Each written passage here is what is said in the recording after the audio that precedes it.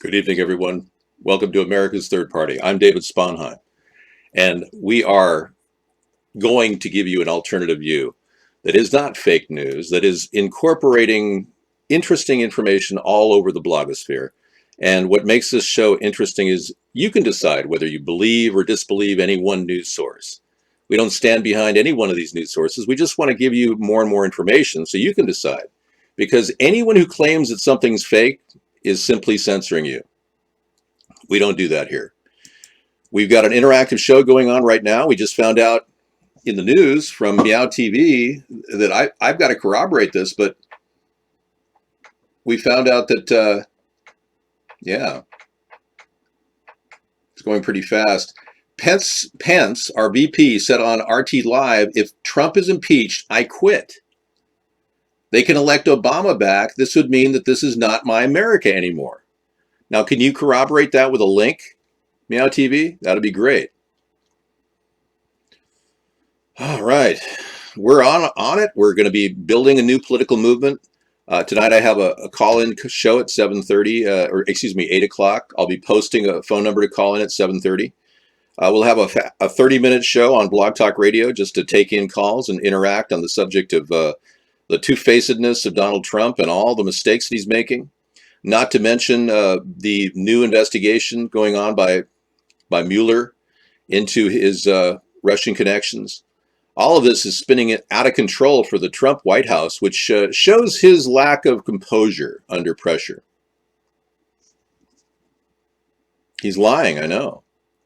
And my whole future is ahead of me, and I can see tremendous potential for this third party. I really believe that this, right now, is the beginning of some incredible movement, not only here in the US, but around the world, awakening in every single area that an alternative to the existing crony corruption in politics is now coming from within the people themselves. So Pence never said that? Okay, so Meow, if you can't, it was live and you don't have a copy of it, then we don't know if Pence said that. We do know that Pence has been pretty quiet in the background. Recently, he looks a little haggard, they said, and he doesn't want to make a lot of comments, but so we can't corroborate that that was true or not. It was just, hearsay coming out of our chat room. So that's what this is all about, but at least we talked about it. In March, Mr. Pence denied any knowledge of Mike Flynn's Turkish ties before they were made public. So he was covering for Michael Flynn. And they even knew in advance that Michael Flynn was being investigated by the government into his Russian connections and Turkish connections. So Pence already is on record lying numerous times to government agencies. So that's another stroke of bad luck for the Trump cabinet. All of this means that we're going to have to see Paul Ryan as our president. And the way our system is set up, Paul Ryan would take over as Speaker of the House within a short period of time, once impeachment hearings are beginning, assuming Donald Trump is smart enough to resign. And then we can get back to an even keel in our country and focus on getting Paul Ryan the right information necessary to make this transition. Now, he seems like a kind of a reluctant hero in this whole thing, and I'm not a big Mason fan, and I know that Paul Ryan's a Mason guy. I don't believe in secret societies controlling our executive branch. But I can tell you that I consider him a middle-of-the-road candidate, especially when he ran with Mitt Romney. And I think that alone gives him some credibility. And I think we alone, as Americans, are going to have to settle back to a kind of a relative sense of agreeing to disagree. That's what I'm hoping will happen. And then as the next election comes into play, and then we have a new election, we'll be able to get the right candidate to the job who can lead the country. I'm not that angry at Paul Ryan. He's kind of a backroom player. He's an inside player. He works deals to the left and the right. He claims he's got centrist politics. But again, his Masonic connections make me a little uneasy. And yes, the two-party system is very easily subject to manipulation. Hey, but I'm not in any way saying bad things about Masons. I just don't believe that the Masons understand that at the top of the pyramid, those people lie to everybody below. You like me more than my father, you say. Well, that's nice of you. Thank you. I'm not trying to dupe anybody. Our show has been all about building a political movement. We've had this t-shirt for sale on our site. It hasn't sold very much. But it's just kind of embodies what we're all about, pushing for peace. Now, today, some strange, weird things have been happening. Trump told Russians that the firing of Comey relieved great pressure. So he was veritably confiding in Russian spies, acting like they were his good friends. And his behavior seems so completely disjointed. And calling Comey, one of our top intelligence officials, a nut job, I don't think that's relevant to stabilizing world peace when you're telling your adversaries that your top intelligence official is a nut job. It's like saying your generals are weak and aren't going to fight a war, and you're telling that to your enemy. So that alone is significantly bizarre. He then went on to say firing eased his pressure. This is in the New York Times. He said he was crazy, a real nut job, Mr. Trump said of Mr. Comey, according to a White House document. But at the same time, Trump also delivered a very damning bit of information, which wasn't his right to do. Israel had this information about an agent who was implanted in the ISIS forces, and then Trump immediately let his cover go, gave up his cover. So now his life is in danger. And Trump committed an act of terror, or actually an act of treason, by doing that, giving our enemies a chance to actually using somebody else's information. This wasn't his intel to give, by the way. And as a president, he's not allowed to give other countries' intel away. It's an act of treason. And I argue that what he did doesn't come under the purview of executive privilege. All right. Let me get the chat room. Big story about Anthony Weiner pleading guilty in a sexting case. Former Congressman Anthony Weiner pled guilty to criminal charges on Friday. He's going to serve between 21 and 27 months in prison. He accepts full responsibility, he says, for his conduct. I have a sickness. He was very upset about transferring information to his 15-year-old girl, sexual in nature, as well as, I guess, asking her for images of her naked body, which is probably the worst thing he did. He says he has a sickness, but I do not have an excuse. I knew this was morally wrong as it was unlawful. So hopefully Anthony Weiner will get some level of rehabilitation in prison. Maybe Bubba can teach him a few lessons about talking to young people. I'm not jealous of Donald Trump. He's a national security risk. I'm protecting my country. Okay, this is what Doc Engine said. He's come up with the Washington Free Beacon says, Scarborough, Pence should threaten to quit after Trump made him look like a dupe, a liar. Really? Okay, this is interesting. All right. Witch hunt in history, and it's terrible, and it'll divide the United States. And they're also doing the same thing about Mike Pence, denying that the White House had any knowledge of the investigation. And then at the same time leaking, well, we're very troubled that Mike Pence is being kept out in the dark about all of the Flynn investigation. So they have 2 or 3 storylines going, and they're just not consistent with each other. Yeah, I mean, and that's been the case for the last few weeks as well. I think you put your finger on something really important, which is Vice President Mike Pence, people around him now talking to news outlets and saying he was left in the dark on these decisions. I think he's gotten to the point now where he's gone out 3 times and been asked to say something that later was proven to be untrue, that he's got to look out for himself. And he's been such a good soldier since the time he was named the nominee to be vice president. This is the first time we've seen a rift between Pence and the Trump White House. Well, and Bob Woodward, Bob Woodward's here. Well, I'll introduce everybody. I'm doing all of this wrong. But this is the... Yeah, I wasn't aware this was going to turn into a liberal chat fest. All right. Thank you. Looking for other quotes from various people. Donald Trump's son-in-law, Jared Kushner, is the person of interest in Russian investigation, according to the independent.co.uk. This is a story that is ongoing. Donald Trump's son-in-law, the senior advisor, very likely is the person that the government is now closely scrutinizing. Somebody's going to be thrown under the bus initially, but if the truth gets out, Trump will be probably the one to pay the price of all of this. His mistakes using his personal finance relationship with Russian mobsters ahead of the U.S. policies is very damning and very likely going to cause his impeachment.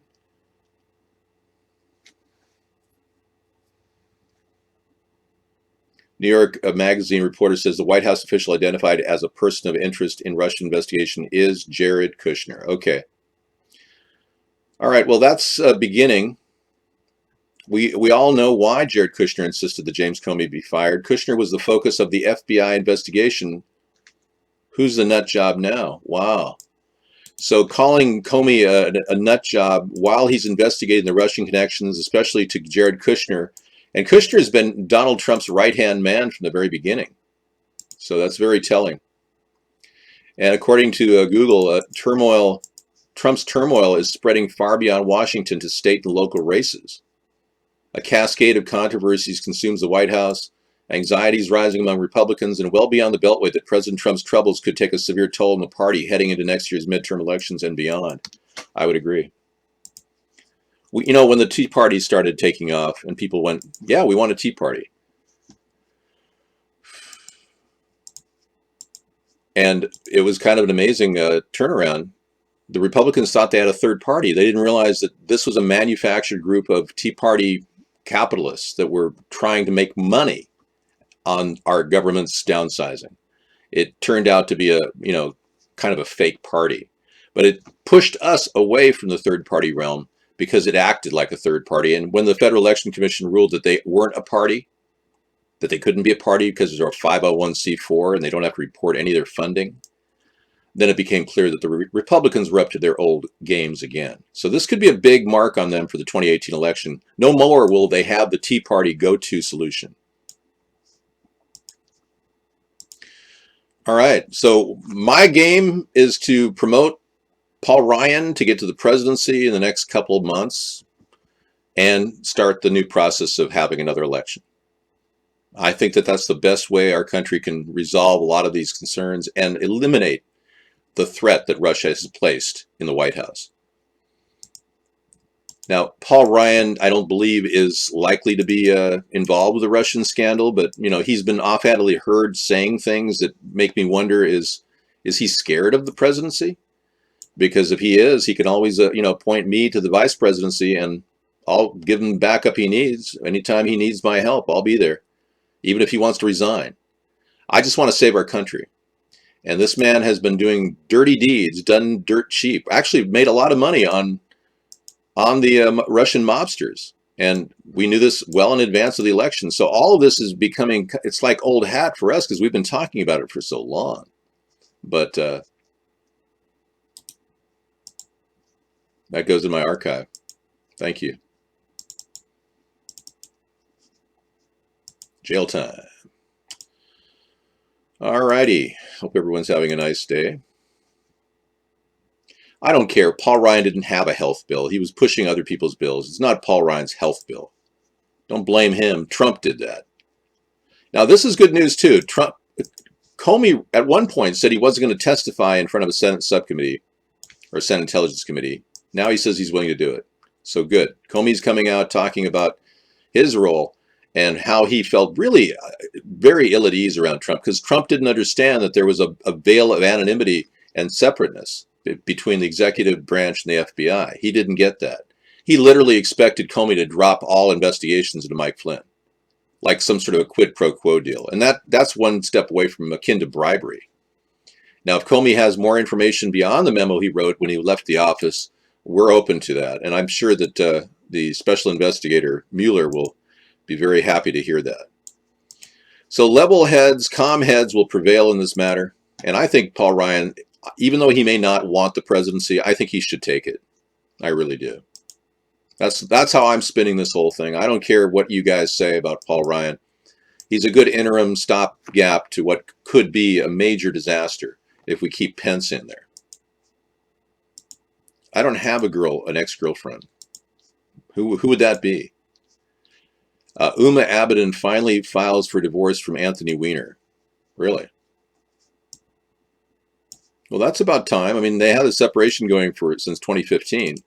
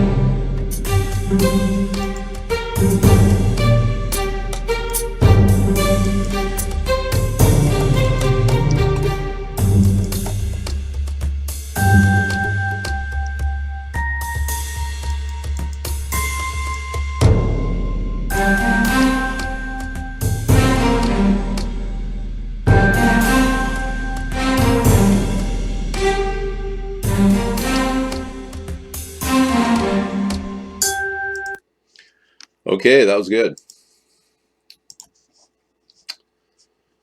All right. Coffee sponsor. He's oh, come on with the anti-Semitism. Yeah. I don't resemble Anthony Weiner. Super PAC connected to Paul Ryan used Russian material against the Democratic House candidates. Oh, really? Well, then we might be vetting Paul Ryan in a negative way, too. I mean, I don't know. If you guys have any better ideas, I'm open to them. And don't tell me putting Obama back in office. Thank you. Speaker Ryan's spokeswoman never disputed that the material used against Democratic candidates was stolen as an act of Russian espionage. Well, I don't know. That was common knowledge that was being taken by Russian espionage.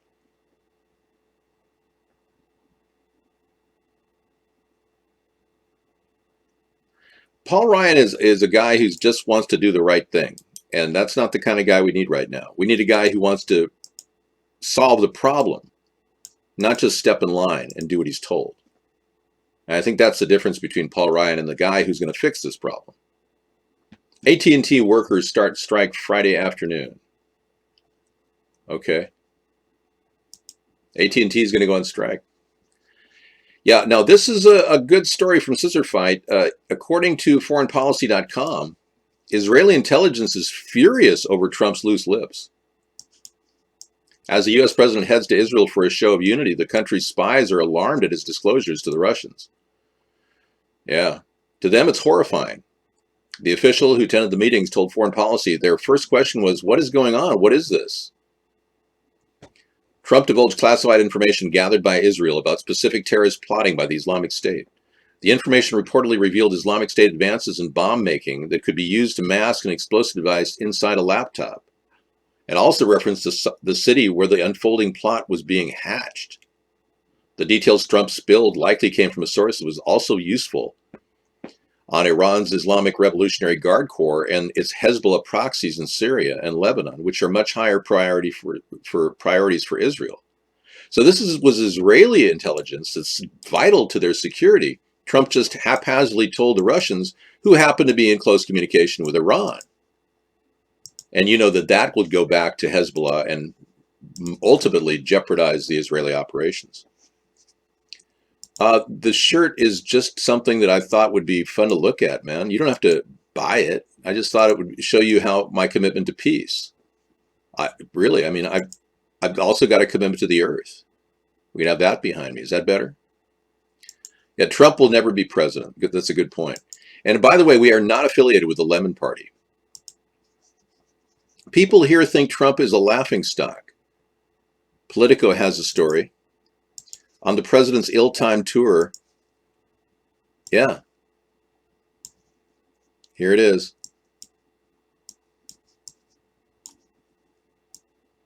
Those were just a few of the comments I heard in Berlin this week before senior European officials trying to make sense of the meltdown in Washington at just the moment when a politically imploding President Trump embarks on what he called my big foreign trip in this morning's kickoff tweet.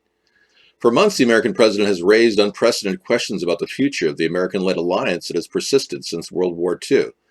He's slagged off NATO, evinced skepticism about the European Union, and cheered for like-minded right-wing populists boosting anti-democratic strongmen like Putin, and vowed to rip up free trade deals. And Europe's political class has been outraged, confused, and even terrified. And tumultuous last 2 weeks of Trump, from firing FBI director to allegedly sharing highly classified info with Russian officials, even as the formidable special counsel was being named to investigate his campaign team's possible collusion with the Kremlin, has them a little still confused about his foreign policy. You think? That's pretty serious. It's messed up in Trump land, I'll tell you.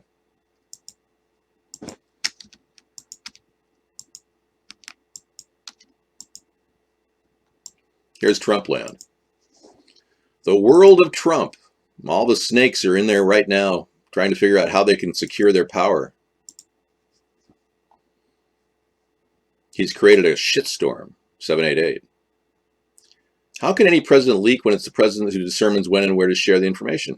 It's not his information to share, Frankenstein. It was Israeli top secret information. He didn't have clearance to do that. It's the White House, run by a loony. Okay, we got a person who's getting nauseous from the spinning earth. I don't blame you, man. Sorry. I'll get rid of it. I'm not touchy. I'm very interactive and responsive. David joining the winning team? No, Trump is not a winner, dude. He won because he took 10 of my ideas. I'm not a loony. No history of mental illness whatsoever. Trump stole my ideas, essentially, and you're putting backing behind him. A guy who's already placed our nation at risk with contaminating the White House with his personal financial needs, as well as making deals on the side, which is illegal, on top of giving away state secrets, not our state, but Israel's state. It's unbelievable. Israel determines what Israel's classified information is, yes. We don't just willy-nilly give out state secrets of other countries. That's what WikiLeaks is all about. We're trying to get away from that. You're lying. I've never touched you. I'm not a person who would touch people. Trump can contaminate my bed with Ivanka, really? You really like her? You're very attracted to Ivanka? Do you have a personal, like, physical attraction?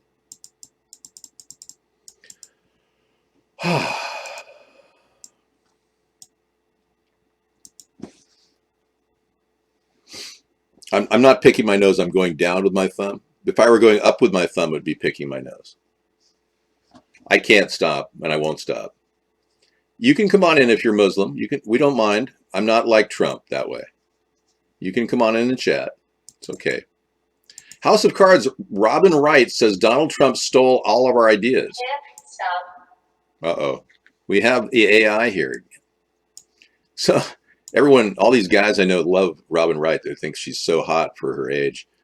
Anyway, she said that Trump stole all of our ideas. So this is not uncommon for people to have their ideas stolen. According to Robin Wright, Trump's presidency plays like an episode of House of Cards. Right, Claire Underwood on Netflix popular political drama confessed the U.S. president's many scandals are disheartening. I've got to see the hope somewhere. Oh my God, we have 4 years of this. The actress, age 51, says Trump has stolen all of our ideas for season 6, as she joked. Wow. There's a lot that's happened in the last few days, as we all know. How do you think House of Cards plays, and do you think it changes in the Trump era? I know that you've already filmed season 5, but do you feel like the context or because you used to watch it and it was a fantasy during the Obama years, you'd say, this isn't really what happens in Washington, D.C., but now... And then it would happen. And then it would happen, yeah. Trump has stolen all of our ideas for season 6. It's like, Well, I think she's kidding about that. I don't think she's really serious about that. Yeah. We got enough serious stuff going on here. People think that Trump's a laughingstock in Europe. He's heading over there. Israel intelligence is upset. Just getting worse and worse. Trying to get to the stories. Comey is going to go to the Senate Intelligence Committee to testify. Yep, he's going to testify publicly. And then, is Mike Pence distancing himself from Trump? That's the big question. They say Mike is not looking too chipper lately, like he's not really pleased about anything. He knew he'd have to cover for Trump, but he didn't realize it would be this bad. Well, we don't allow you to commit acts of hate here. If you're hating on people, that's not cool. Calling people towel heads, that's a little bit rude. I'm going to purge that. Hey, 50,000 Muslims are watching from a mosque in Paterson, New Jersey. Wow. I can speak about other people that are trying to occupy our country who are controlled by the New World Order. Who else would you like me to talk about? Kissinger? I can talk about other people besides Trump. Yeah. Maybe you want to talk about Kissinger. Would that be nice? How about the robotic age and how it's taking over our world? Do you want me to talk about that? No. Okay. Do not burn anything. I'm sorry. I'm not satirical. No. No. I am a person who does satire. I wore blackface to impersonate Barack Obama. I will say that. And I think it's pretty good satire, but I don't do it as a normal basis. I'm a very serious person. You can tell by my show, it's very serious. Sometimes people say we're boring even because it's so serious. Like when I read the minutes from last night's meeting. I'm following Robert's rules here, and I'm reading the minutes from last night's meeting. Last night we had a person in the audience that asked a question. Can you do Scarface for my Cuban cousins in Fort Lee, New Jersey? Okay. Okay. Okay. I got to get in the mood. Say hello to my little friend. Do not do that. I told you, you're going to start a fire. I hope they never swap me again because that was horrible. Yeah. And my attorney was very upset that they haven't filed a police report. So we're going to have to get to the bottom of this. Family of Soundgarden's Chris Cornell says he did not intend to kill himself. The word is out now that he may have done this erotic asphyxiation thing that so many people, allegedly do before they garrote themselves.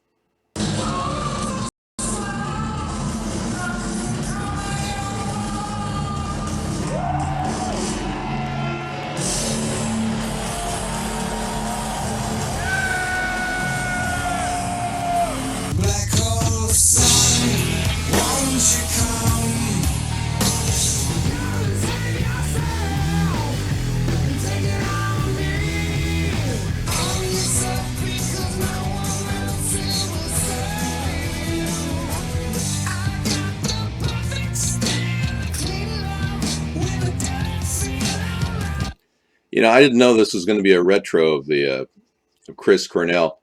His song Spoon Man, I thought was one of his better ones, Spoon Man, yeah.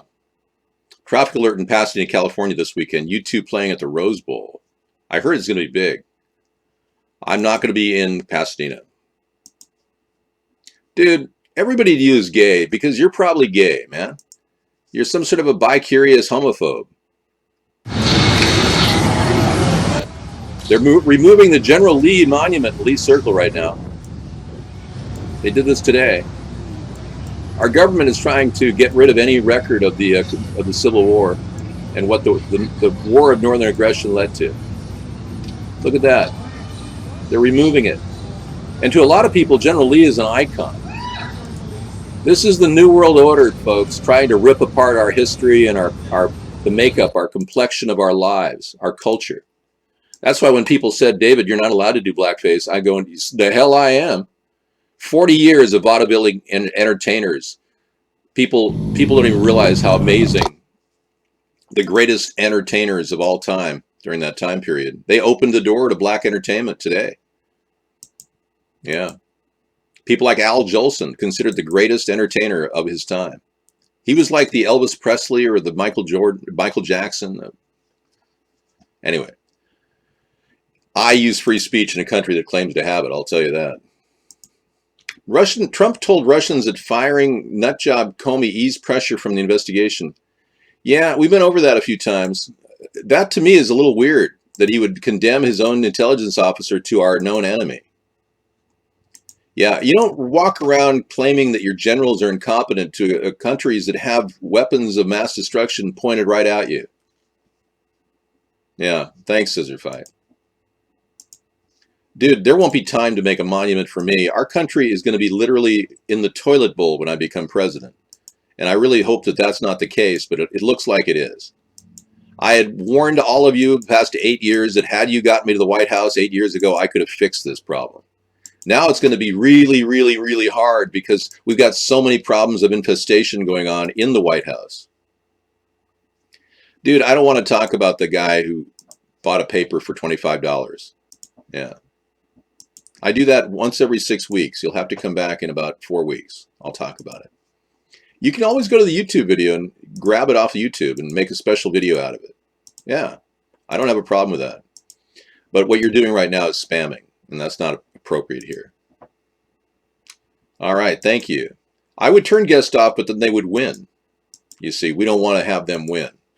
You see, we want people to do guest chat when they want. And since we are being censored on this site, and Mark makes a lot of money, I would expect Mark to call me up and say, hey, David, I want to say thank you because you've helped me make a lot of money censoring you. That's what a person who wants to recoup some level of self-respect would do. Say, hi, Dave, I didn't tell the truth. I do control your viewer account. All he has to do is say, I control your viewer account, David, and I make a lot of money doing it, and now I'm a rich guy. Yeah, because that's what these people are doing. They're making money censoring me. Thank you for loving my intelligence. Free speech is an illusion. I had to test the grounds that free speech stands on simply because it has to be tested. Otherwise, we wouldn't have free speech. So I did a blackface video, and I'm proud of that because a lot of people around the country and around the world believe that it was necessary. Look, I'm a little concerned that Mueller may not be good enough at his job. Remember, under his guidance, we're going to somehow find out about Trump and the Russians, but these are the people that haven't investigated Barack Obama's birth certificate. I mean, come on. I mean, you expect some real serious investigation of the Trump-Russian involvement from just one guy? I said today that I tweeted today that Congress needs to move rapidly toward impeachment, not relying solely on a special prosecutor. Workers' clothing exposed to radioactive contamination at the Hanford nuclear site. It's been revealed. Yep, and since I can't sign in, that's all I got. It's called, Jay Inslee called it an alarming incident. Well, he hasn't done diddly squat since he became governor here 5 years ago to stop the Hanford nuclear drip into the Columbia River Basin. What a joke. He's a joke. All right, I talked to him on the phone, Jay Inslee, one time. He wouldn't even put toilet lids on prison-issue toilets in one of our most respected national parks, the Deception Pass Park up here. He told me he had no power to put toilet lids on prison-issue toilets. I said, well, why would we put stainless steel prison-issue toilets in the most traveled area, tourist area in the whole country, practically? And he wouldn't respond to me. It's like, wow. And you're running for office? Oh, and he went on to become governor. Yeah. Now, Nunes really shouldn't be speaking out because I believe he made a procedural error that could be criminal in nature by going and talking to Donald Trump about the investigation. But for him to be speaking now is ridiculous. Nunes described it as beyond ridiculous that the Democrats are sounding alarm about Russian interference in the presidential election after the Obama administration a year ago downplayed his warnings about U.S. intelligence failures regarding Russia. Well, Nunes, going to Donald Trump's office with secret information wasn't exactly smart either, and I'm sorry, I won't give this guy any time. He's a complete idiot and needs to be charged with crime.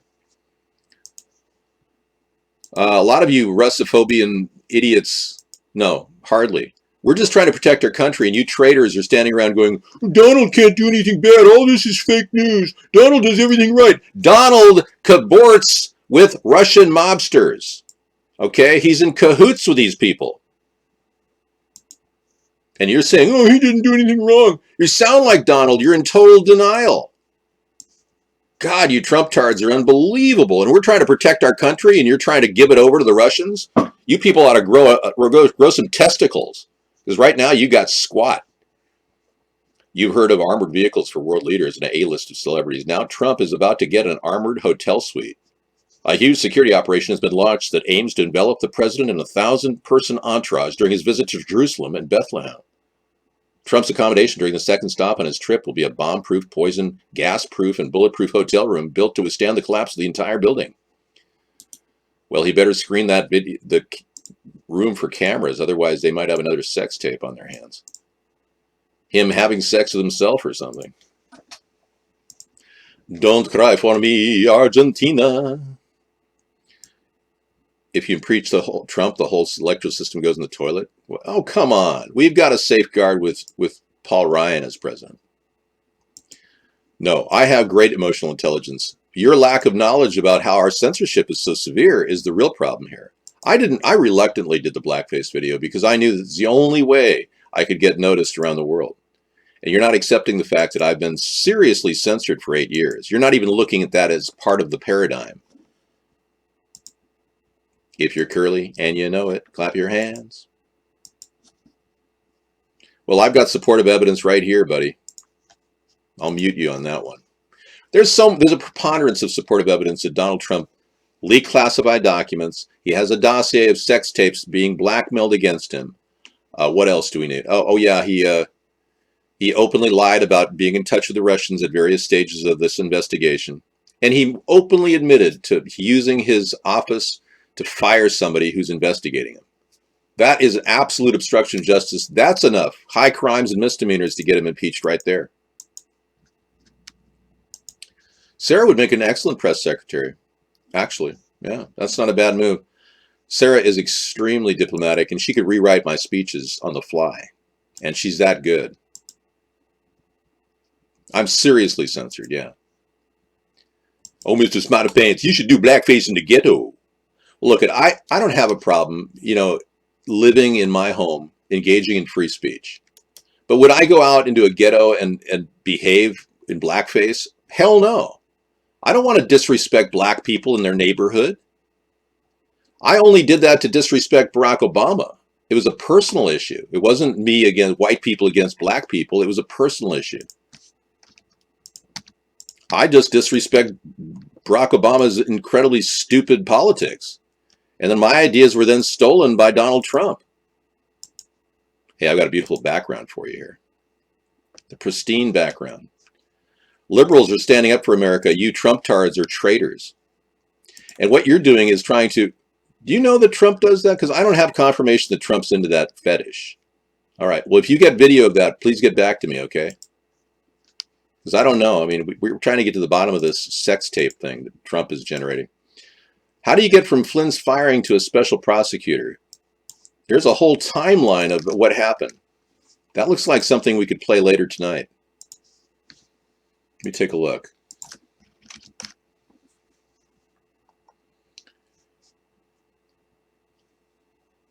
Well, it's not popping up, so. You said you want Let's take a look at this. Oh, it's only 1 minute. Let's just go for it. The Russian investigation to continue at DOJ. Would the White House oppose the appointment of a special prosecutor to continue the investigation? We don't think it's necessary. You've got a House committee, a Senate committee, and the Department of Justice all working on this. I don't think that there's a necessary need at this point to add that. You've got the Deputy Attorney General, who I would say is about as independent as it comes, due to the fact that he has such bipartisan support. There's frankly no need for a special prosecutor. We've discussed this before. You have two Senate committees that are looking into this. The FBI is conducting their own review. And I think if you even look at what Acting Director McCabe said last week, he made it very clear that they have the resources that they need and that the work continues. Tonight, breaking news as we come on the air. The Department of Justice just moments ago revealing they will appoint a special counsel. Former FBI Director Robert Mueller will now serve as special counsel overseeing the FBI investigation into Russian meddling in the 2016 election and any possible collusion with associates of the Trump campaign. The department saying it's in the public interest.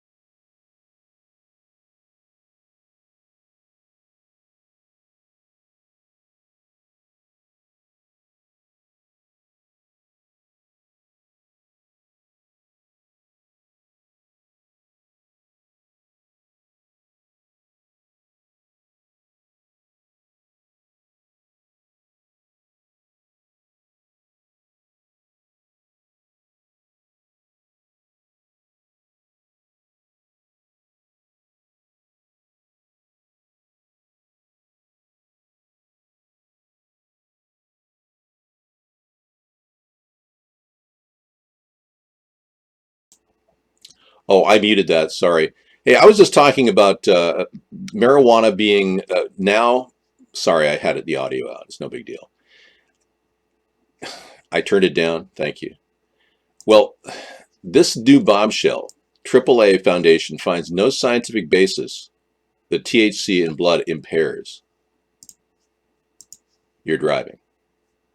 Dude, I'm just beginning. You haven't even seen what I can do. I don't really mind if the audio was out for a while. It wasn't that important. All I was talking about was the fact that they don't really know how much THC in your body can impair your driving, because no scientific study shows there's any basis for you to be told you're too high to drive.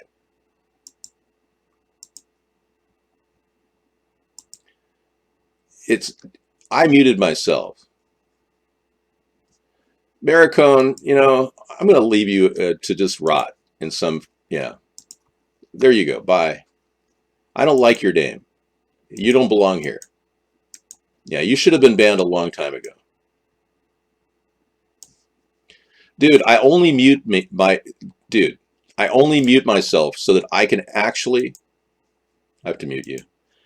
I can actually get the audio to play properly. Okay? Microphone is simply a tool that I use in the show to talk. And if I open up the mic during the audio playback of another thing and I don't happen to flip the mic on, nail me to a platter, I mean, no big deal. But the fact of the matter is, nobody normally does a show like this and gives you all this information so rapidly as I do anywhere in the world, and you have the audacity to criticize me. Now, Saudi Arabia is going to serve Donald Trump steak with ketchup to keep the president happy. I'm sorry, I can't even bring that up. When he's selling secrets or giving them away for free to Russian intelligence, talking about a ketchup on his steak is a little irrelevant. Yeah, but thanks anyway, Dark Engine. I was just talking about medical marijuana or marijuana use not affecting driving. That's all I talked about. Talking about his use of ketchup on a steak is veritably irrelevant at this point. Ketchup, yeah. I'm an interesting person because I'm allowing your alt-right dialogue to coincide with our libtard dialogue. I don't have a personal I love Democrat or I love Republican philosophy. I really don't. I left the Democratic Party because of people like Barack Obama. Two-faced liars, corporate suck-ups. I didn't want to become part of that elite group of secret society Bilderberg people that Obama and Clinton are a part of. But at the same time, I didn't expect Donald Trump to sweep in, suppress my views by paying Mark, or whoever pays Mark, for Donald Trump, and then go ahead and use 10 of my ideas to get noticed. My great ideas to get noticed. I didn't expect all this in a country that claims to be free and democratic.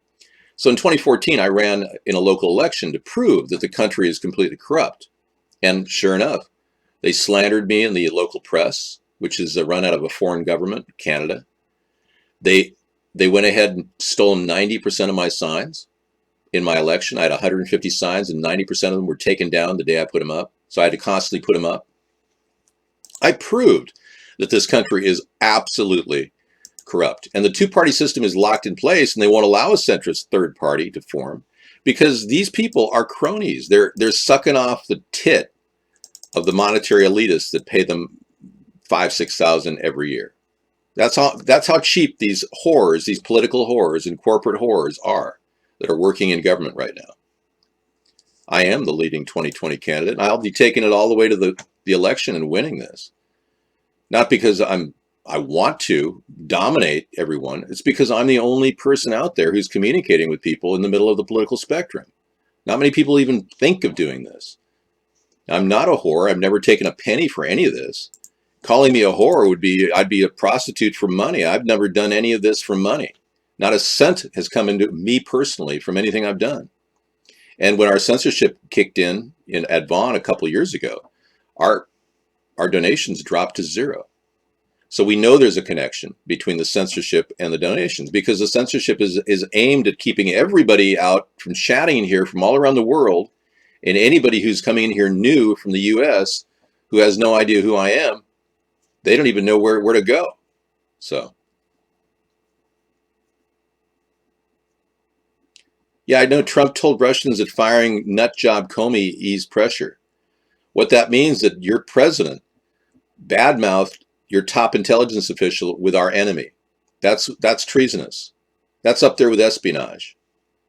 Bad-mouthing our top intelligence official with our enemy isn't going to help us win wars. If we were at war with Russia and Trump said, yeah, I don't think this general is very smart. I'm going to send him into the Syrian area and see what you can do, but I think he's an idiot. Yeah, you go ahead and blow him away. Trump is completely out of control. He's undermining our national security. He is one of the top intelligence agents. FBI director, are you kidding me? You are retarded, aren't you? I assume you are. Okay, that's okay. Your mom will have her meds for you soon, and you'll be able to be a little smarter. Trump is Russia's boss, but he's not even in charge of Russia. He's their joke. Did you hear Putin laughing about all this? Like he was getting a kick out of how we are now going through a revelation that our country is being run by Russia.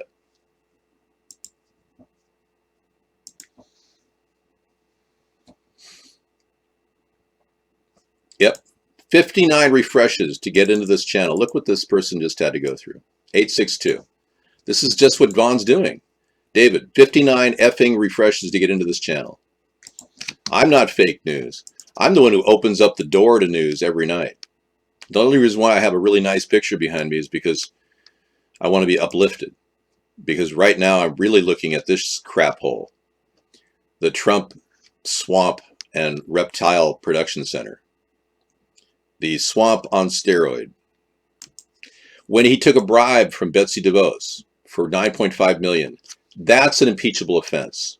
That's a high crime. Bribery is a high crime. When he violated the Logan Act 3 years prior and talked to Russian intelligence, when Carter Page contacted him, his advisor, contacted Russian intelligence. When this is proven beyond a shadow of a doubt, Trump is going bye-bye. He's going to go to jail. You can't communicate with Russian intelligence about getting rid of sanctions 3 years prior to an election. It's a gross violation of everything. And you Trump supporters really are a bunch of two-faced, corrupt traitors, aren't you? It's like you're a bunch of scumbags wanting our country to become communist. Well, you have a timeline of the 3 Trump scandals here. I'm going to add that to our list. Excellent.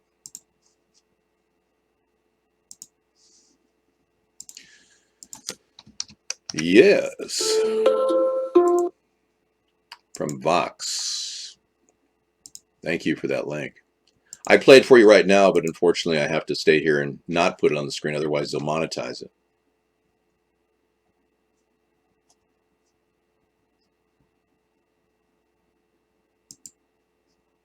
If I'm being duped by the deep state, that's funny. I purged you because I disagree with you. Sorry I purged you. But I need to mute you because you keep coming out with the same crap. Look, at the deep state runs Donald Trump. That's why Kissinger came to his aid and was sitting there like a big fat pig, which he is, sucking off of his notoriety. Yeah. Kissinger had to have a cameo. It's just, how can you not?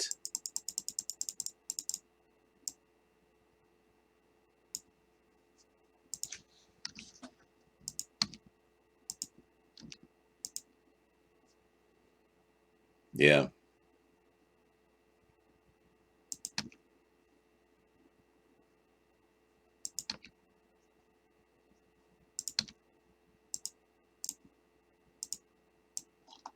Okay, well, we have a job plan, and I think it's pretty cool. Solar rooftops on every roof in America that wants them, free of charge. The electricity itself, savings on electricity will help pay for the infrastructure, financing jobs, and the Homestead Renewal Plan, which will take 18 million houses and slowly renovate them and provide jobs immediately to people that don't even have skills. You can make $10 an hour if you have no skills, up to $25 an hour if you do have skills. There is no duping going on. In fact, I've been leading the dialogue on the deep state. Somebody came in last night and said, you're just like all the alt-left media. All you do is you're just carrying the line for all the deep state and the alt-left. Dude, I led the story on Trump. 6 months before he was elected, I was talking about the Russian contamination.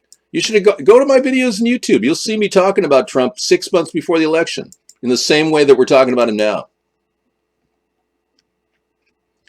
That's right, Sack Printer. And we're going to get down and dirty with this guy. If we have to go to the mat and prosecute him after the fact, we'll do it. The only way that I would not prosecute Trump right now is if he peacefully resigned. Seriously. And then pass the torch, not to Pence, but rather to Speaker of the House Paul Ryan. And then we can take a little time, take a breather. Paul Ryan can move his family into the White House for a while. Dude, I lead the story. Deep State didn't start this. I led the story, okay? Go back and look at all my YouTube videos 8 years ago. I had Trump's ideas. He stole from me. Are you kidding? You're seriously? He stole state's evidence from Israel and gave it to the Russians.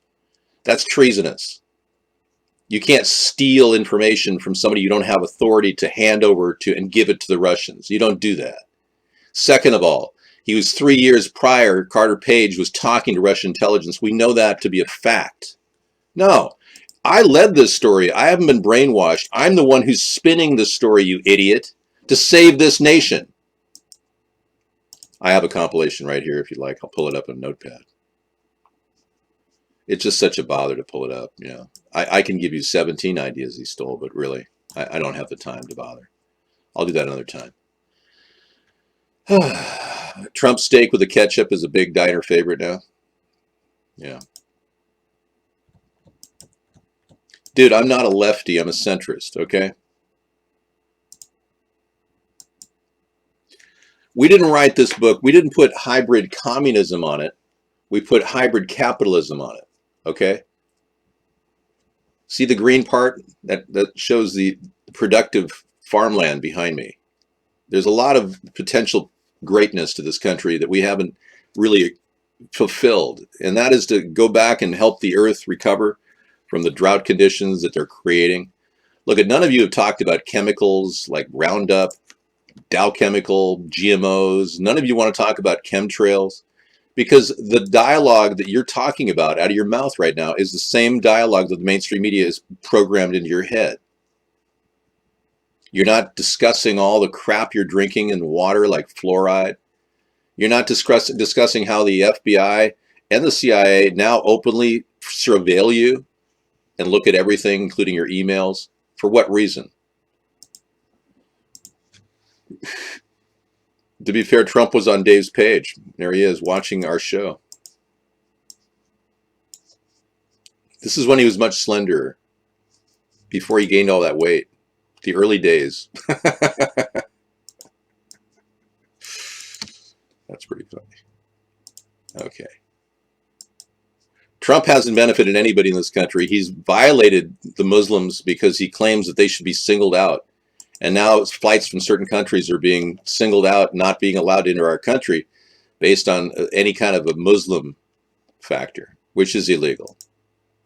Let me see how an interview with Alex Jones would be. Hi, Alex, it's me, David. You told me to call? David Sponheim. Well, guess what? It looks to me like you're trying to undermine the very power of our government by mouthing as a shill for you're pretending to create a third party.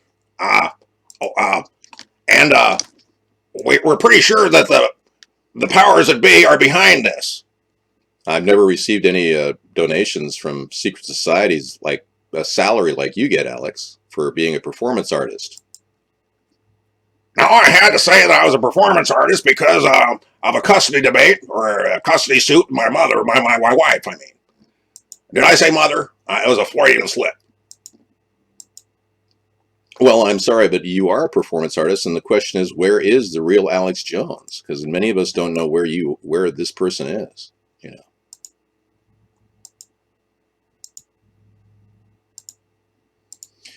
It would be a weird conversation, I got to tell you. I'm not looking forward to having communication with him because of his weirdness. Hey, you remember this picture? It got a lot of notice this week. It's of a guy walking on a golf course with crap coming out of his butt cheeks. I'm not going to say names or anything, but the whole alt-right media is now saying that this picture is photoshopped. And they're saying that the other picture that doesn't have crap around the butt cheeks because it was photoshopped. It is real, yeah. It came out April 1st, but there's not one person in the alt-right media that can cite, even archive.org doesn't have a single image capture from April Fools showing a picture like this without a butt crack or with a butt crack full of diarrhea.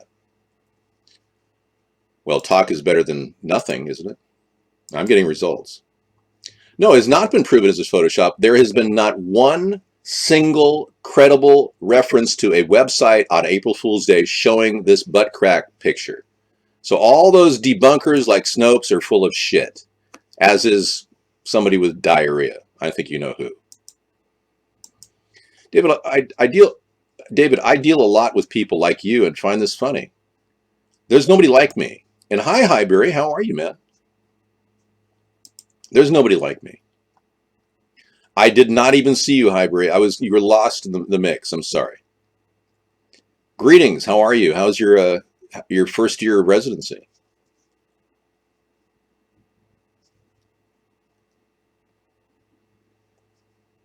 That's not funny, Ace Spade. You will be banned, you know. My show is not BS. No, I have a legitimate show talking about all kinds of things under the sun, whereas you won't get this kind of interactivity in your world. It's just not going to happen. Your world has no contact with this level of interactivity. It's like your Republicans don't have a chat room like this. Nobody does. It's kind of ironic that you come here because, whoa, check this out. A Ukrainian businessman with links to Donald Trump and Russia dies in unexplained circumstances. Alex Oronov, who had family ties to the president's lawyer, reportedly organized a meeting aimed at helping give Russian president control of Crimea. Wow. The Russian president wants control of Crimea. And Barack Obama, or Donald Trump, has been doing everything he can to help Russia. Kissinger advised Donald to accept Crimea as part of Russia. Yeah. You know, originally Donald said he was going to go after Russia and take Crimea back. And he backed down on that when he became Kissinger's little puppet. But isn't that interesting? The guy's dead. My show is not a portal of fake news. That's ridiculous. This is America's third party. We've been doing this from the grassroots of American homes. I mean, we virtually have a home studio. There's nothing benefiting us financially about this. We're just bringing all kinds of new info to the American people and the world watching us. We've got millions of viewers all around the world that do this on a regular basis. Come into our show. You can't promote other sites here. Evil Dance, Evil Too Good. Evil Dance Too Good. Donald was at D.C. on April 1st, not at the Mar-a-Lago.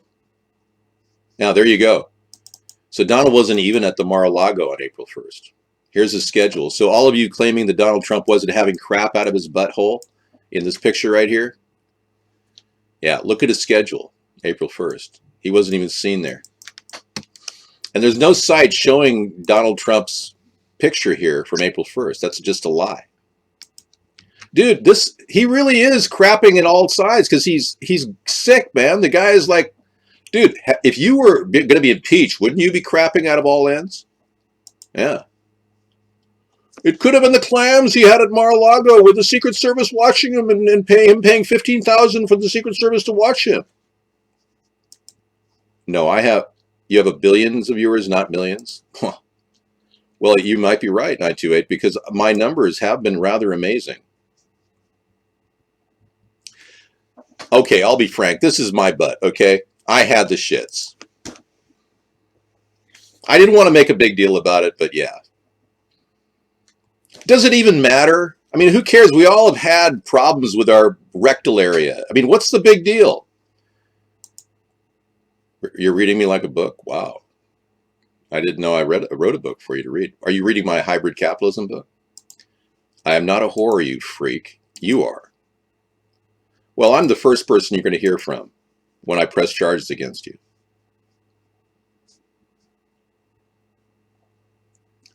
My show is in tonight's. Oh, well, let me get my picture of my soiled butthole off the screen here. Because according to the Trump supporters, this isn't really Donald Trump's ass. It's photoshopped. Okay, sorry. Wow. Dude, you don't have any knowledge of anything. You need to go to a mental ward yourself. Will Trump be impeached? And here's how it's actually going to happen. You know, it's great to have prophesized all this well in advance. I even said Trump would be impeached 4 months into his presidency. And it's like, oh, everything I said is coming true. I feel kind of nice that Trump's finally being rolled over the coals. Yep. Yep. Yep. Yep. Yep. Yep. Yep. Yep. Yep. The only problem with that is we don't have enough strong people in Congress to make this happen. I wish I were a congressman right now. I'd be out there filibustering, pleading for impeachment. Dude, everybody comes in here likes me. The ones that don't like me are the Trump tards who are traitors to our country who want Russia to stick it up our wazoo and laugh about it. You heard Putin laughing, right? You the Americans, we will gladly send you transcript from the meeting with Mr. Putin, Mr. Kislyak would love to have. I don't personally think that the story is going to go away. So why don't you Trump tards just recognize that this is going to get worse and worse and worse every day? How do you think we felt when Trump won illegally with the Russians' help? We all had to sit there and go, oh, we can't talk while you Trump tards are saying, oh, you're so happy. Huh? You go back to my election day footage and you'll see me ranting and raving about the election and how Russia is so far up our ass, we don't even know which way is up. I don't support Hillary, never did. I don't support Obama. I started this campaign to stop Obama. That's why I did blackface. What is wrong with your logic? Many of you people have no brain whatsoever. You're like drawing on random synapses of your burnt out neurons that were on angel dust. I write tickets to save lives. And I eat Big Macs to lose weight. Logical improbabilities. By the way, police force in our country is comprised of mostly rent-a-cops and people that are speed whores that just look for people driving really fast or 5 miles an hour over the speed limit, and then they have to get their quota. A couple of state patrolmen have openly spoken out in our area about how they have to get one single person a ticket every 1 hour. That's a requirement. So if you're in that 1 hour quota mark and you see this guy pull you over for 5 miles an hour with the speed limit, you get a $150 ticket in my area. You know what I'm talking about. We don't need a bunch of traffic cops with speed guns wasting our money, our tax dollars, while they terrorize the good citizens of this country that may be going 5 or 10 miles an hour over the speed limit. And I know that when you travel across the country, people are going 100 miles an hour everywhere, and the speeding tickets don't make a diddly of difference. My show is not a portal for pushing fakeness at all. I'm a blogosphere aficionado. I bring out all kinds of good links for people. You'd never even see this stuff if you were sitting and listening to the mainstream media.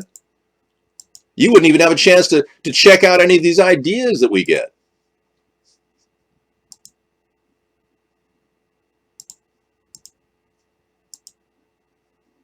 We found out how to split water.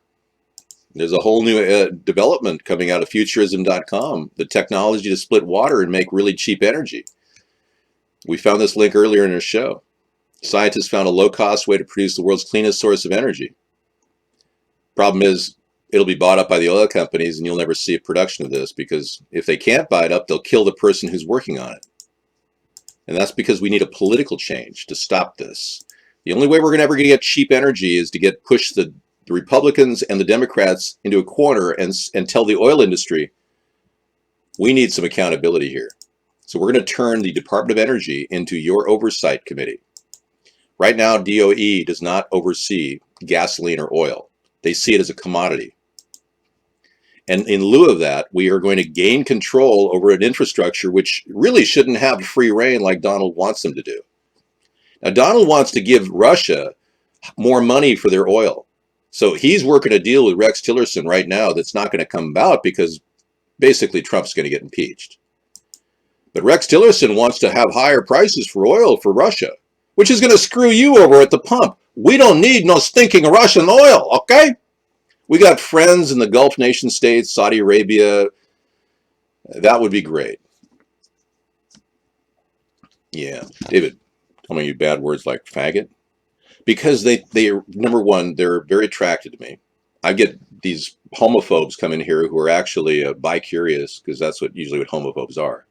And they come in here and they try to attack me and bully me because they're attracted to me. They can't control their sexual desire, these men. And God knows what they're eating. They're probably eating soybeans or something because their ester count is so high that they probably want to have gay sex, and they're so afraid of it that they call me gay, and I'm not gay. Gold at $12.55. Silver at $16.83. Interesting. So gold took a little bit of a dip sideways, silver going up again, and Dow Jones going up to 20,804. I don't really want the leather jacket on. It's a little too hot for me right now. You don't mind, do you? No, I never called my viewers faggots and whores. Never. Ever, ever, ever. I called them Trump tards. Trump is in the Middle East. Well, God help him. I hope he gets back safely. I like my terrible impressions, so why don't you go stick it up your ass, okay? I was going to say I've never seen David say that. Yeah. David, what's the GMO count on public steak and cheese? I don't really know. Why don't you ask the Food and Drug Administration to check for GMOs instead of coming in here harassing our show like a typical Trump tard who doesn't give a crap about what you're eating, because you're never going to get tumors except when someday you can't urinate and you call your wife and say, honey, I got a problem. I'm bleeding from my ureter. Well, you better go and check it out. So you go in for your MRI and about a battery of PET scans, and out you go with an $80,000 debt. They say, yep, you got bladder cancer, buddy. That's the bad news. The good news is there's a secret formula made out of botulism that we could inject into your bladder and get rid of your cancer cells, but that'll cost another $150,000. So you'll get rid of your cancer cells, but it'll cost you your entire house and life savings, and you'll be walking around the street going, I can't believe I cured myself. At least I'm alive to live on the street. You're screwed. You're an average American, you're screwed. The whole healthcare system is designed to drain you dry and then drop you like a dead leaf off a tree. Trump to propose a scrapping beleaguered student loan forgiveness program report. I can't believe he's actually coming out with Betsy DeVos is going to talk about how she's going to have a student loan forgiveness program. Isn't that ironic that I was talking about that for about 12 years or 8 years, and now that's her big idea? Wow. I want to amalgamate all the FAFSA loans into one central infrastructure bank note and have it down to 2%. And none of you will be paying solely credit interest debt. You'll be paying toward the principal. As you can see, I'm up against an unbelievable challenge every night because of my ability to piss people off and get people to notice me. I have got this almost a hate following on our show, which come in here and hose us down. But I don't want to shut down. I don't want to shut down the dialogue. I just want to stop the slander. So you guys who are guests can come on in and talk, but you got to understand, anybody who thinks they're going to stop me can't stop me. We virtually have total control over the chat room. Can't stop, can't stop, can't stop, can't stop, and we won't stop. We're gonna dance all night, bring it on to the sunlight. Can't stop, can't stop, we can't stop, and we won't stop. We're gonna dance all night, bring it on to the sunlight. We can't stop, we can't stop, we can't stop, we can't stop, and we won't stop. We're gonna dance all night, bring it on to the sunlight. We can't stop, we can't stop, we can't stop. So let's be clear. In this coming election year, please vote for David Sponheim. America's Good Party.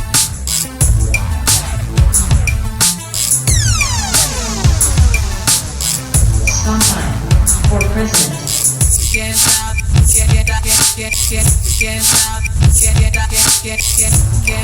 and we won't stop. We're gonna dance all night, bring it on to the sunlight. Can't stop, can't stop, can't stop, can't stop, and we won't stop. We're gonna dance all night, bring it on to the sunlight. Can't stop, can't stop, can't stop, can't stop.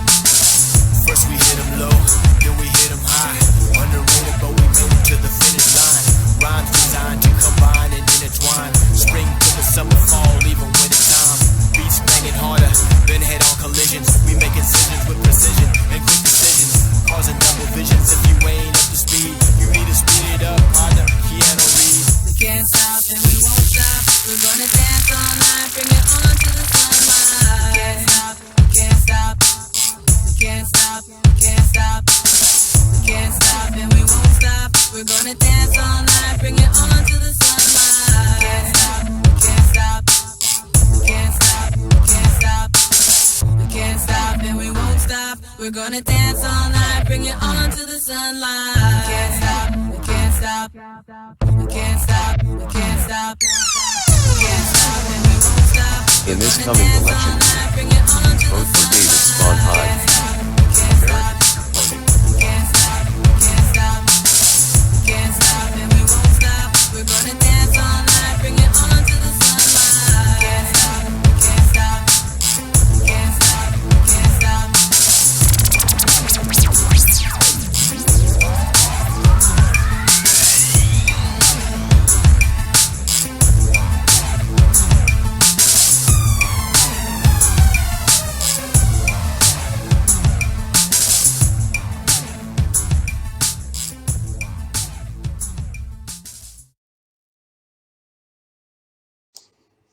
Thank you. That was fun.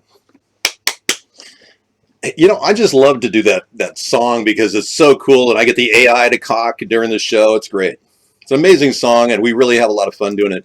And by the way, this power that we get from wanting to keep doing something over and over again against all odds is an amazing movement. It's like, okay, we're not going to stop. You can't keep suppressing our free speech. We keep doing it every day. Do I have a camel toe? I'm not a woman, so. I am not pushing fake news and deep state propaganda, no. We're leading those stories. I'm not out of breath, no. I'm not diverting, no. I just realized I didn't play Can't Stop last night at all. Played some great rock songs, though. I mean, we even played a Soundgarden song called Spoon Man. Yeah, it was great. Really had a really fun time. Very special. So Julian Assange got out talking to people, so he's no longer CGI. He's really alive. I was wrong.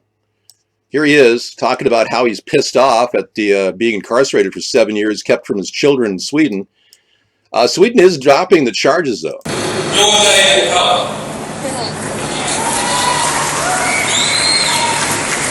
To the staff, supporters, and sources of WikiLeaks, whose courage and commitment and loyalty has seen no equal.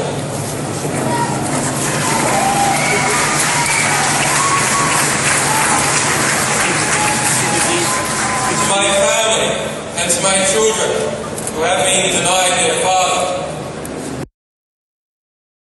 So they've been denying, he really is pissed. I have fairly good confidence this is Julian Assange. I mean, he hadn't seen the light of day in a long time, so when you take a look at his face, you see that it really does look like him. He looks a little taller than he should be, though. Now, the only way they could have faked this is if they got somebody who had a mask of Julian Assange and wore it with a voice synthesizer. But I don't believe that's the case. I'm beginning to believe this really is Julian Assange. Is that okay?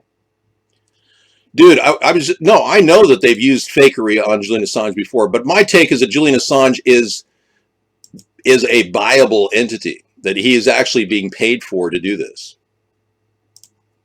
I don't have any, yeah, I'm going to report you. Misuse of the word species. I am unstoppable. Yeah, I'm unstoppable. His delivery is unflappable, and he will legalize the marijuana crop icicle.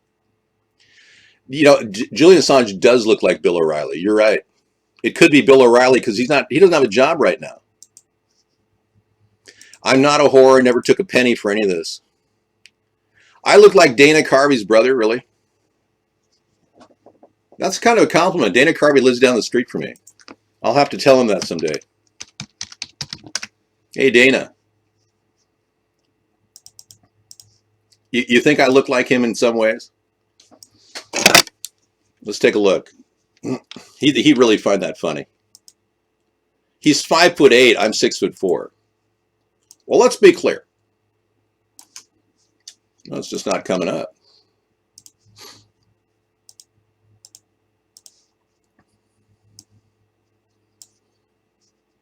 There he is. I do kind of look like him. Dude, I'm not sweaty or greasy. I just did a little bit of workout. Yeah, thank you.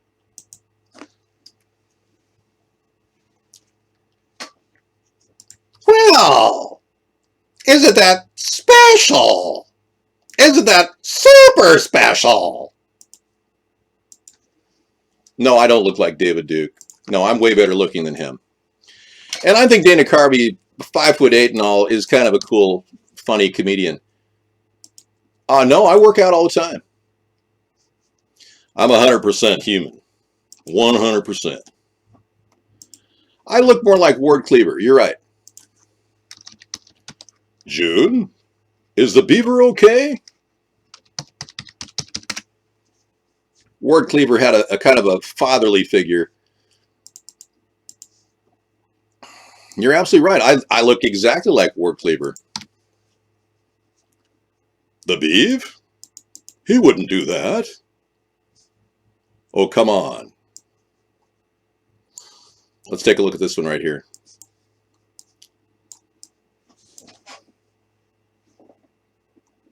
Or this one. You're right, I look just like Ward Cleaver. I'd never heard that before. My show is not a portal for pushing fake news. It is interactive and real. With me, David Sponheim, real human being.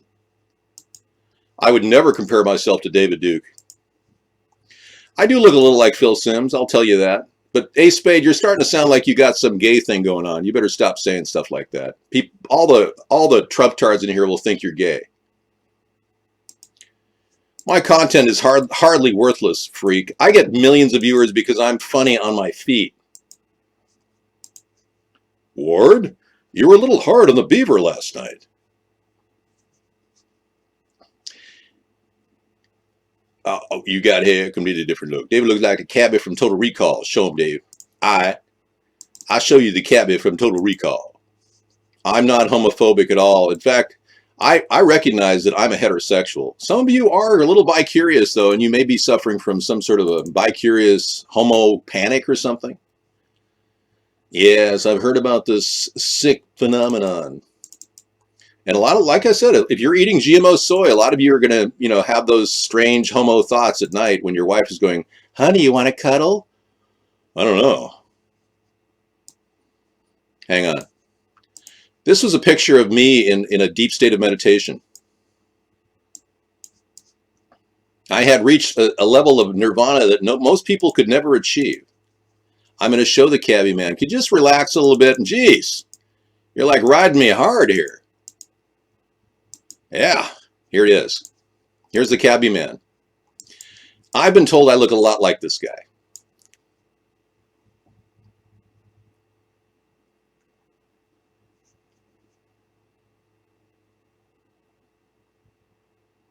Do you think so? No comment.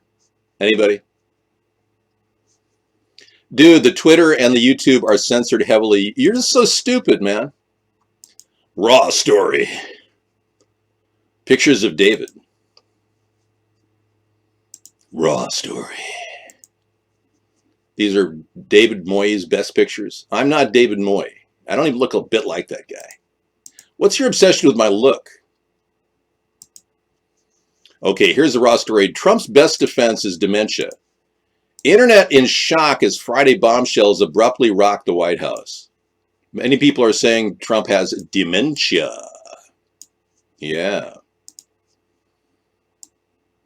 Two major reports published in the Washington Post, New York Times in rapid succession Friday capped a remarkable week in politics. It was reported Trump revealed highly classified information to the Russian ambassador and Russian foreign minister during a closed-door meeting in the Oval Office last week. Wednesday, Deputy Attorney General Rod Rosenstein announced a special counsel to oversee the Department of Justice investigation into Russia and possible collusion with the Trump campaign. And the Times published a piece indicating disgraced National Security Advisor Michael Flynn warned the Trump transition team he was under federal investigation prior to the inauguration. This is key right here. They disregarded the concern about the investigation into Russia's connections and Turkish connections to Michael Flynn.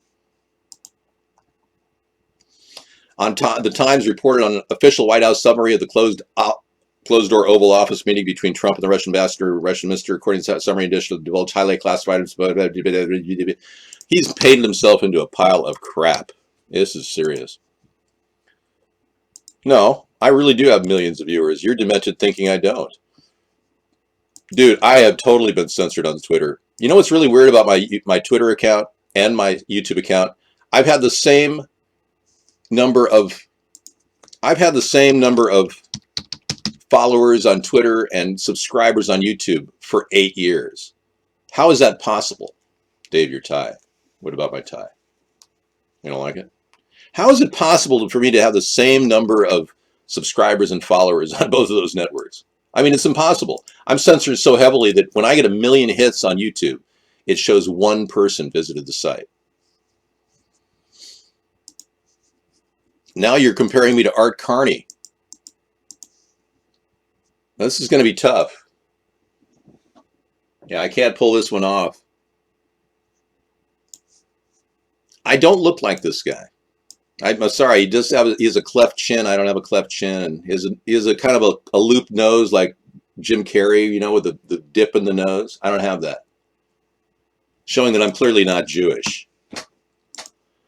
Yeah, I get about 9,000, 100,000, whatever's. Yeah, I'm not here for the views, the money. I'm here to keep doing the show. There's no money in what I'm doing. Uh-oh, we got a dinosaur hoax coming here. Wow. Hello. So I wanted to talk tonight a little bit about fossils that are found in the ground.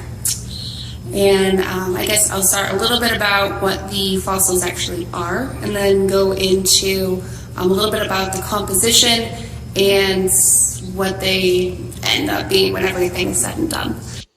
Okay, so this is Christians against dinosaurs and the dinosaur hoax fossil. So I'm open to listening to a lot of things, you know, whatever. I don't have a problem with that making it a part of our lineup tonight. Thank you. Yeah, I'm open to Christians talking about why dinosaurs exist. I've often wondered what their excuse was. Just saying, bro. Hello. So I wanted to talk tonight a little bit about... You know, you're here because you have no social life. Don't project on me, man. I'm well loved all around the world. Yeah, and my social life is none of your beeswax. Ah? 3 input chick. Yeah, she's cool, man. It's all good. Yeah. Christians against dinosaurs. I mean, why not? Dude, I'm the one who said NASA means never a straight answer. I'm not going to talk about a flat earth when the real issue is we never went to the moon, okay? I mean, the flat earth thing is a diversion. Just like you people who are against Zionists, like me, who've gone off the deep end now saying there was no Holocaust. You're seen as an absolute asshole at the dinner table by everybody in the dinner table. Your whole family looks at you as a complete warthead who listens to Alex Jones. Oh, he's watching too much Alex Jones, honey. Oh, you mean that performance artist who claims to be Alex Jones? Yeah. No, I have a social life, but it's not yours social life. You don't have one. You know, when my friends call me on the phone, I sometimes have to, you know, hold it away because they're always, having the time of their life talking to me. And I'm not exactly enjoying their conversations because they're usually drunk. So it's weird that most of the people I've known over the years are alcoholics now, and I'm not.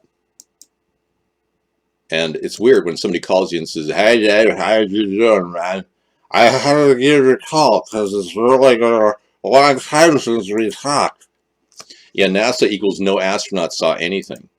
So if you're worried about the flat Earth, what you're really being diverted to is some BS story the CIA came up with to test your stupidity.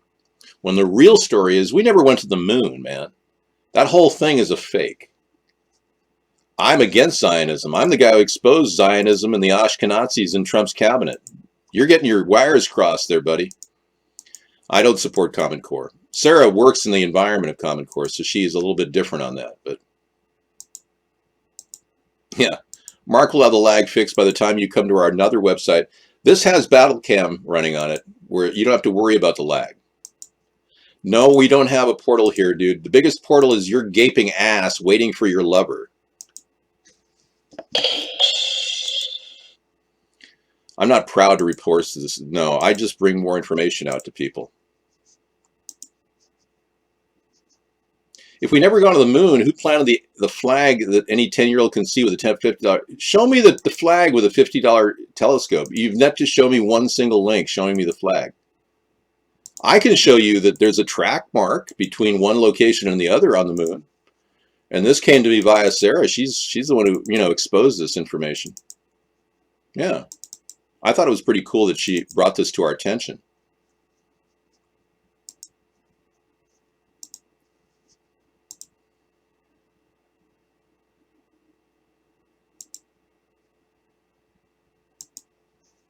Okay.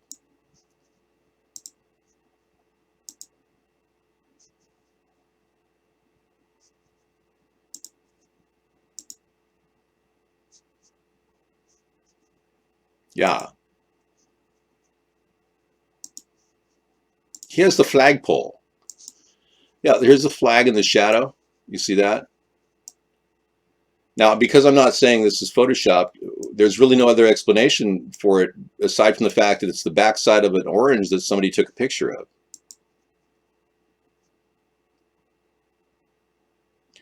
Dude, bizarre fringe candidate is a libelous claim. I'm in no way trying to disperse your view that, or dispel your view that I'm some sort of a whack job. If I have to take on tough issues like the moon landing, I'm more than willing to talk about it. Hollow moon, hollow earth, all that we discuss on our Conspiracy Monday show, but I'd rather not talk about it tonight. The fact that we haven't been back to the moon may make you wonder, am I a moron? Or the fact that our recent administrator at NASA said that we will never mine the moon. Maybe that might spur you to think, am I a moron?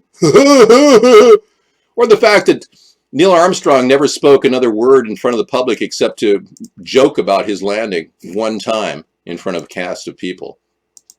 Nobody else talked about the landing after that either. There's not one single astronaut that talked about their landing on the moon. So they were all being kept as liars, and they signed the confidentiality agreements with the government. They go to Leavenworth otherwise. That's why you're such an idiot. Am I a moron? Check this out. House Democrats told VP Mike Pence about Flynn, and they kept the receipts to prove it. Wow. And Trump still chose Mike Flynn as a national security advisor, knowing full well he was being investigated for his Russian-Turkish connections. Dump, dump, dump. Dump Trump.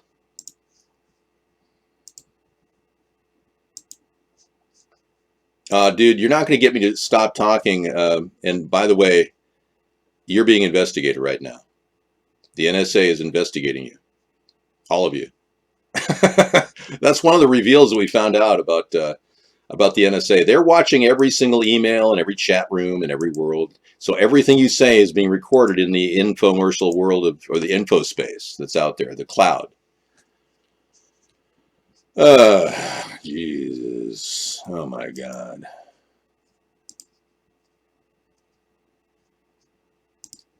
Al Franken can't even prosecute Jeff Sessions, and it looks like Jeff Sessions met with more than one Russian, and he lied about that and perjured himself in front of the American people.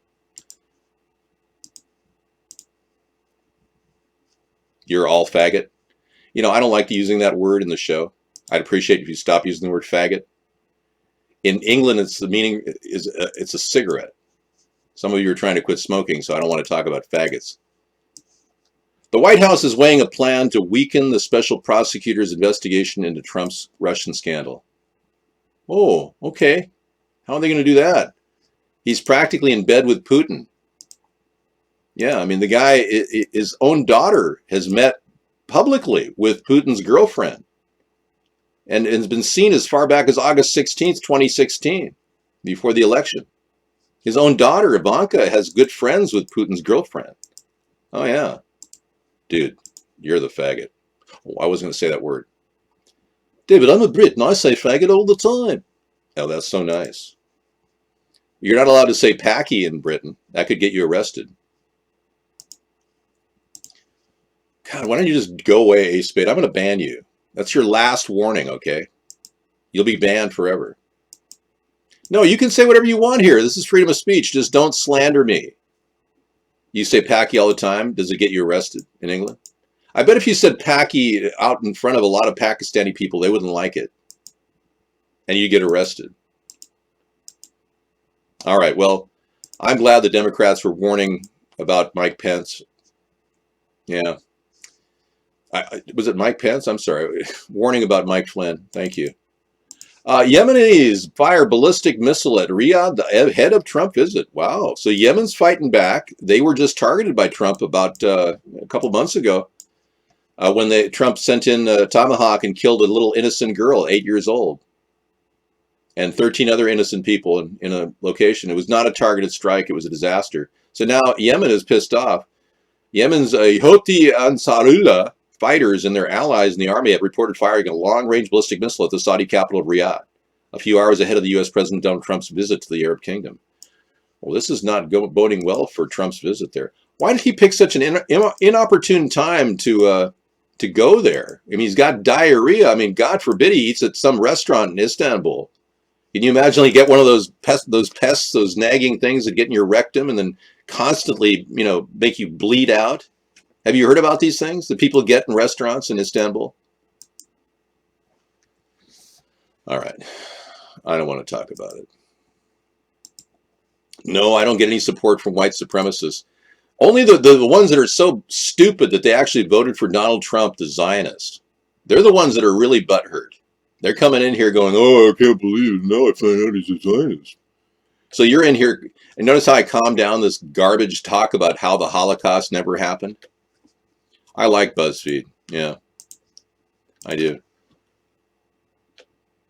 Why do you and people like you hate Trump so much for no reason? No reason? He's selling our state secrets and Israel's state secrets, you idiot. No reason? He's purposely imprisoning immigrants or people who are just sitting there trying to humbly live in America. And they're going door to door. ISIS going to take away these people and their families are being broken up. And he's not even stopping the illegal immigrants coming from the UN resettlement program coming into Missouri. Dude, you're not even going to come in here. I'm a voiceover artist, okay? Get with the program, man. People like me. They like me more than Al Franken, okay? They think I'm funnier than him. Practically everyone thinks I'm funnier than him. Even he'll start thinking that. Because I'm good enough, I'm smart enough, and doggone it, people like me. All right. Here I was in 2008. You saw me in the beginning of my show last week talking about this. Doing a show to try to get people to talk about America. And I was doing this in 2008. This is me. 9 years ago. Okay? And I am still spinning the same story I was then about how our environment needs to be cleaned up and how corporations have to get out of our government. I'm not some character in a show, okay? I'm the real guy. I'm the real person. And I know a lot of you are wondering, well, if this is you, David, in 2008, how the hell do you look this good? Hi, good morning. As you can see, I'm still wearing the the shirt I wore last night and yesterday at Blog TV. Yeah. Well, the secret to not aging is to not stress out. 771 says, Dave, I'm a real asshole and I don't get as much hate as you. I know. And then I got people coming in here claiming that I'm a nice guy and no one will ever vote for me. We are looking doomed right now. I don't use Botox. I use a thing called de-stress. It doesn't come in a bottle. You don't look good. I don't. Oh no, you're shattering my ego. Oh, please don't do that. Oh, I'm so fragile. Oh no. I better go back into the fetal position. Oh. All right. No, it's not smaller. It's the same person, dude. Yeah. You can't accept that fact. Dude, you keep saying the same thing. It's boring. Shocking new video shows Times Square attacker on vicious, deliberate rampage. Full video. Yeah. I don't want to go there. Don't give me Facebook links, please. Thank you. I have too much momentum. I'm going all the way to the top of 2020. It's destiny. Yeah, there was a Times Square guy got killed in Times Square when somebody drove their car through a pedestrian area, and I blame de Blasio for not putting up necessary barriers all along Times Square. I'd be out right now doing that myself if I were mayor of New York. Yeah. I would get my crew out there, did a contract to build concrete barriers. You know what you do? You put a large, it's just like, I don't want to link on the Facebook because I don't want to get involved in Facebook. You know what I'm talking about? I'm walking here. Yeah, anywhere. He did a U-turn and then ran over all the people. I know. Yeah, they protect people. They're at the airports. They make them in the airports. They come out of the ground. Those are expensive. But these wouldn't be nearly as expensive. You just got to put these poles in the ground. They're this wide and you fill them with concrete. You just squirt it right in there. Boom. Zip, zip, zip. Zip, zip, zip, zip, zip, zip. Barriers won't offend anybody. He needs to get those put in right away. It was an intentional driver who was allegedly under mind control. An MK Ultra victim was screeching through the city. 22 people are seriously injured and one person's dead from this guy.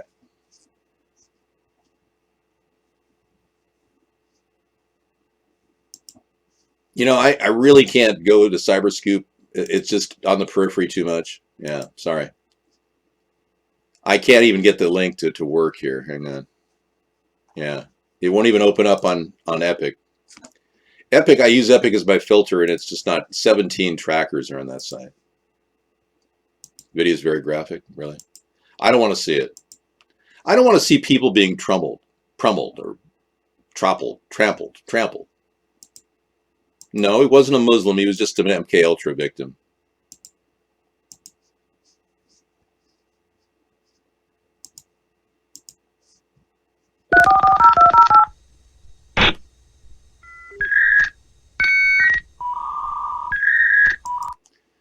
I think AOL owns that. They'd monetize me if I put that on the screen.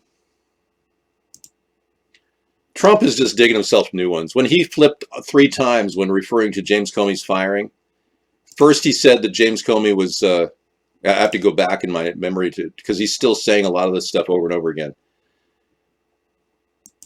Yeah. First he said that James Comey should be fired because he definitely shouldn't have done that, exposing Hillary 5 days before the election. But then he realized that he contradicted his own statement, saying, congratulations, James Comey, for doing that. And he kept him on as director of the FBI. And everyone thought, wow, okay, so he likes James Comey. And then James Comey was feeling so weird in the White House, having to tell Trump, I can't talk to you about this investigation, that he was hiding behind one of the curtains. And in the process, James Comey, the second thing that came out was James Comey can't handle the FBI. And even the deputy director of the FBI said that James Comey was doing a good job. So that didn't fly.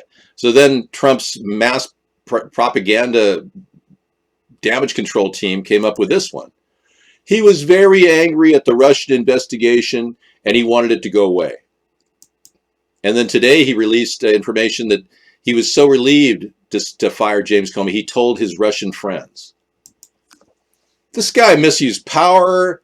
He completely intercepted an active investigation, obstruction of justice, you name it. Thank you.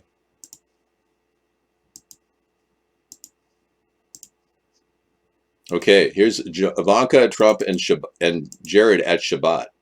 Getting a rabbinical pass to fly Air Force One. Oy vey. Look at this. Ivanka Trump and Jared Kushner will be flying aboard Air Force One to Saudi Arabia with Trump on Friday after receiving a rabbinical dispensation to travel on the Jewish Sabbath, according to the White House official.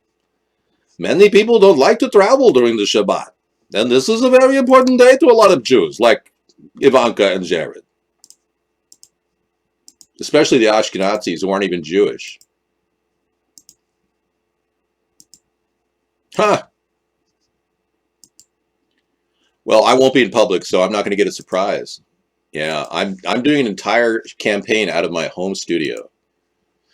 I've decided that the public travel is impossible. I get 3 death threats a day, 50 death threats a month. I talked to my security team, and they said, yeah, you really should just do the show from your house until, they give you security to travel.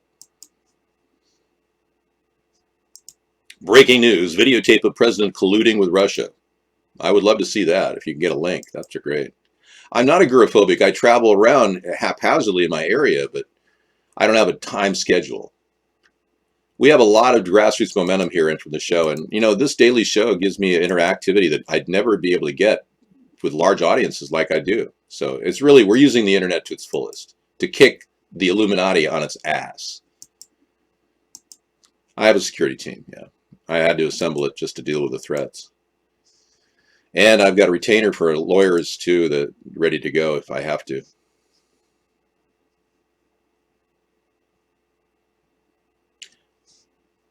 I'm also allowed to open carry in Washington State on my property. I can walk around with a loaded revolver. It's true. But this is a stand your ground state or a castle law state. So I have to literally be in my home protecting myself out of mortal fear for my life when I blow your head off.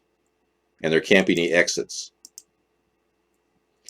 Carter Page was an advisor for Donald Trump who met with the Russians 3 years before the election. That's the most damning evidence. He was an advisor. Carter Page was an advisor to Trump.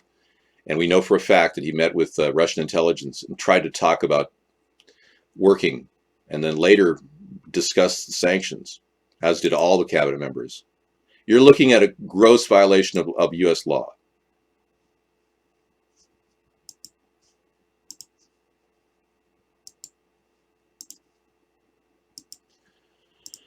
Dude, I'm not a bullshit artist. I'm a massive intellect trying to expose the truth in front of your eyes, and you have no knowledge about anything because you have no metacognitive abilities. You can't do critical thinking, and you're just sitting there like a dumbed out, fluoridated idiot going, "Oh, this guy's a jerk." Oh. It's happening now. Republicans brace themselves for Pence to replace Donald. Over the past week, President Donald Trump is involved in a series of scandals, from his firing of FBI Director James Comey to his rumored leak of classified information to Russian officials. Members of the GOP establishment are starting to wonder about the possibility of pushing Trump aside and allowing Mike Pence to take over. Well, the problem with that, guys, is that Pence has already lied in front of in investigations regarding the Russian involvement. He's already known to be part of the problem, Pence is. So I predict that Paul Ryan will become president. Yeah, check the body language. That was pretty intense. I heard that Trump is kind of making Pence feel really ill at ease with his blastering mouth and Twitter statements. I heard that Pence is not looking very happy.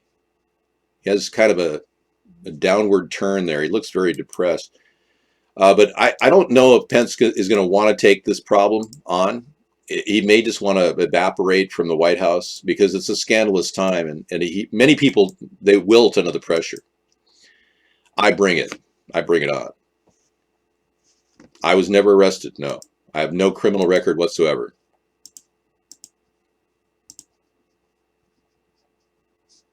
Well, Trump and propaganda go hand in hand, it's true. I've never been arrested, no. I have a perfectly clean criminal record, no criminal record. Yeah, Pence has that same look as Melania did that day that she got looked at by the president out in front of the inauguration. What a travesty this president has been. And it's so sad because our country really needs good quality people, honest people like Americans, down-to-earth Americans to run the country like Sarah and I. I've never wasted a single second of my life. I have a strong long-term goal, and I'm breaking through very big barriers. So don't think for a second this is going away anytime soon. Trump is so incompetent, he didn't even know what country bombed a couple weeks ago. What happens, as I said, we've just launched 59 missiles heading to Iraq. Well, you headed to Syria.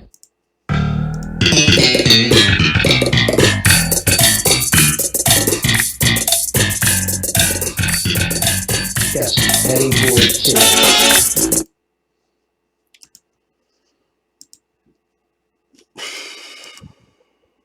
Well, I've got a show starting at 8, so I better get ready to call in.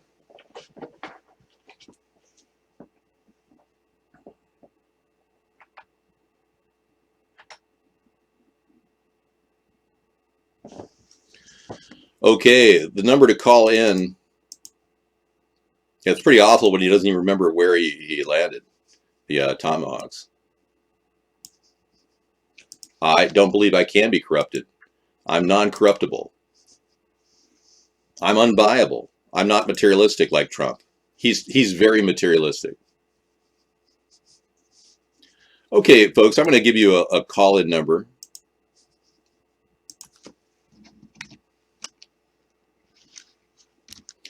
Don't bother calling in right now until I get into the show.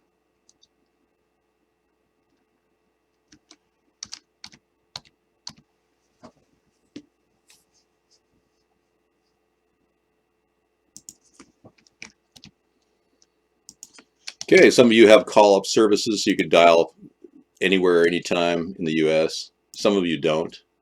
I understand. It's okay. It's not your problem. Some of you can't call in from outside the country.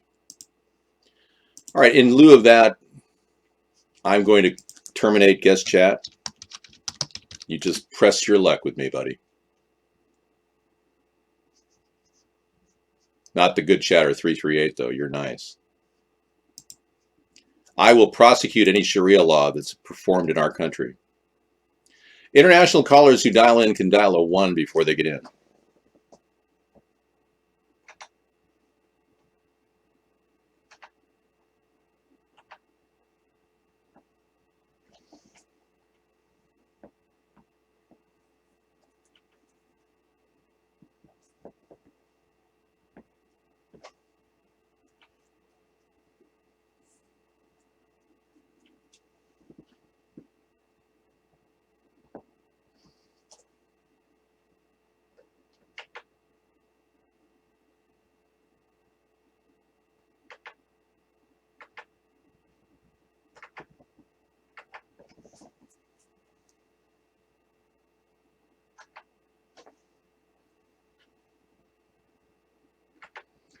I got to check my tools for a second. Let me make sure everything's running.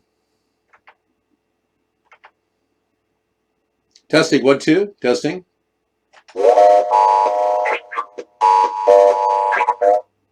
Okay.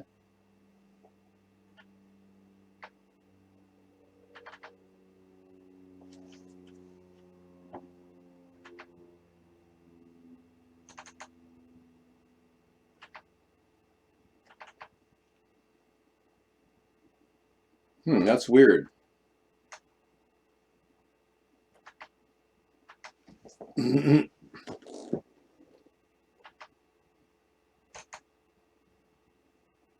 That's so weird.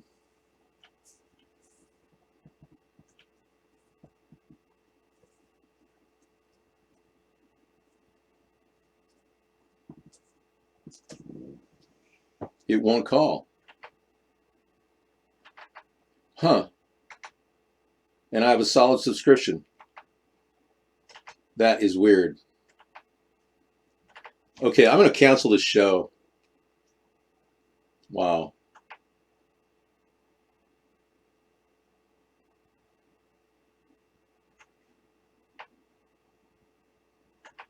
Hmm.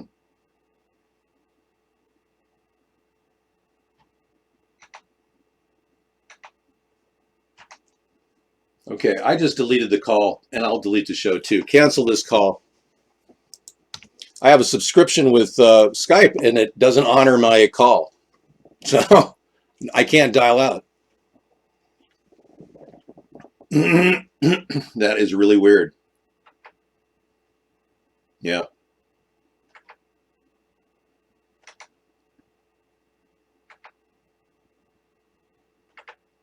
Yeah, it won't allow me to call out, so I'm going to have to contact Skype. I have a fully legitimate 1-year subscription with calls. I have no understanding why they would cancel my subscription to Skype. I know. It's kind of weird. They're doing it to me. I know. Oh, well, so much for the call-in segment. That's no big deal. It's easy as just canceling a show.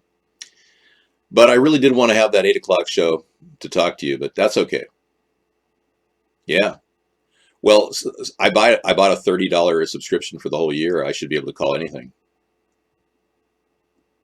I can't call in at that number, no. They won't let me. Discount. Okay, you've been talking to me, claiming to be representing Jared Kushner. Yender, what do you want to talk about? You want to call in and talk about it? As long as you promise not to use a dog whistle. You can call in. I'll let you do it. Promise no dog whistles, though. So that's screwed everybody. Okay. He's got an important office from the Jared Kushner's going to call. You know, I don't know about Jared Kushner, but it looks like he's being thrown under the bus right now. Well, whatever happened on that call for the 100th time, it happened on your watch. We had a dog whistle call in. So I'm just going to be extra careful to keep my hand next to the button when I mute you. But if you want to call in, go ahead. We no longer have a call from that other person, thank goodness. We ended that other problem we had when you called in. I'd rather talk to Rodney, frankly. I mean, when I start saying that, that's just a little weird. Now, according to this story, Jared Kushner personally intervened in the Saudi arms deal. Yeah. But again, I don't know how bad it is for our U.S. military to sell arms.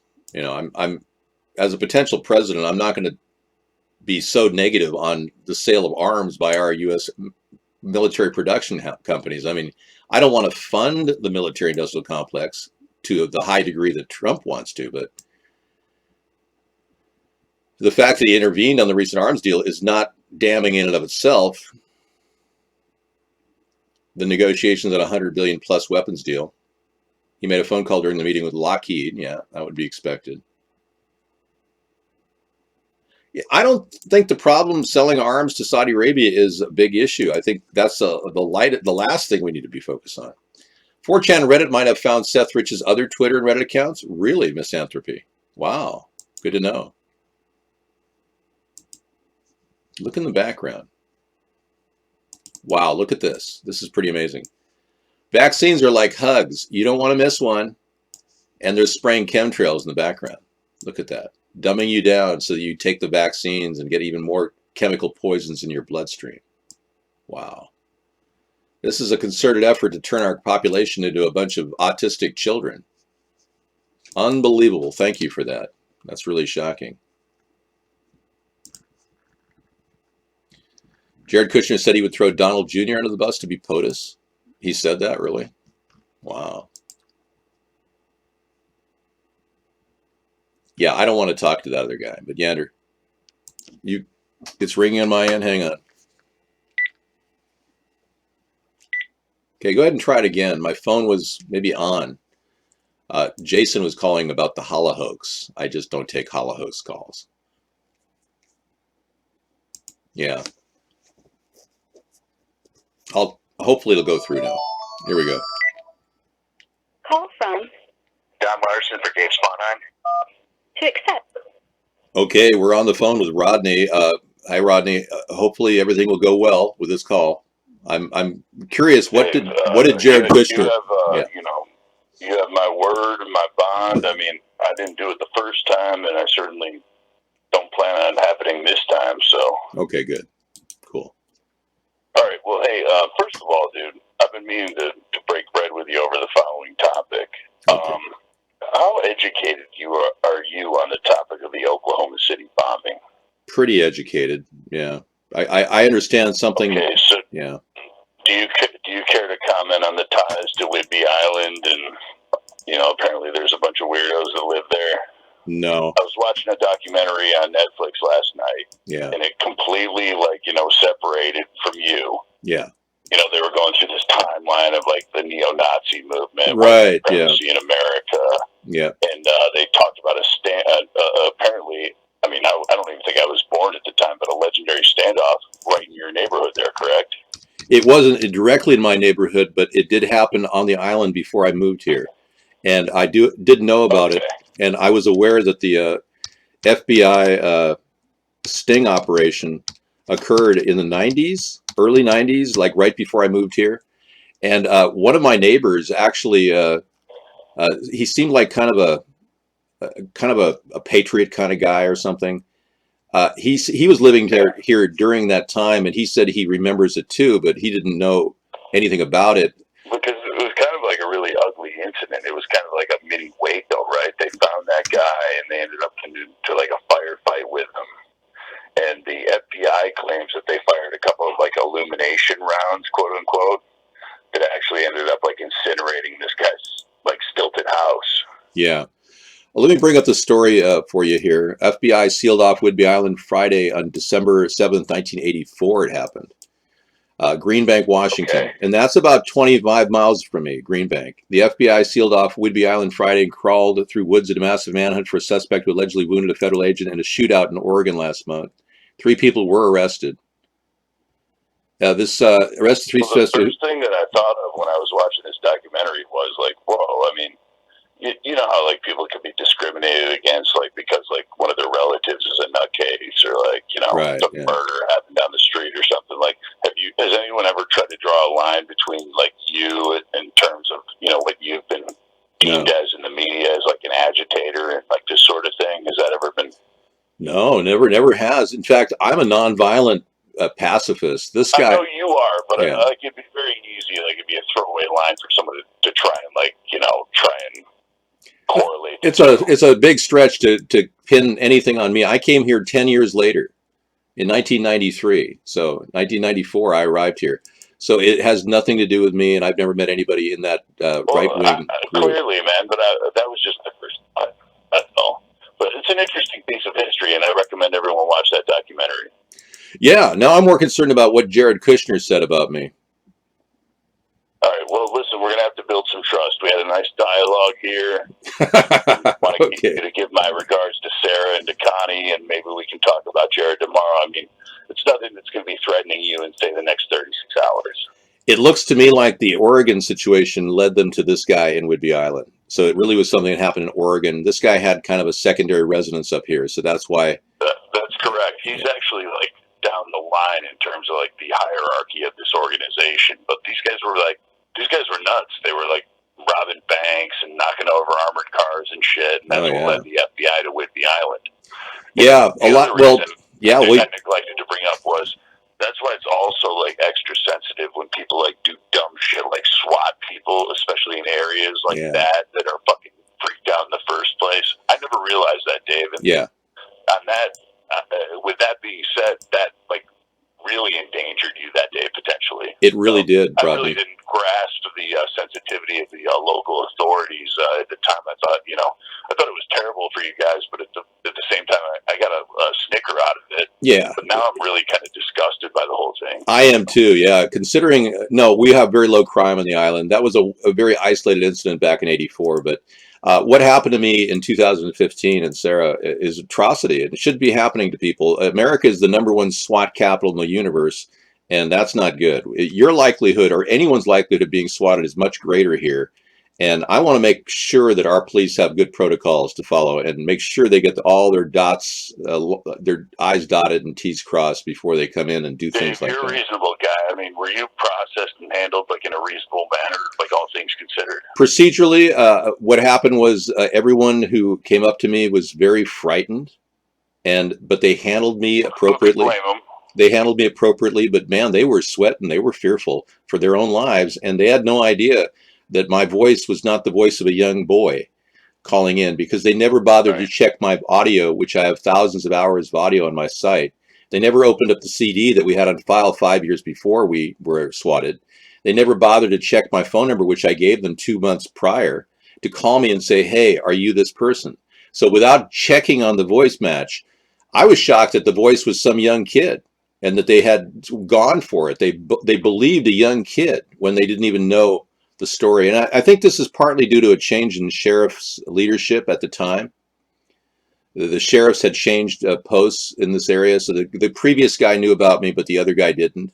But that doesn't in no way excuses their actions. So we'll be looking at protocols and procedural augmentation when I become president. We'll make sure that these people are decent. I like that, Dave. I think that'd be like a decent portion of your platform. Absolutely. Especially, with the experience that you can speak on it. Count on it. We'll be doing deals with brutality are really, really serious. We got a shoot to kill policy right now.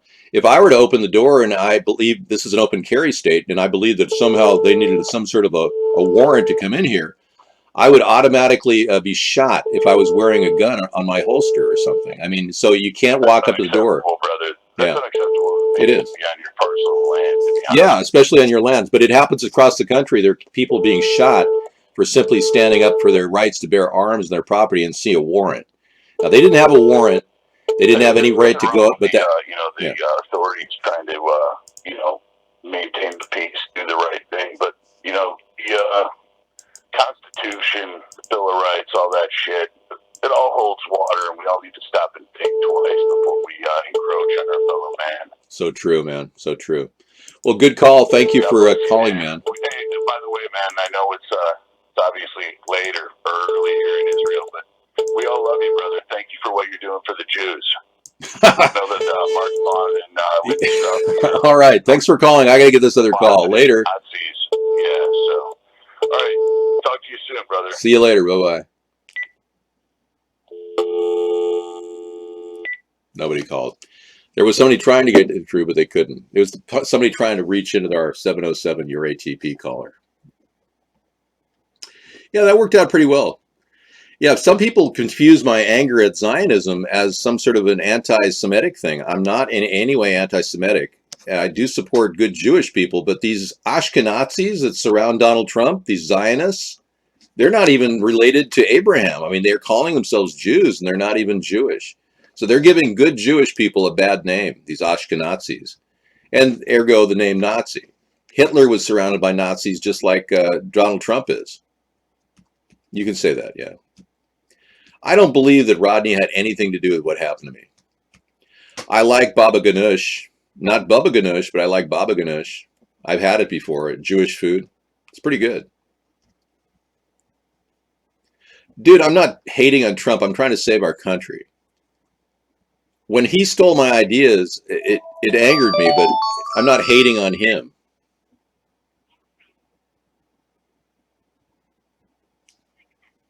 Nobody could call in.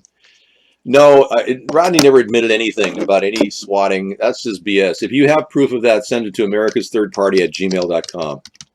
I'm building a file I'll be using to prosecute the person that swatted us later.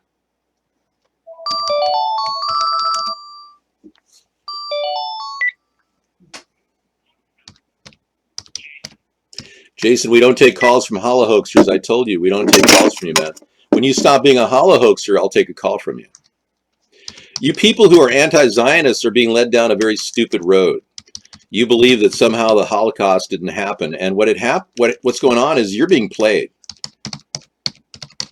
Just like you flat earthers are being played so that people will think that anybody who thinks that is ridiculous.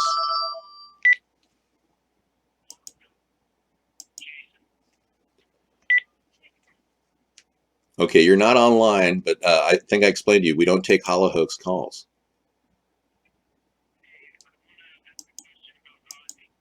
Okay. Go ahead. What's your question? Okay, so when Rodney calls in, he goes into great detail about, that horrible experience when you were swatted. I don't really understand why he's doing that. And then he talks about these situations of violence which happened on the island. Why are you taking his calls when you're going into great detail about the swatting incident? No, Can I get an answer about that? Yeah, sure, absolutely. Well, the thing is, the swatting incident is public knowledge. It happened during a show about 2 years ago. We also are open to conversations about swatting because tonight's our Freedom Friday show where we want to talk about protecting our freedoms, and obviously swatting doesn't really accommodate for individual freedom. So what my concern is that Rodney's using it to kind of generate concern that maybe I live in some sort of a violent terrorist area. I don't. And what happened here 10 years before I even moved here is irrelevant to me having a passive, nonviolent, centrist political movement formed in my house. So it's kind of, I'm just trying to let the information fly and let people realize that this is not something I'm worried about. Okay, and my other question is, have you forgiven Rodney for the cyber attack that he committed, his audio cyber attack? He completely denies it. He's denied it, like he said, 100 times. It's possible because this is a Google phone system that we're using. It could have been intercepted by some source closer to the government. It could have put a phone active audio terrorism on there. So he has logical plausibility, plausible deniability, they call it. So that's my suspicion that, obviously if these kind of attacks occur, I don't want to shut people down not knowing fully whether Rodney was responsible for that. But he says he doesn't own a dog whistle. It didn't happen on his watch, that kind of thing. Anyway, that's why we're giving him enough time to talk. And that's why you're allowed to talk as long as you don't talk about the Holocaust or Holocaust. All right. Okay, thanks, Dave. Thank you, Jason. Bye-bye. Hello. Call from Don Larson for Dave Sponheim. to accept. Okay, Rodney, I take it you heard Jason talk about your call and it's, the environment that you're in and calling me. Hello? Yeah, I guess. Yeah, I'm calling. I'm trying to get a hold of Dave Sponheim. Yeah, this is it. Go ahead. Yeah, I'm right here. Dave, how are you, brother? Hey, I'm the same I was about 5 minutes ago when we were talking. Yeah. That's great, man. Hey, I was just trying to ask an interesting question. I think it's relevant. I don't think that I, insinuated that Dave was like the people involved in that siege. I was just wondering if he's ever caught any shrapnel for the past of that area that he lives in. That was all. So yeah. There's no connection at all. To you, bro. All right, thanks a lot, man. It's important, and I think it's very reasonable for you to sit here and take the question and answer it. And there's a simple answer, and now we can move on. We absolutely can, and keep talking about the Trump administration and where we go from here. I'm more than willing to take your calls. Leave Donald alone, brother. Where's Sarah? Bring her out. All right, she is not home yet. We're gonna wait for her to get home shortly. So, thank you. I can't wait, brother. You really don't realize that Donald's going to be taken to the cleaners here on what he's done? Okay. All right, well, we have a differing of opinion on that one. All right, see you later, dude. Have a good one. Bye. Okay. WannaCry ransom decryption tool released. Unlock files without paying ransom. This is the hacker news, so we got to look at this here. Wow. The WannaCry decryption tool unlock your files for free. You might be lucky to get your locked files back without paying the ransom. Adrien Gannett, a French security researcher from Quark's lab, has discovered a way to retrieve the secret encryption keys used by the WannaCry ransomware for free, which works on XP, Windows 7, Windows Vista, Windows Server 2003, and 08 operating system. Wow. Yes. Hello. Hey, I maxed out my volume. Maybe I want to raise your volume on a little bit on your end. Should be louder now. Yeah, that's perfect. Yeah, we're good. Yeah, so we're just bringing in all kinds of information on a daily basis. What do you mean I get my crap wrong? Cams, don't you understand that Trump is in deep doo-doo right now? You guys are in denial, man. Okay, I'll turn guest chat on. Yeah, well, I had to give you guys a break anyway. Guest chat is now on. Yo. I just think that if I turn down calls from anybody at this point based on what they allegedly did or didn't do on the phone, that would be relatively boring. So I didn't mind taking some other calls here. Yeah, but Trump has proven to be relatively reckless with his behavior with Russia. At the very least, you've got to admit that his relations with Russian mobsters beg the question, is he trustworthy? And the answer is no. And I believe there will be an impeachment, Cams. In fact, I'm not the only person who said that. Many people have openly talked about it. Trump's campaign had at least 18 undisclosed contacts with Russians. That's serious, man.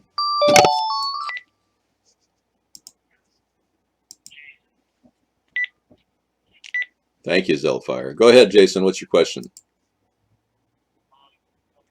About flat Earth theory. Can you please hear me out? No, I don't take calls about the flat Earth theory. Many of you who are directed to believe that the Holocaust didn't happen are being sent into a direction that'll never stop the Zionists. Similarly, everybody who believes in a flat Earth are never going to get to the reality point where we never really landed on the moon. No, we don't forgive people that hang up on me. I can hang up on people, though. Huh? How would I explain why Trump lied under oath? No, how would you explain to a 5-year-old? To a 5-year-old. Well, he is a 5-year-old in his mind, so I guess Trump is like a 5-year-old. So your president's like you. He's a 5-year-old. Yeah. He really never grew up. His dad never told him no. Apparently, he gave him everything he wanted. And he's never been in question because he uses power to manipulate people around him. And he makes casual, offhanded threats. I have a picture of Trump making a statement about ending a career. Let me see if I can pull this up.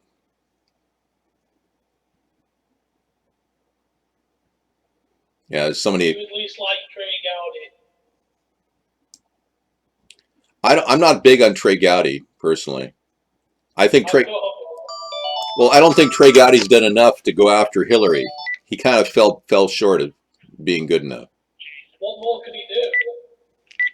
Well, he could have brought up Hillary Clinton's... something she did right after Benghazi. The day after Benghazi, Hillary Clinton released the MEK known terrorist organization from the list of known terrorists, which looks like payback to me. And he should have asked her about that. He never did. David, the Nielsen is reporting the ratings are up 16.2% with Rodney's contribution. Thanks, Rodney. Yeah, so what happened really is Hillary Clinton never mentioned, was never asked by Trey Gowdy why she released the MEK from the list of known terrorists right after Benghazi occurred. That's one thing that happened. And second of all, Hillary Clinton was working for Lafarge Corporation when they delivered weapons of mass destruction, chemical weapons to Saddam Hussein, and that was never mentioned that should have gone into testimony. Things like that needed to be marked etched in legal testimony. He didn't follow up on some key things. And Wendy Dang Murdoch is a close friend of Ivanka Trump, and they met August 16th on camera in Russia.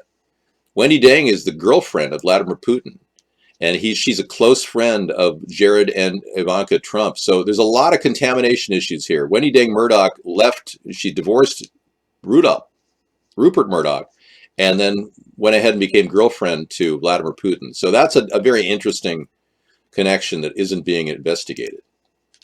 Lots of things just aren't really being investigated yet. It's hard for Trump supporters to jump ship. When they realize that I came up with, Lafarge is a big producer of chemical weapons. You didn't know that? All I'm telling you is that Trump's involvement with the Russians, I prophesized and talked about and foretold way in advance of the election, 6 months in advance. So when these things are playing out in front of my eyes, I'm seeing everything I prophesized come true. And these aren't self-fulfilling prophecies. These are absolute acknowledgments and perceptions that I see well into the future what's coming. Because I have a very logical mind, and that mind is able to look into bigger pictures and see and spot the insignificant little details and link them all together and then formulate a picture. And I saw that with Russia and Trump well in advance. No, I've been right every day. Guest host because like asshole a few weeks ago. Seems like you're actually. Yeah, well, I'm pushing them back with my constant badgering, muting, and purging, and they keep coming back up. No, my prophecy a year ago was Trump would never be president because I never thought that Russia would cheat and get him to be president. I never understood how deeply contaminated our election process was by the Russians. But I got to tell you, Kevin McCarthy, the head of the GOP, openly said about a year ago that he believed Trump was paid by the Russians. And that's on audio. I'm pulling up the audio tomorrow. I'm going to try to find it. So the guy in charge of the GOP folks said a year ago to his friends and even people close to him. Paul Ryan heard this, and he couldn't believe it. Nobody believed him. And you've heard this too. Kevin McCarthy's story is still very real. Let me see if I can pull it up. Kevin McCarthy. That's kind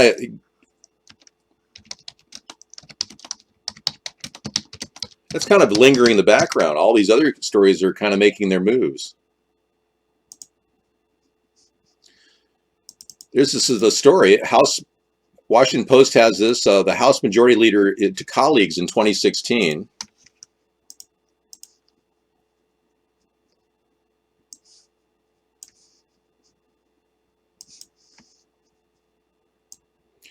There are two people I think Putin pays, Rohrabacher and Trump. This is House Majority Leader Kevin McCarthy.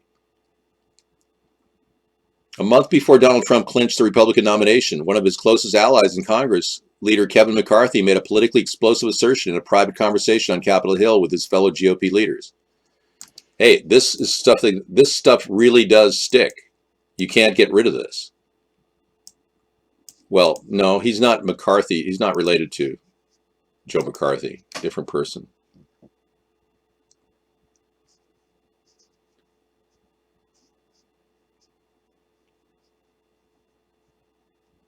Murdoch had Sean Hoare killed for blowing the whistle on News of the World? Really?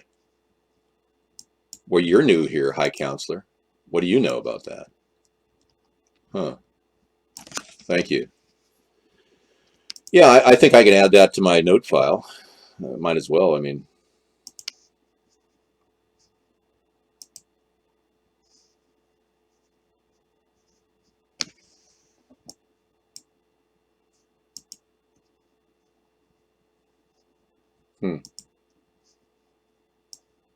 They made it so you can't even find Notepad on Windows 10. I mean, the most important feature should be right in front of you. I'm going to have to get a link. Hey, you can't do this. It's not going to work. I am not unemployed. I retired. And I don't sponge off anybody. I own my own equity. I have my own properties. No different than Trump claiming that he has billions of dollars. I actually do own my own properties. I don't borrow money from anybody. So you can't in any way malign my character by saying I'm in debt like Trump is. Well, I don't believe I have too many trolls trying to stop me. No, I can handle it. Listen, David, I think you might be a smart guy, maybe even an American, but you'll never get anywhere being a Trump hater. Cams, you're banned. I'm a Trump hater because Trump stole my ideas. And believe me, when you realize that Trump has been a traitor to your country, you'll want to vote for me. And I only banned you because I'm going to unban everybody in a few minutes. So I want you to realize that you can't come in here and crap on our show. Neither can you, Rodney. Yeah.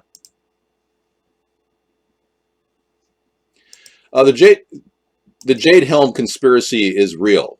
Jade Helm 2.0 was exactly that. Yeah, they actually built a massive amount of infrastructure, including UN troops, and the ability to bring ordnance into our country very quickly. And that's what Jade Helm was all about. Jade Helm was a Jade 2.0 operation, which was designed to turn our country into a potential FEMA camp. And it did work. They have everything in place to begin the martial law scenario. The problem is his entire regime is collapsing under him, and the New World Order is losing their key clown named Donald Trump. He is no longer going to be their puppet once he's deposed from his power. So this whole process is going to kick into a whole new dimension when everyone realizes that, wow, Trump really is illiterate. He can't read. He gets his messages from a cue in his ear. Thanks, Rodney.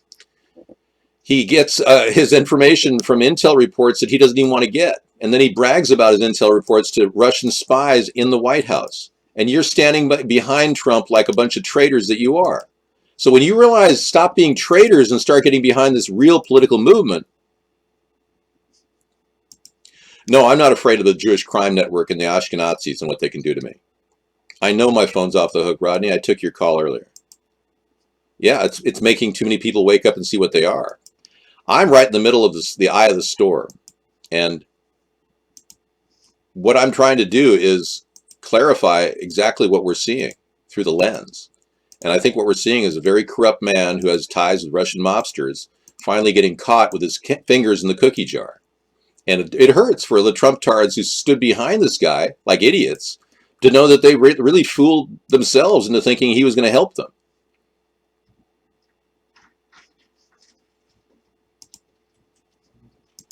So this deal with Saudis is actually the best thing going for Trump, ironically. It could be an investment of capital, $40 billion in our U.S. economy. So ironically, that's the only thing that's going.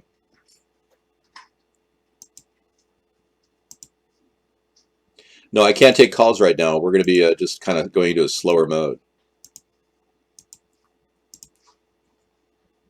We are in the front lines of politics right here. That's what this show is all about. You know, I don't talk about Russian intel on my show, so I'm not like Trump, and I would never give away secret Israeli information if I were president to my Russian enemy. It would then hand it over to Iran and used against our fight against ISIS. I think that's a mistake. Trump is a national security risk because of his greed, and the Russians knew that. They knew they had a honeypot with him, and that's what we're all discovering right now. Yep, greedy. How was your dinner over there? Was it pretty good? It was so-so. So-so. But then I ran into a friend, so I went up to coffee with her. Oh, cool. That's Patty. nice. Oh, good. Yeah, you need time to catch up. And a couple other of her friends, so. Okay, cool. Sorry. No big deal. I'm glad I had a long conversation. I've been locked out of Skype. I couldn't make a phone call out. Oh, weird. Isn't that weird? Yeah. My subscription is active. It even tells me I have an active subscription. It won't let me make a phone call. See, you have one subscription. View my account. Isn't that weird? That is weird. Yeah, so it shut me down. I tried to make a phone call, but it didn't allow. Anyway, I'm not going to go in and troubleshoot it right now. Yeah. But yeah, it won't make me let calls out. I paid $30 for a 1-year subscription on Skype. Okay, I'll have to troubleshoot that. Well, I'll do it later. Anyway, thank you for coming in. I'm gonna be here. Now, we don't have anybody contacts on us. We don't use Skype as a contact point because they have an IP security issue already still. All right. Thank you. Been an intense evening. We've got a good amount of information we passed over. All of it's pretty much similar to what we've had from last night.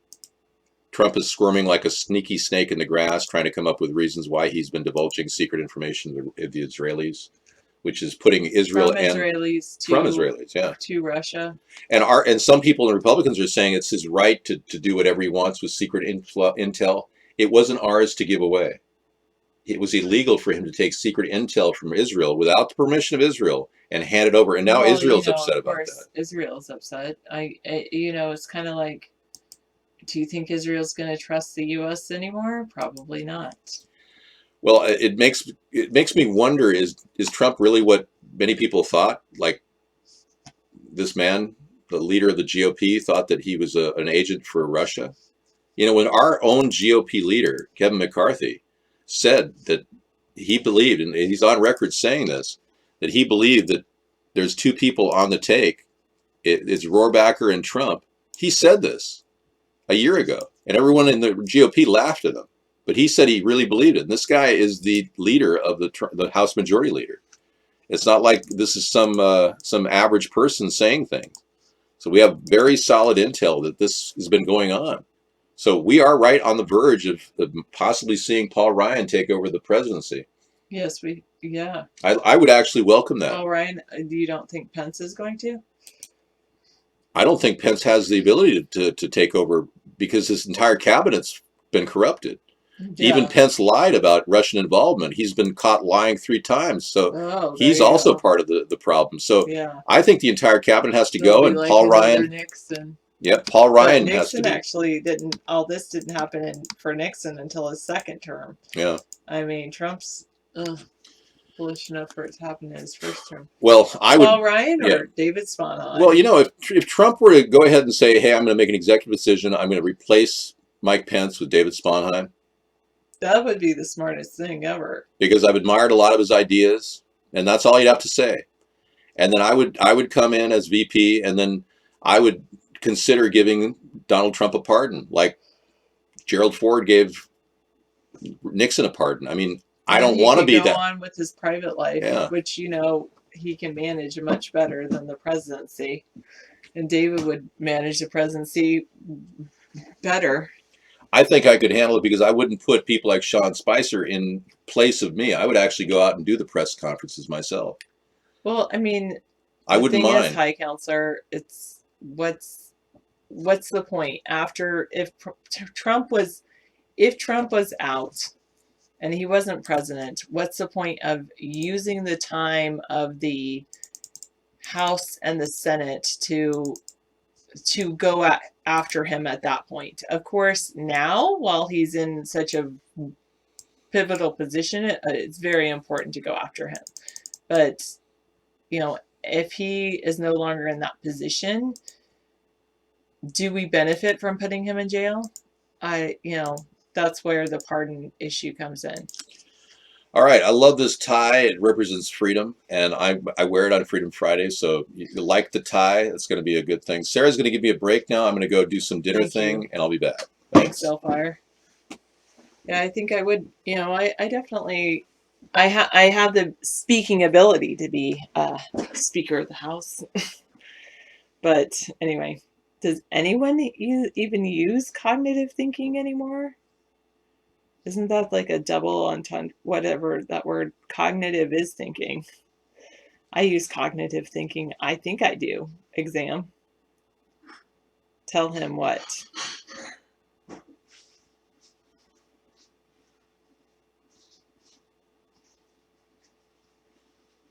Oh, about the tie? You know, I think he can wear whatever tie he wants. I definitely disagree with Goat King thing. Yeah. Well, yeah. Thank you, Zellfire. I went to a friend of mine was little retirement, so I went to that event, and then I ran into another friend of mine who I hadn't seen in like a long time, a few months. So I went to coffee with her after the little other friend's retirement, so that's good. Yeah, this choker I bought, my sister gave me at her wedding. I was like one of her bridesmaids, and I got matching earrings. It's the only thing I also have the dress, but how about it?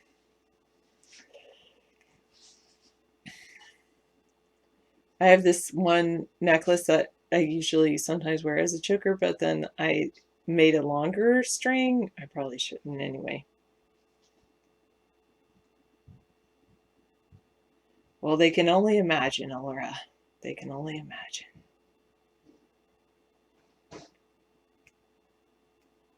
Yeah. Anyway, there's definitely a lot going on. I was just listening to a story that said, the press are kind of standing by at 5 o'clock every night when certain information is getting leaked. Like 5 o'clock on Monday was when they found out that Trump was speaking to Russia with classified information. Tuesday they released that there was issues with another person. Yeah.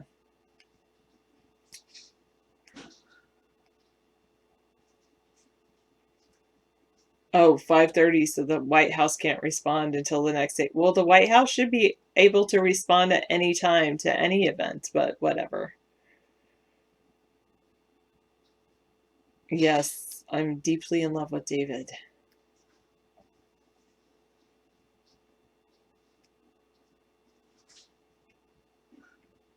Do I think they will impeach Trump?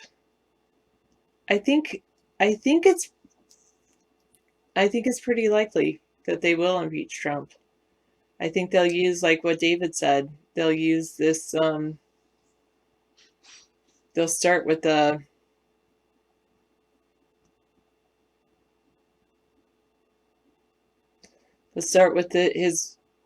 him talking to Russia. That's what they'll do.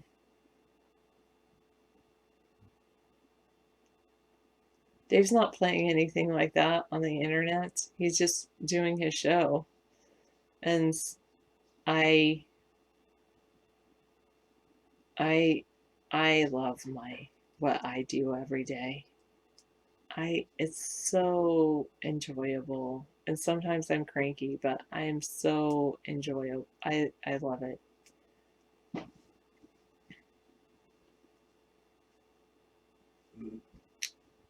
Yes, I can imagine. And David will say, "Excuse me while I play this video."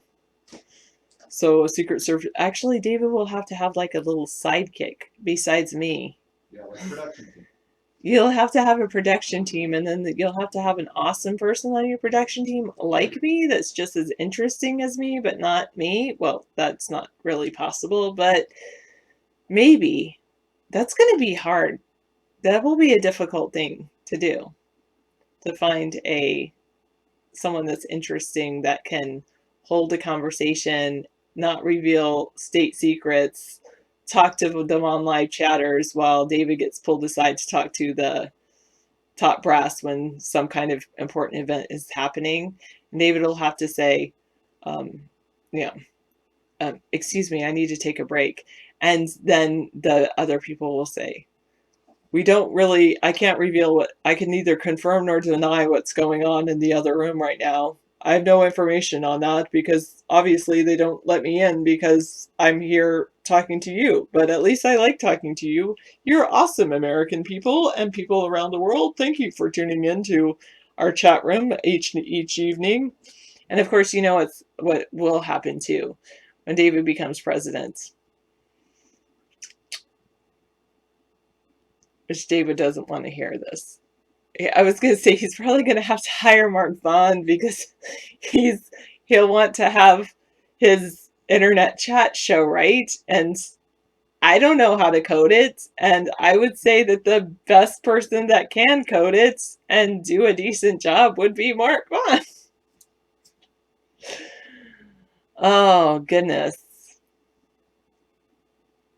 No, that will never happen. David will be like, do not take calls from Rodney or none of his area codes and none of his IPs, and definitely his VPN. Don't take any calls. You'll get through. Well, you'll try. You'll sweet talk all the ladies there, and they'll be all like, well, Rodney really wants to talk to you, David. Sarah definitely I think Sarah being me, I definitely believe that we landed on the moon. When you look at the moon and can see the tire marks left imprinted on the regolith by the rover. That's the proof. That's the only proof I need that we landed on the moon. Wow. David must have been really upset that I was gone, that he actually took Rodney's call and talked to him for any length of time. Well, you know I do. Rodney. All right. You know, they're getting 100 degrees out there in the East Coast right now. Very unusual to have. 100 degrees. I heard in Colorado that up until like for the past week it had been 80, and then yesterday it snowed and hailed and rained. Wow. That's so weird. And yeah, and up until that point it was thank you, love you too. And up until that point it was like 80 degrees the week before. They lost an entire wheat crop in Kansas last week. They had planned on weeding the wheat growing, and it grew seedlings, and then the snow came again, much later than it ever did in May, and they lost an entire crop of wheat in Kansas. Wow, maybe they can grow it again. Yeah. Plant some more. It's not easy, but it's going to cost. Wheat, WHEAT, wheat. Wheat is pretty amazing. They have so many different varieties. They have hard wheat and soft wheat, red wheat. It's pretty cool.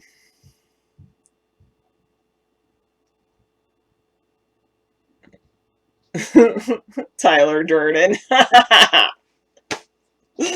That's pretty hilarious, High Counselor. That is pretty funny. I know. He probably will like Tyler Durden. Like that guy, he is so prolific. He loves to write.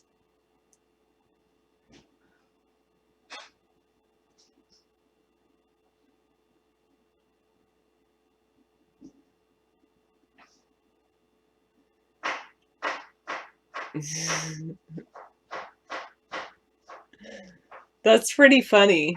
I like that. Thank you for sharing that little link. Scissor fight, I before E, except, and then all of them are E before I.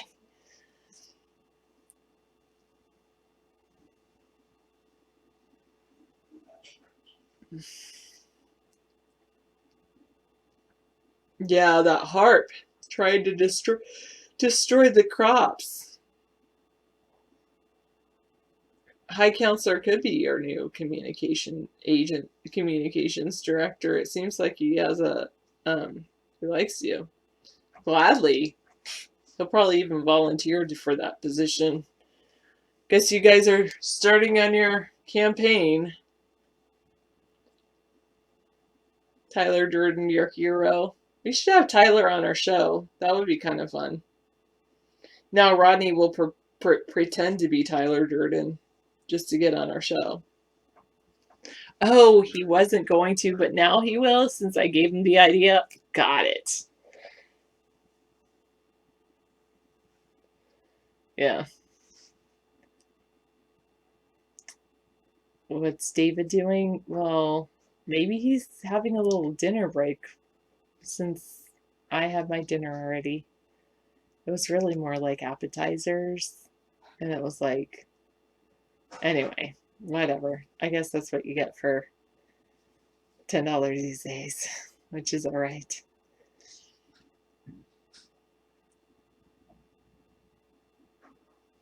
Yeah, he's working on the spaghetti.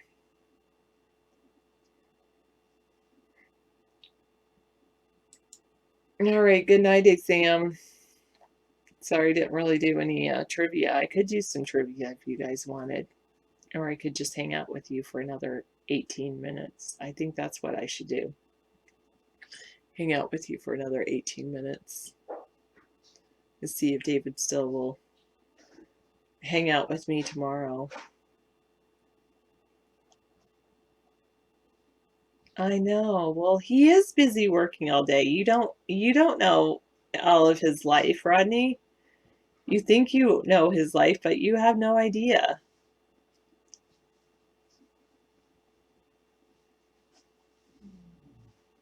Well, maintain a property.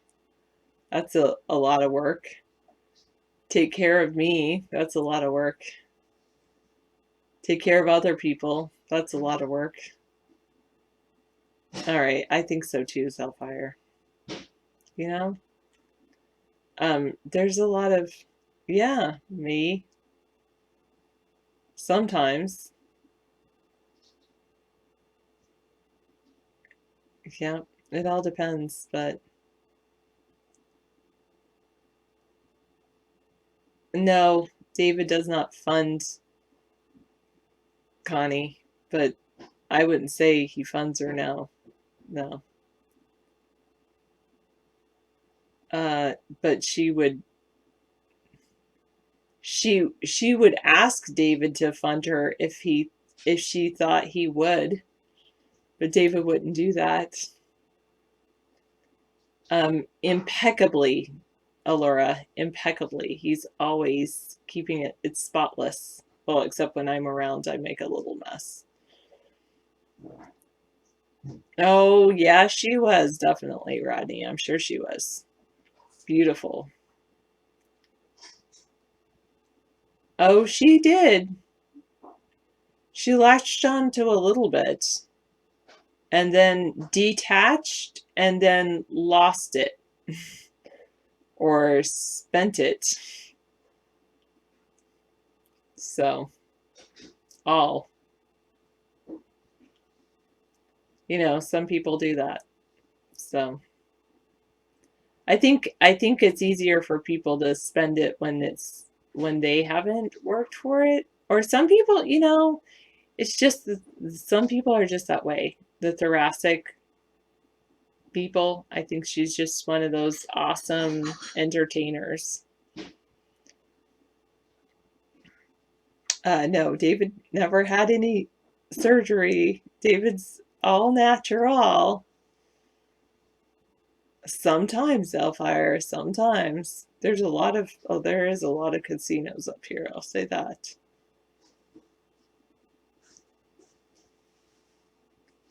Oh.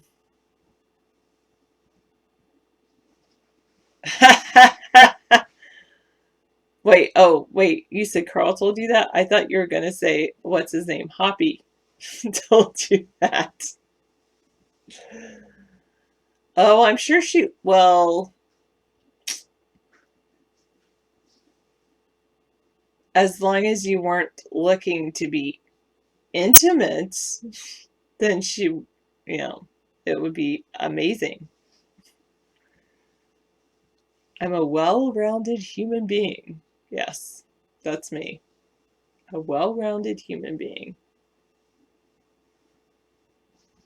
Then, no. The first two, yes. The last one, no.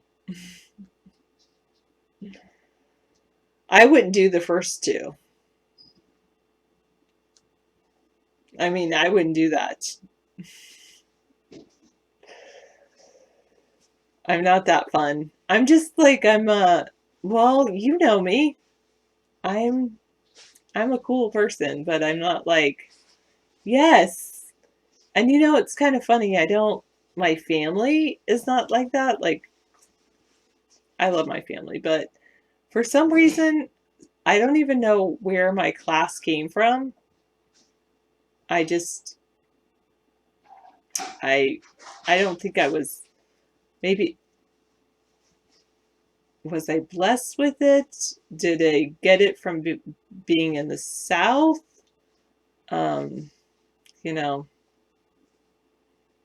It all depends. Yeah, except,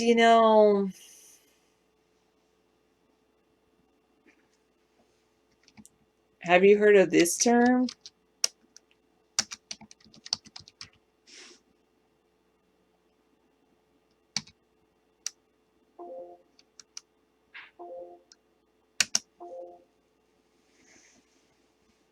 Disconnected. I am originally from the deep South.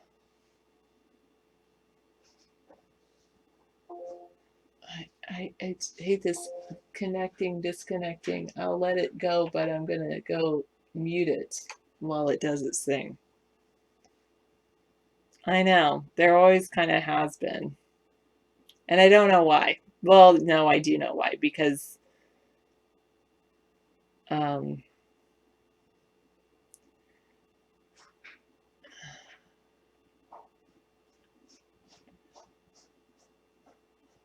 yes, I think it comes down to, yeah, exactly, Rodney. Now you get it. It comes down to ego. And I know sometimes I like say things nice about myself, but I don't like to have a big ego. So, I like to be a humble person. Sometimes it's hard even for me to toot my own horn, but there's a lot of good things that I do. And whereas I think other people,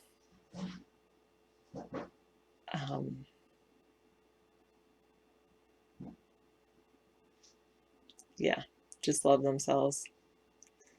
I'm the humblest person you'll ever meet. Okay. Sure. Anyway, yeah, well, I moved to Southern California. So I'm from the deep South, but when I was in the beginning of third grade, between my third grade and fourth grade year, I moved to Southern California. And so my accent changed and evolved and became more like a Southern California accent where everyone talks like a newscaster. Or a Valley Girl, like totally cool. And I couldn't do the Valley Girl thing. So it's like that's it. Where I used to talk kind of like this because the thing is about the South though is that some people think that we talk kind of slow and therefore they think that we think slow, but we're processing all kinds of information. And so the thing is that our mind is spinning and thinking, and we are already solving the problems while you're still talking about them. You had to renew your driver's license today? Oh, let me look. It's a print screen. Am I okay with this? What do you guys think? All right, go ahead. I'll check it out.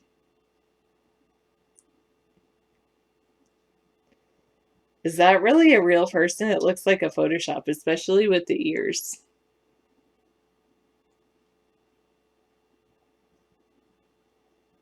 And what are you looking at? Not the camera. I used to think even more before I spoke Zellfire, but being in front of the camera, you have to fill the empty space and you can't have, well, David's, an old radio guy, so not old, but he was a previous radio person, so he's like, you can't have any dead air.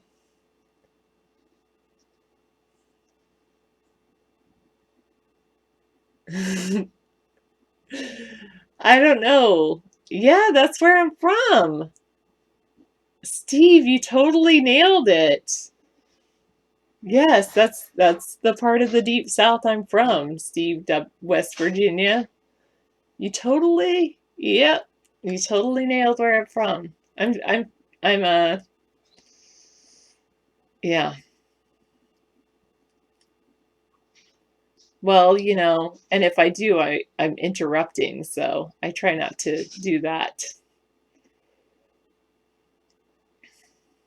Thank you. I didn't know I still had it in me.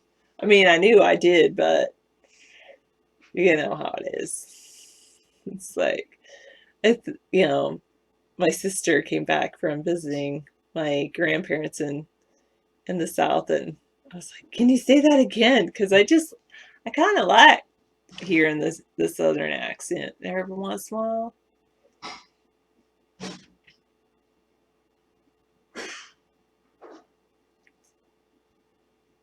If you had $1 for overtime, I've heard that for every time.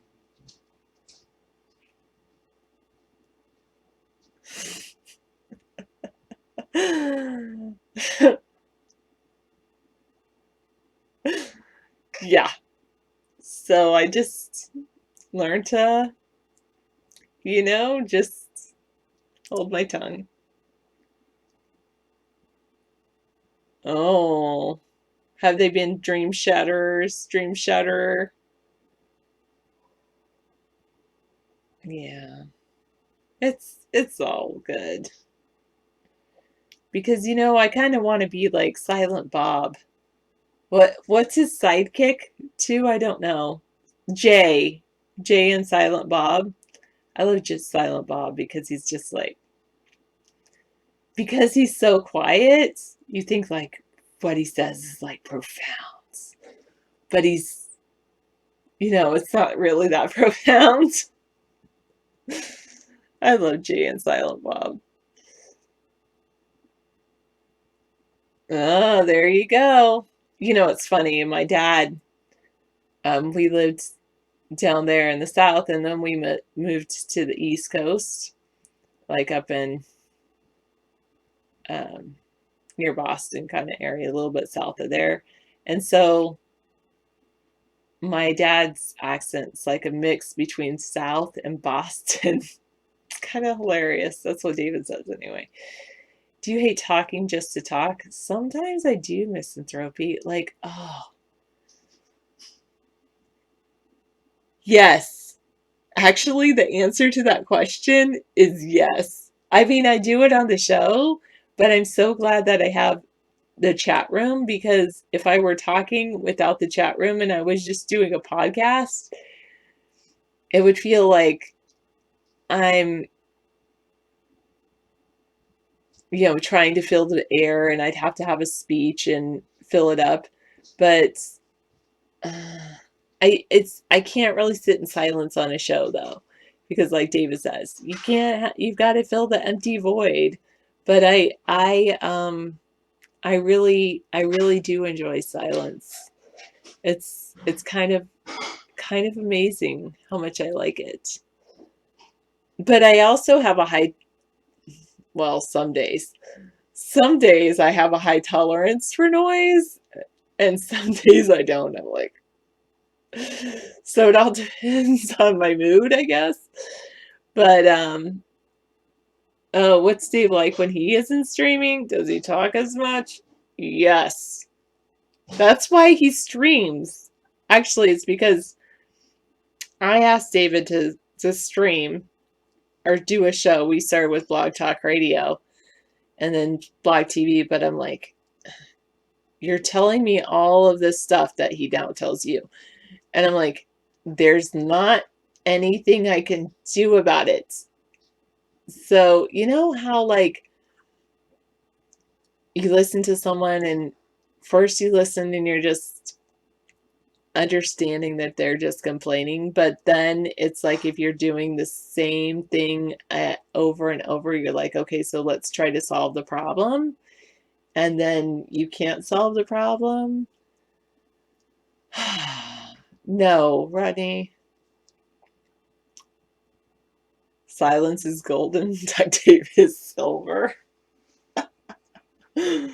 Oh, that's hilarious.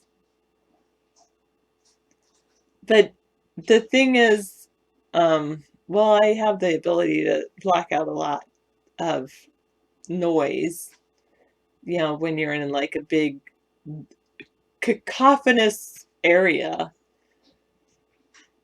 Yeah, I know, misanthropy. I'm sorry.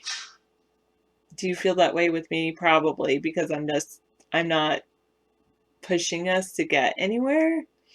My time is more like, hey, let's hang out. Let's just be friends, which sometimes it's like that. The Ninth Gate. I probably did because I was a huge Johnny Depp fan. But based, Sarah? Based. Based? Biased? Based, Sarah. I don't know what you're saying, Silent Man.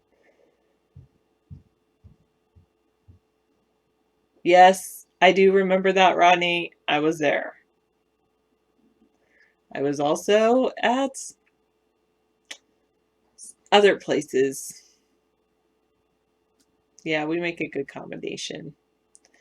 Yeah, I guess we probably are similar, but different. We're probably more similar than I realize. What did I think about the gates?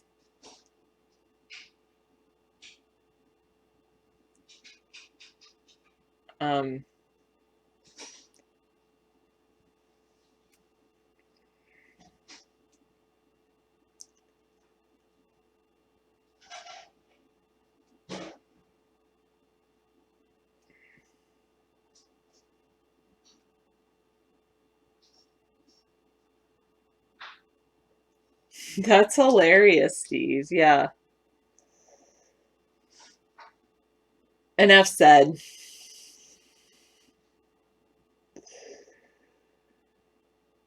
Please don't use this against me.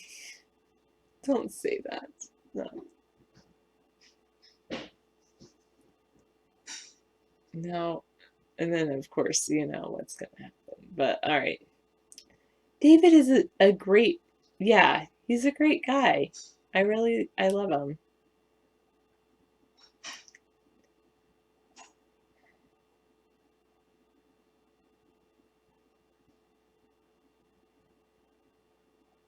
I think Zellfire, Baggend Audio, you're having a separate conversation, right? Just following it around. I appreciate it. I don't get the whole candle. I don't understand the religious thing, but I appreciate it. I like the whole Godspeed thing. That's like going back to NASA, but yes, and it's a dream you'll have to continue having. Just a dream. A mirage.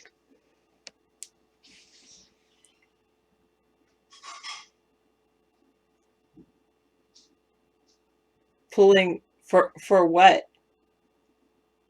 It's like what does that mean? I don't know. Pulling. Oh, okay. Cool. Zellfire and bag ends. Yeah. You know, I'm just gonna continue. Well, it's always gonna happen. I've made a lifetime commitment, Rodney. So I'll always be with David. It's a lifetime commitment. I'm not married. It's just a promise to myself. So it's, you know, those are the best promises because you know you're going to keep them. Because you're the only one, you're going to. Thank you. You're the only one that would to disappoint. When David's in the White House and we get married in the Rose Garden of the White House, that's when I'll be an honest woman. Like I'm not honest now. People have a real fixation with marriage, and in our culture, it's evolving. Like in Washington, we have a partnership laws that are protecting of partners. I'm holding out. I'll say that much. Yeah, and the fact of the matter is, I mean, characterizing people as honest only if they get married is a little weird. And marriage is ending up 60% divorce rate. So, you know, we'd love to be able to do that in the Oval Office, get married in the White House, in the Rose Garden, you know. It's a joke. I agree, misanthropy. I'm a lucky man, I know. Thanks. I'm glad you recognize it. Yeah, so life has been relatively weird in the news sector. I do have a ring. She does have a ring. I just added a 4-carat diamond to her ring. So whether, you know, it is a 4-carat diamond or not, I mean, I have to find a gemologist that recognizes its diamondness. He's going to find someone that says a quartz is a crystal. I saw this guy at a local jewelry store who's not even he's not even a gemologist. He's not even rated. Oh, okay. And he looked at it and he said, "Oh yeah, that's not a diamond." I said, "No, it is. It's a raw diamond. That's very important." All right. At least you have something nice in your, you know, ring finger, like a. I love this ring. It's kind of cool. So it's silver, and then it's like it has these little leaf imprints on either side. Yeah. Which is really cool. And then it has this cut quartz or cut. David thinks it's a diamond. Yeah. Well, it was might told be to me. cut quartz, but No, you know what? It's just cool, and you know it's been in his family since the decades, 40s yeah. or decades. So whatever type of rock it is, it's been in his family for decades. So that's very meaningful. That has meaning, yeah. And I was able to fit it in the area that the promise ring was. The promise ring was originally amber, and it broke down. It fell apart. Amber doesn't last that long. I don't think we're going to really see her on the show very much, Rodney. She just doesn't have there's certain people that Trump would probably be best to not have talking on his behalf, and like Trump. Connie would be one of them. I would pick Trump as one of them, yeah. For us, that's just the way it is. So. She's just, not the right person for the show. It's just not a good fit for us. She's more than welcome to do her own show. She actually has YouTube videos where she's singing. She loves singing. She's an awesome entertainer. Yeah, she's got a great. She's just she's a great actress. She loves to be on stage. She's pretty cool. Yeah, she's doing a lot of karaoke and she's getting rave reviews, so she's very happy about that. You noticed that, huh? Yeah. That's why I feel the way I feel. She has a different style, my sister. I told her recently, I said, you have a great voice. Yeah, she does have a great voice. She really does. She thought I was kidding. And I said, no, really. I mean, your voice is always rock solid. I mean, I'm not surprised that you're getting standing ovations in places that does karaoke. Yeah, so she's doing her stuff online now. She shouldn't just be doing karaoke. She should be like, singing for, on stage. She's a really good entertainer. She's one of those types of people. But there's going to be, strings attached to the White House. If she wants to stay at the White House, we're going to have to make sure she doesn't talk to the press. So, I mean, I can't have my sister running around talking about what's going on at the White House. That would be a controversy in and of itself. She definitely would not be involved in any kind of official business. No. Yes, correct. Any any secret, top secret information or intelligence communications at all, ever. She wouldn't even be allowed in that sector of the building. But some people can work with confidential information, and some people can't. Now, Trump released some pretty wild confidential information that could very well jeopardize an Israeli agent embedded in ISIS, and Russia has that intel. And Russia has a good relationship with Iran, and Iran knows Hezbollah and Hamas, and Iran has connections with all of Israel's enemies. So this doesn't look good for Donald Trump when he revealed Israel's state secrets. Well, you can't really choose your family, though, Rodney. If she were to go with the hand that you're dealt when it comes to family. Yeah, like I said, if she talked to the press, she couldn't stay in the White House. So that's the one contingency that I would make. And David's done an excellent job of, I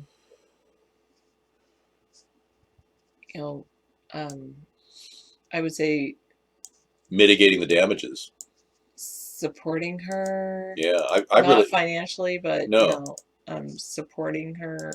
Yeah, and those kinds of things. I don't think that's gonna. The thing is, that would not make a difference, Ronnie. Some people, they don't listen to authority figures. Yeah, so it wouldn't even matter if she did sign. It doesn't matter because you know what? She'd spend it all, and then I don't care what dollar amount you come up with. Yeah. Families have components that are different. every family, they say, has a different complexion of personalities. And we have a completely diversified family, very different people in my family. Yeah, it's really quite easy to cook spaghetti, and you could do it if you didn't like that David put the meat on top of the vegetables. You could cook the meat first and then the vegetables on top of that, because it's the same, and it could be the same amount of time. I wanted to reiterate, though, that if you're making it with sausages that are already pre-cooked, you can put the meat on toward the middle of the cooking cycle. I put the meat on at the end and then cooked it at 180 degrees for about 15, 20 minutes, broke it all up. It was very good, very tender. Oh, was it a Vegas video when Connie was a robot?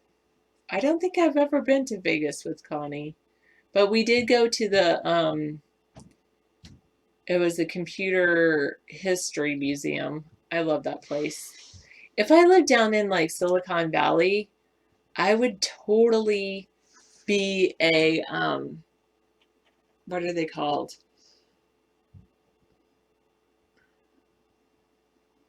I would totally like donate my time to the Computer History Museum. I think what we have do they to call them? The people that donate their time at museums and tell people about things. It starts with a P. It's a volunteer docent.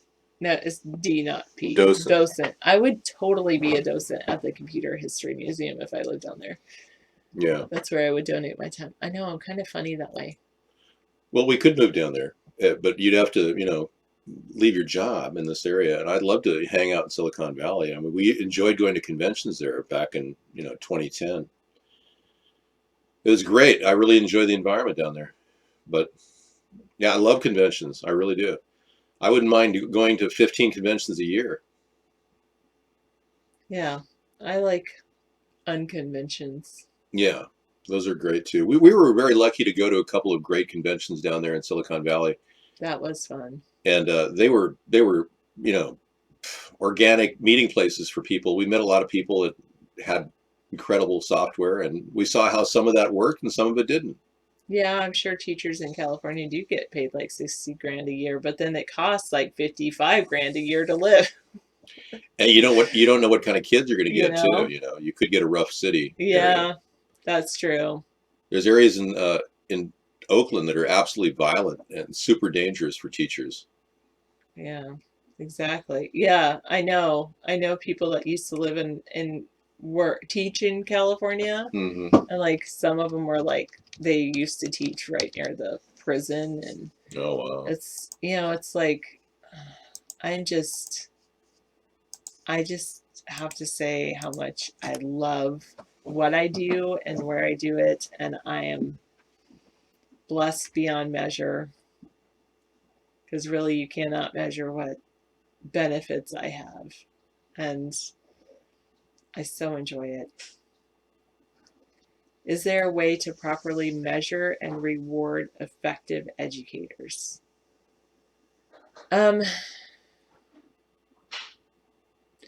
I personally think that when it comes to rewarding education, that I like that you asked that question, because of course education is one of my favorite topics. But I think that the students should have a say in, as the students and the parents should have a say in if you were to reward effective educators. Because test scores are just one factor. Are the kids going to really remember how hard the teacher pushed them to study for that test? Or are the students going to remember and value the caring that the teacher showed?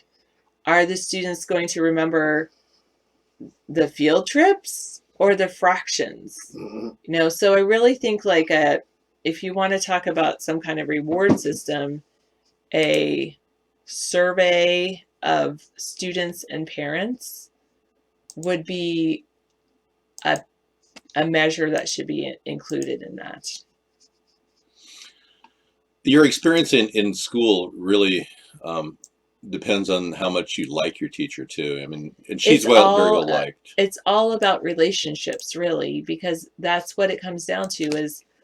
And sometimes, what's so great is some kids like put up with me when I'm grouchy, because sometimes we all have bad days. But and yes, I agree with Printer, because you know what? Everyone has different things that motivate them. I don't agree with you're only as good as the brain you're given, because you know what? You can increase your brain power. You really can. I believe in the growth mindset. There's more and more research coming out about how brains work.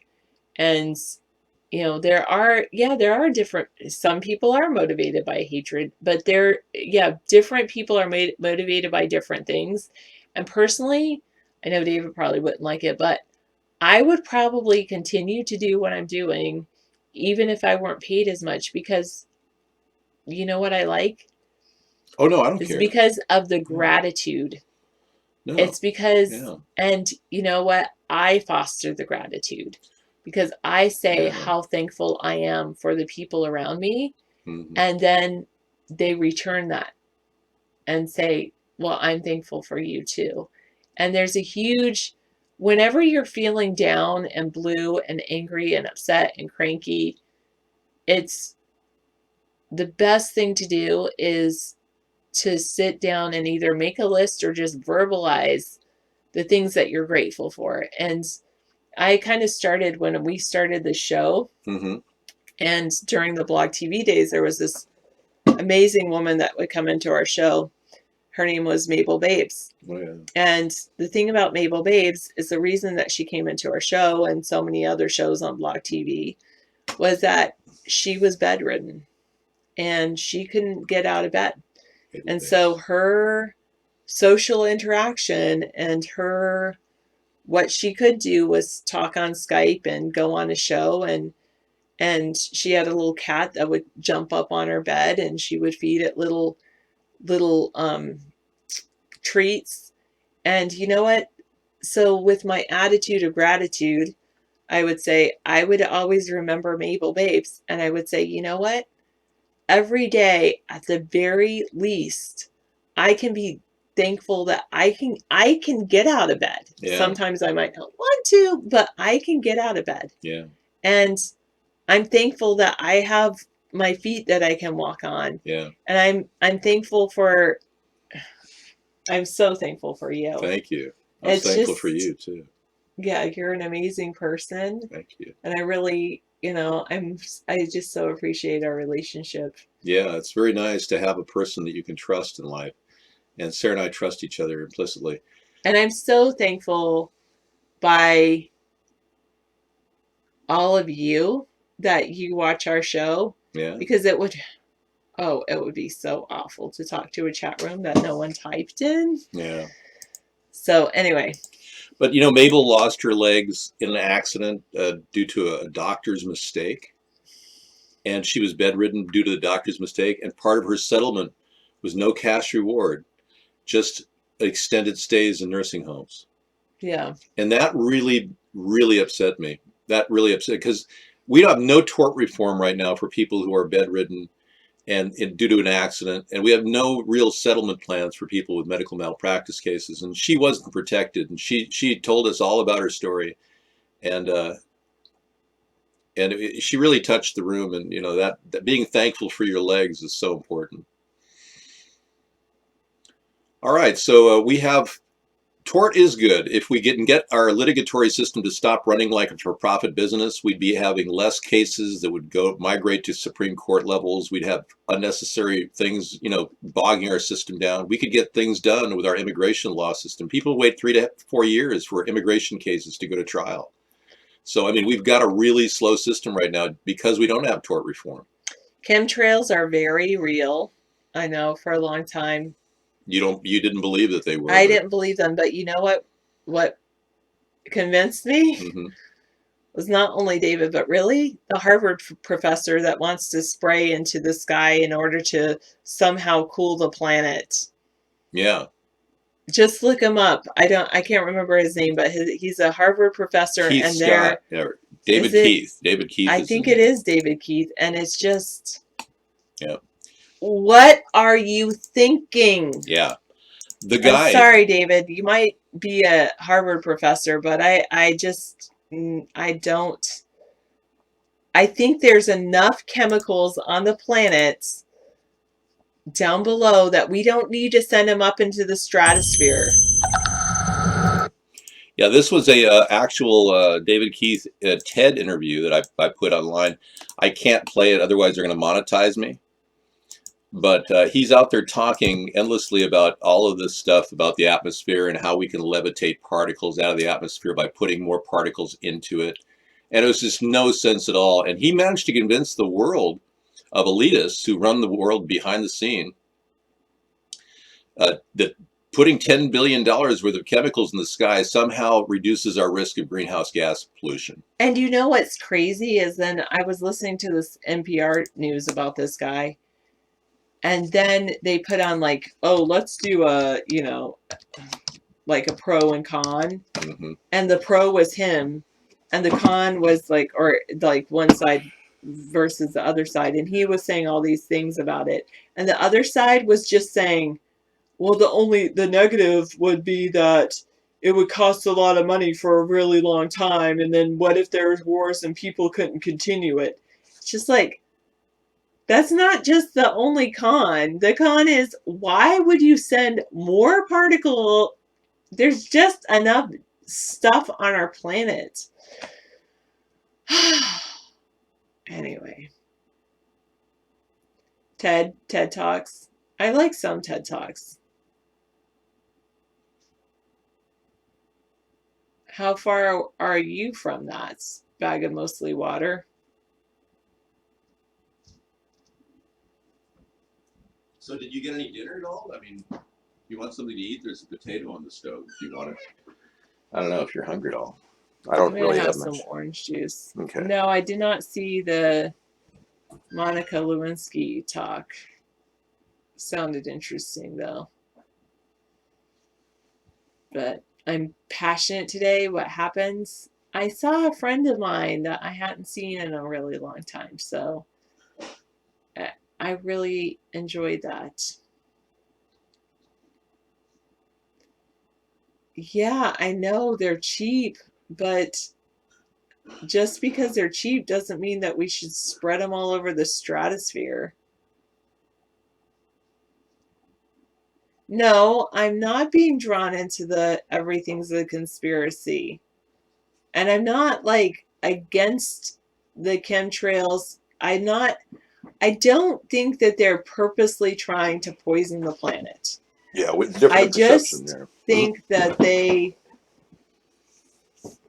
it's not, the chemtrails to me aren't like, oh, they're out to poison us.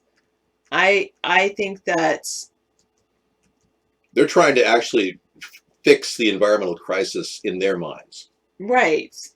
And I just don't think that's the way to fix the environmental crisis. Yeah, and we all have different perceptions of what's going on, and in no way does that influence our belief in how we're going to fix the country. In our book, Hybrid Capitalism, we focus on the solutions, not dwelling on the problems.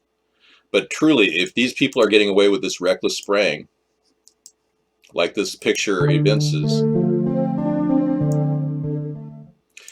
you're looking at endless sprays over our skies on a daily basis, and there's no explanation for it other than what we're talking about. Maybe they think they're helping. I used to disagree with David on chemtrails and say most of them are contrails. Yet when I hear Harvard professors talk about spraying chemicals into the stratosphere and the tests that they are doing cloud seeding, on small scales, I wonder, where are they performing these tests? Yeah, and where's the there documentation? are people that, so these are, do I trust Harvard professors? Yeah. Yes, generally I do. And when I have Harvard professors saying that it's a good thing to do these things, the thing is, I trust them as a source of information that they're occurring. But the thing about me, and what would make me an excellent politician, is that I don't, is that I would question the data. Yeah, I would question the data, and I would question Harvard professors. I wouldn't just say, "Oh, this Harvard professor wants to do it." Unlike some politicians, if you hear a Harvard professor say something or an MIT professor say something, then oh, we've got to go with them because they're so intelligent and they're so smart and they have all the answers.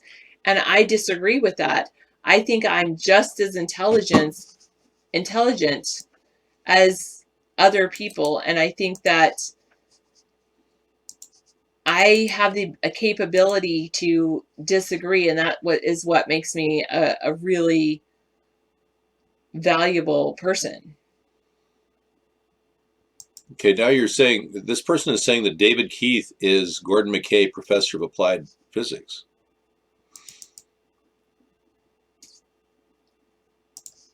I'm a little confused because I'm looking here at Gordon McKay, and it's not the same person as I just saw. If you could explain this to me, please. Well, he grew his hair out and was curly and shaved his beard. Well, he is pretty much the same person. He has the same body build. Okay, so why is this guy claiming he's David Keith when he's Gordon McKay? No, Gordon McKay Professor is probably he's a like type of professor. Okay, like like this hall is named after a certain person. Okay, thanks. I was going to say, was he going by an alias? I agree with that. 581. I'm going to go ahead and remove that person, 501, from the show.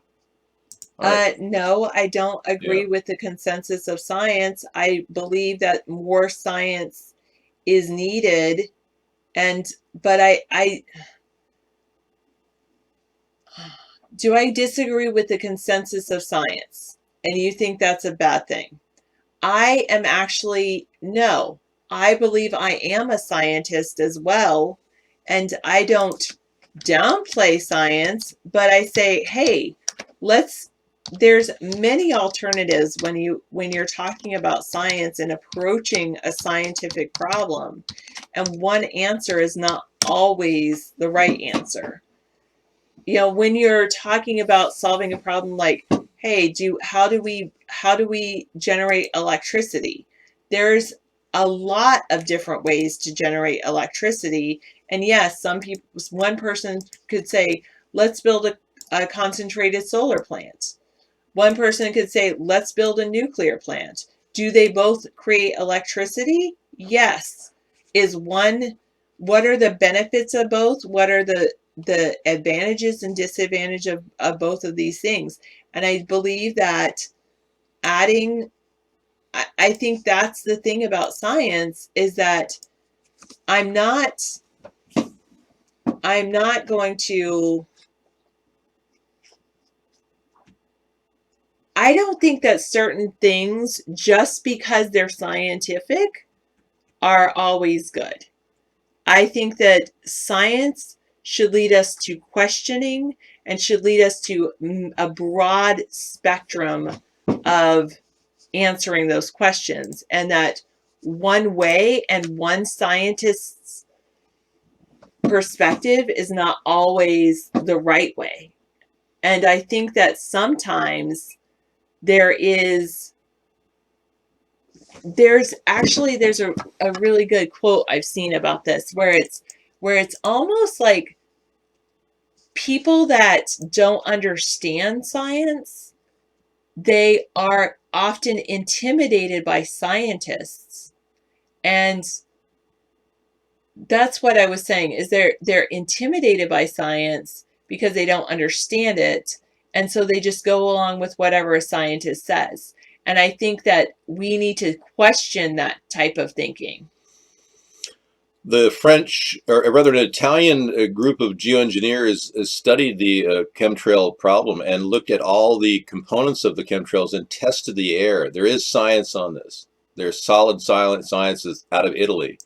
And they did a 1 hour video, and I would love to do an English voiceover of the video because it's hard to just read the subtitles. But we have a copy of that, and it's definitely real. I They tested it. disagree that the end justifies the means, because I think that there are more factors that you need to take into consideration when you're talking about science. And that's one of the great things about science that we're learning.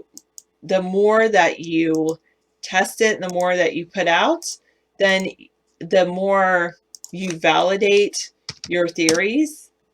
But I would say that the exciter is a factor, and that, because going back to electricity, Yeah.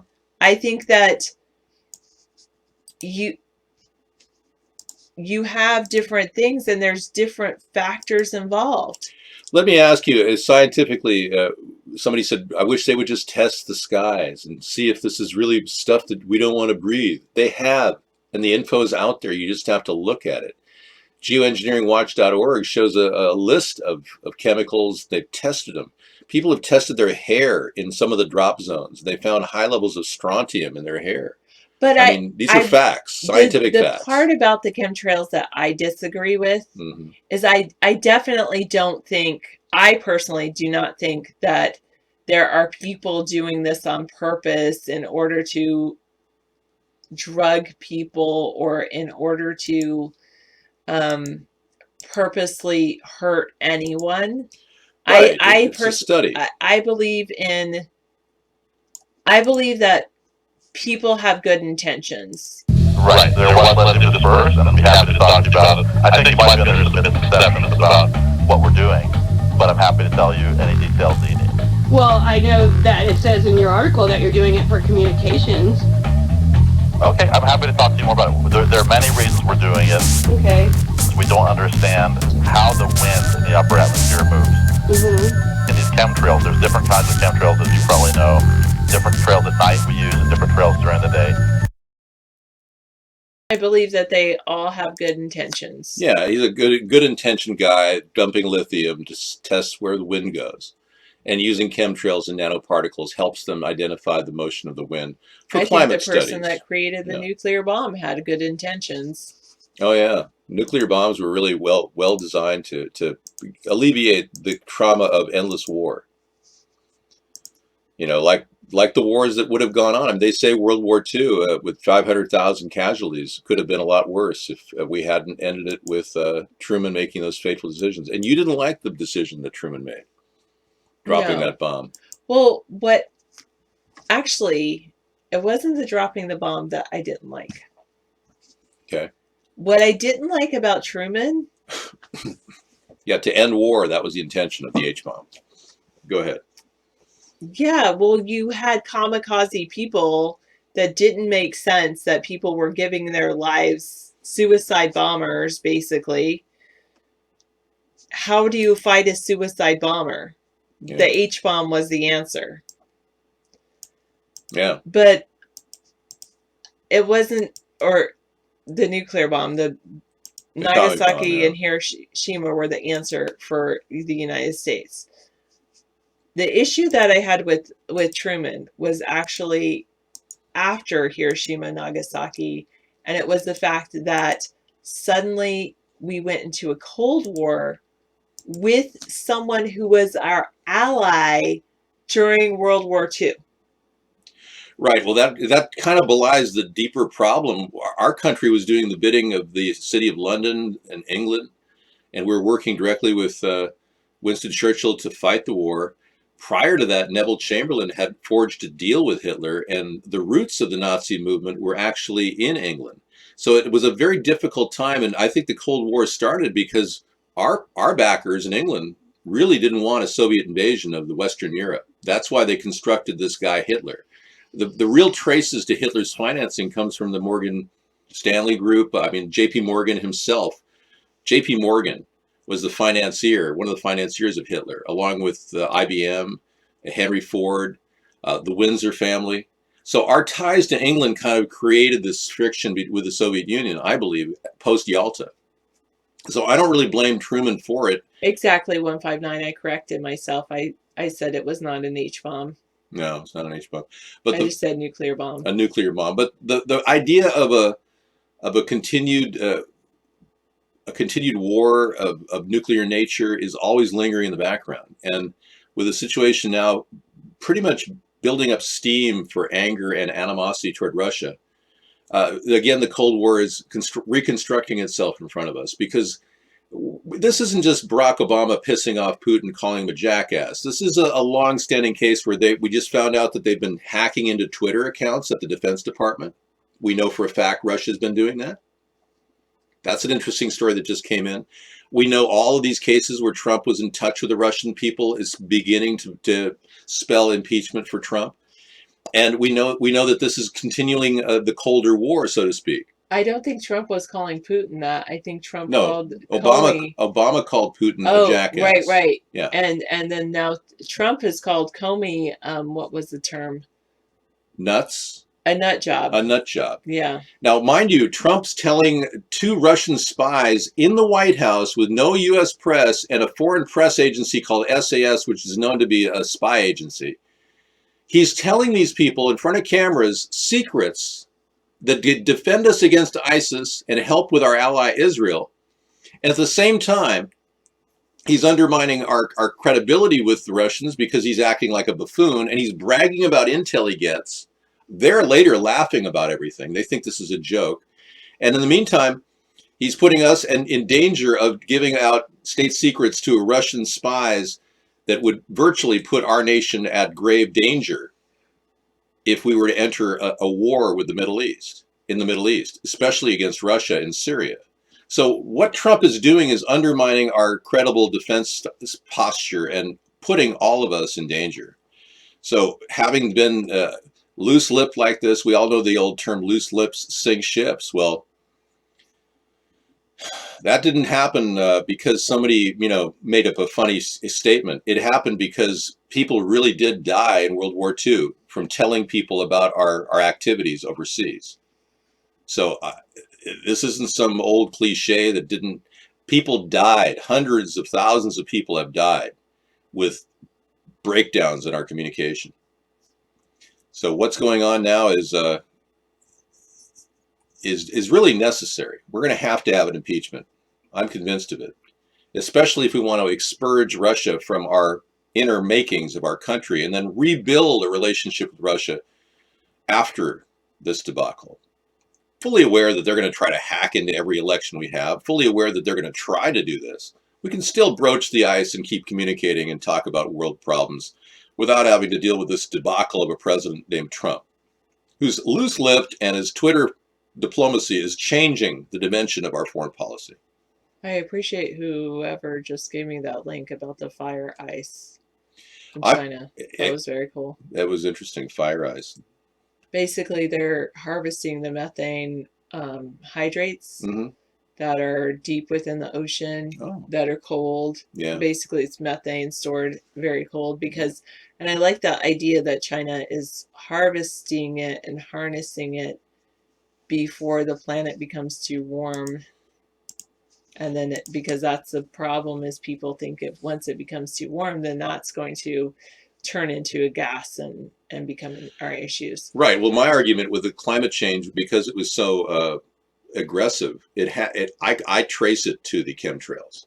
And you don't have to jump to that conclusion, but I believe that what they're doing is they're creating a microwave effect, a convection oven of the entire atmosphere.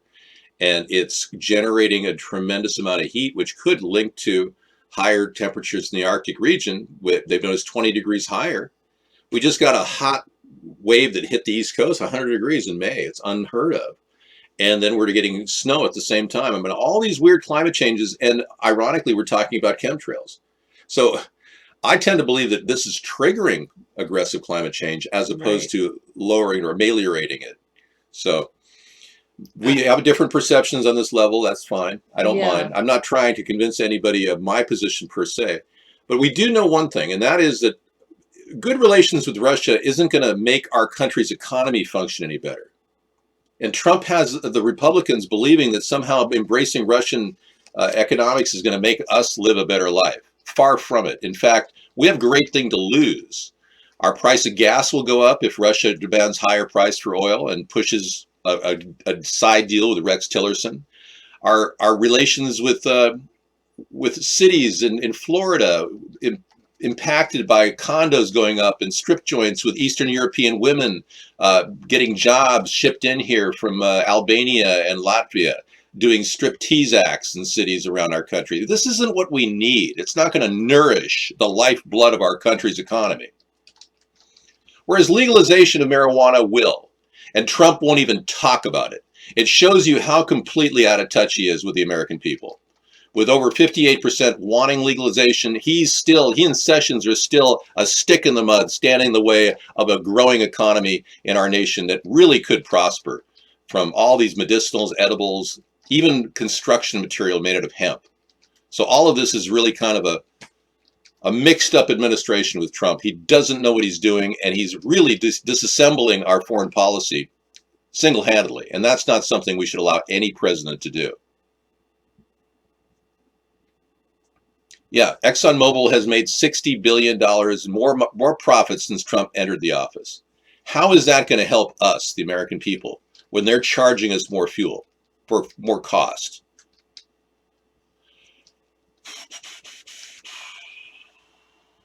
Yeah, bookmark this page and Das Grim, and we'll be back even tomorrow, and then Monday through Saturday. You were here a full hour. You're or even closer to an hour. So you're welcome to have a break now. I'll take the show to the top of the hour. Thank you so much for giving us. Well, thank you for your information so far, 254. Sorry I missed some of it. Good night, everyone. Good night. And I'm sorry. Yeah. No, I'm not kicking you out of here. I just know that you had a full day and you like to relax. So I know. And we'll hang out tomorrow, you and I, maybe. We'll be in at 5 to do a show somewhere. Okay. Somewhere, someplace. Yeah. All right. Yes, I'm going. Okay, thank you. Thanks, David. Thank you. I'm a little bit. I'm just relieved in a way that Sarah doesn't have to do more than an hour in the show, because I know how hard she works, and I wouldn't want her to have to do that. So we have a job plan for everybody to look at here, whereas Trump doesn't have that.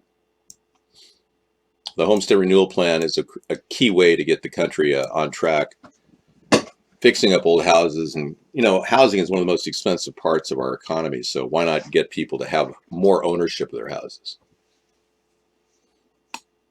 Oh, come on. You're starting to really get dull with your ridiculous come on activity. Russia doesn't control this country, really. Russian mobsters do. Yeah, they do. They control. Zionist bankers and Russian mobsters and lobbyists control this country. Hi, Mad Dog. Yeah, we kind of missed a Highbury earlier. He came in the show, and he was just, the chat was rolling a mile a minute, and we missed him. And I don't know what happened to him. He's a first-year resident doctor. We've known him for about 5 years. He's been working hard at becoming a doctor.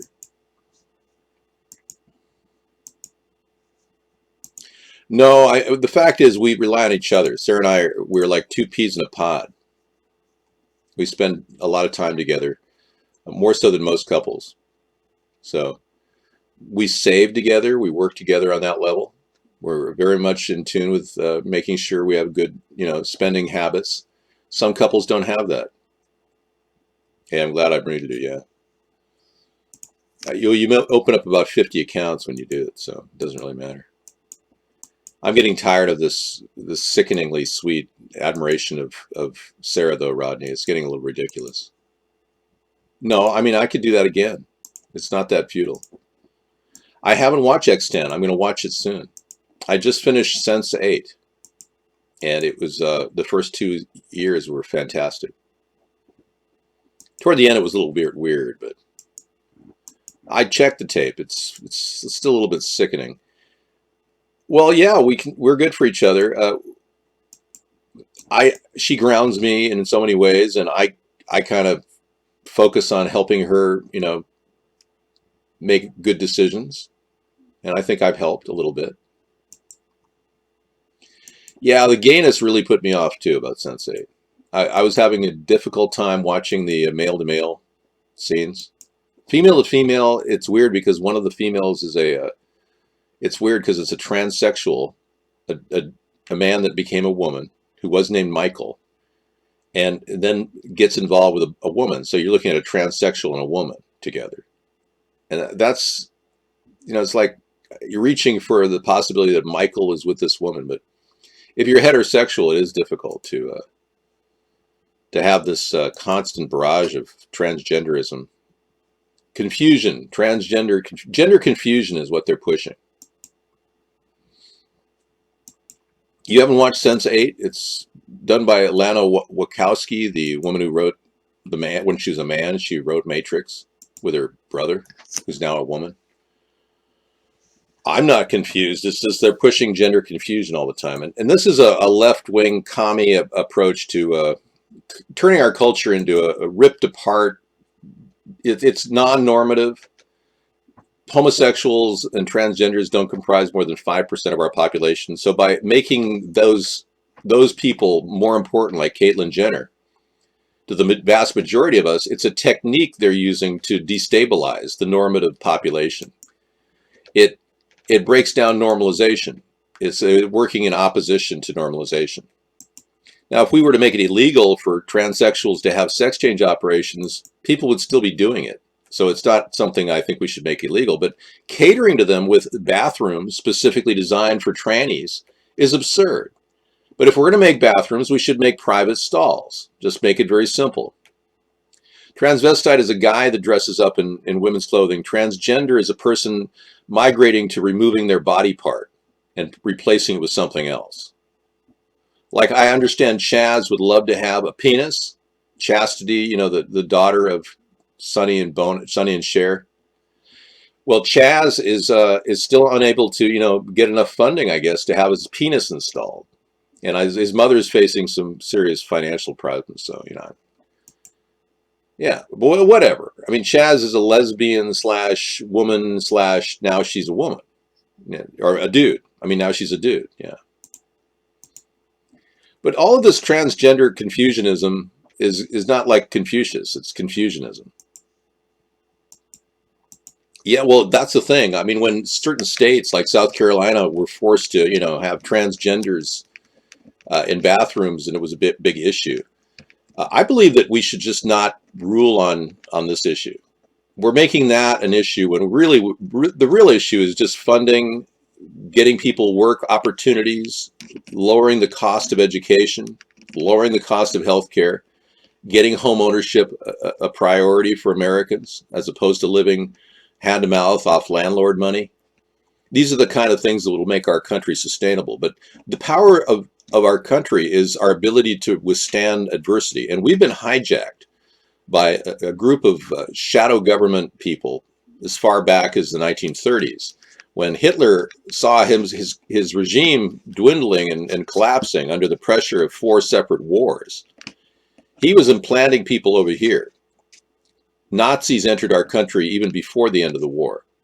And they began having Bund parties, and people don't realize it, but the Nazis actually have a large stake in our government right now. So as president, I'm going to have to eliminate the Nazi influence in order to get ahead of this ball, which is way entrenched right now.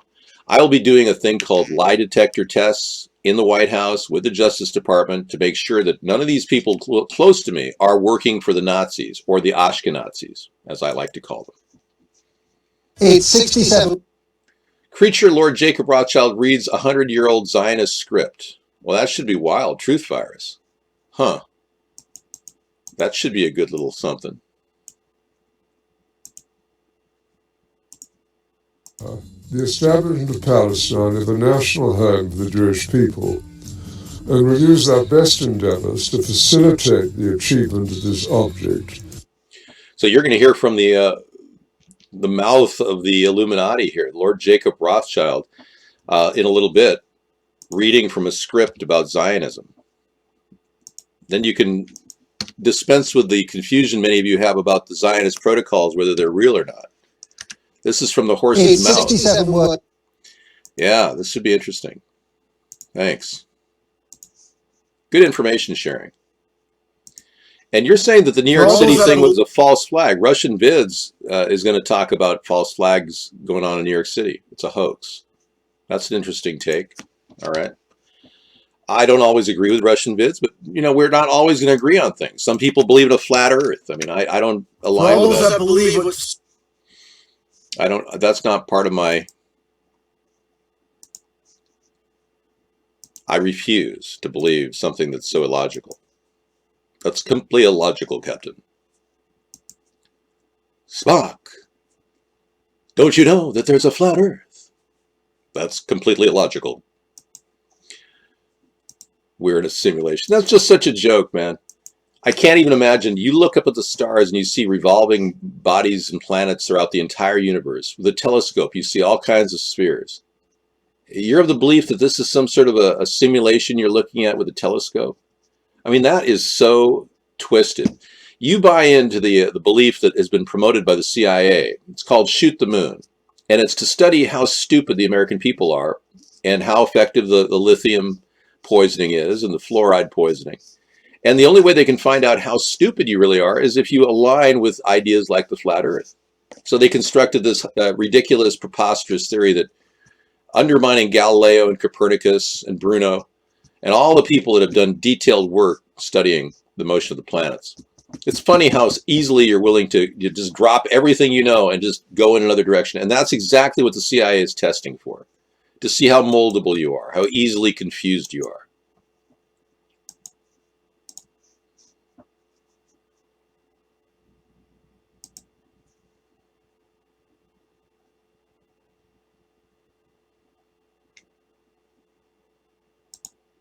We don't know of anybody in Ohio who's a plane dealer. I don't know what you're talking about, man. Open up another account and see if you can respond.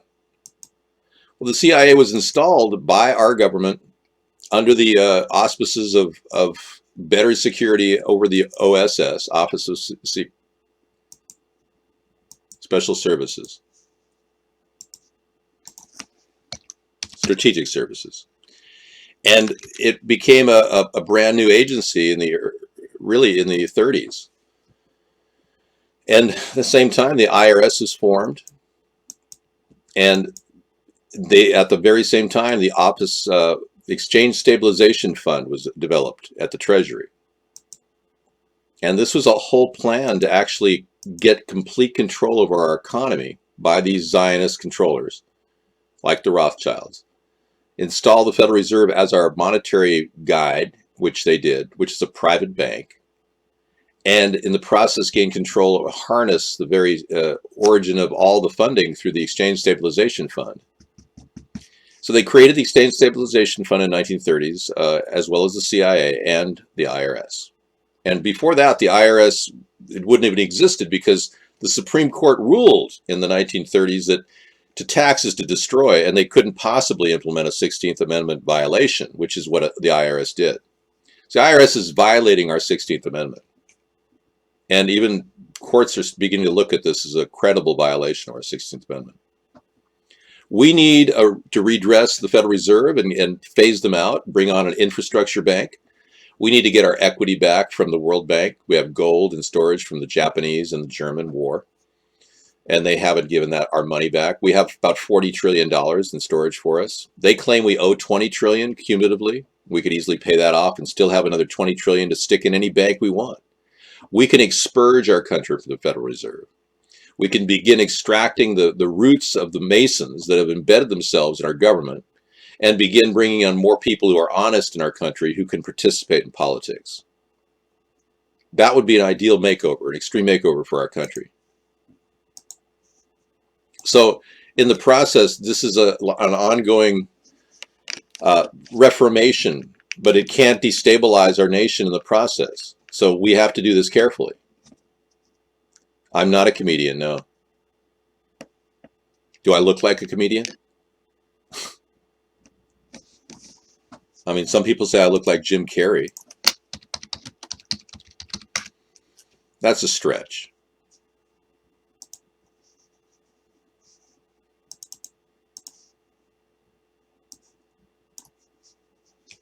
That's very dark.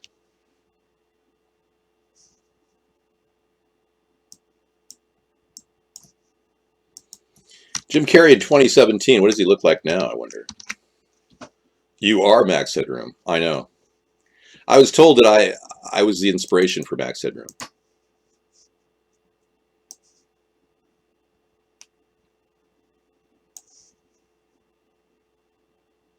Time Magazine even mentioned me, Rodney? I don't know. I've never heard Time Magazine mentioning me. The fact that I haven't had any meaningful whatsoever, any meaningful coverage in the mainstream media shows me that our country is neither free nor democratic. Money and its manufacture is irrelevant. The mathematical and logical language is printed and used under total control. That's grim. There is no failure in my life. I've been an utter success. I'm the funniest inadvertent comic of our generation. But there's no loss here. I'm a winner.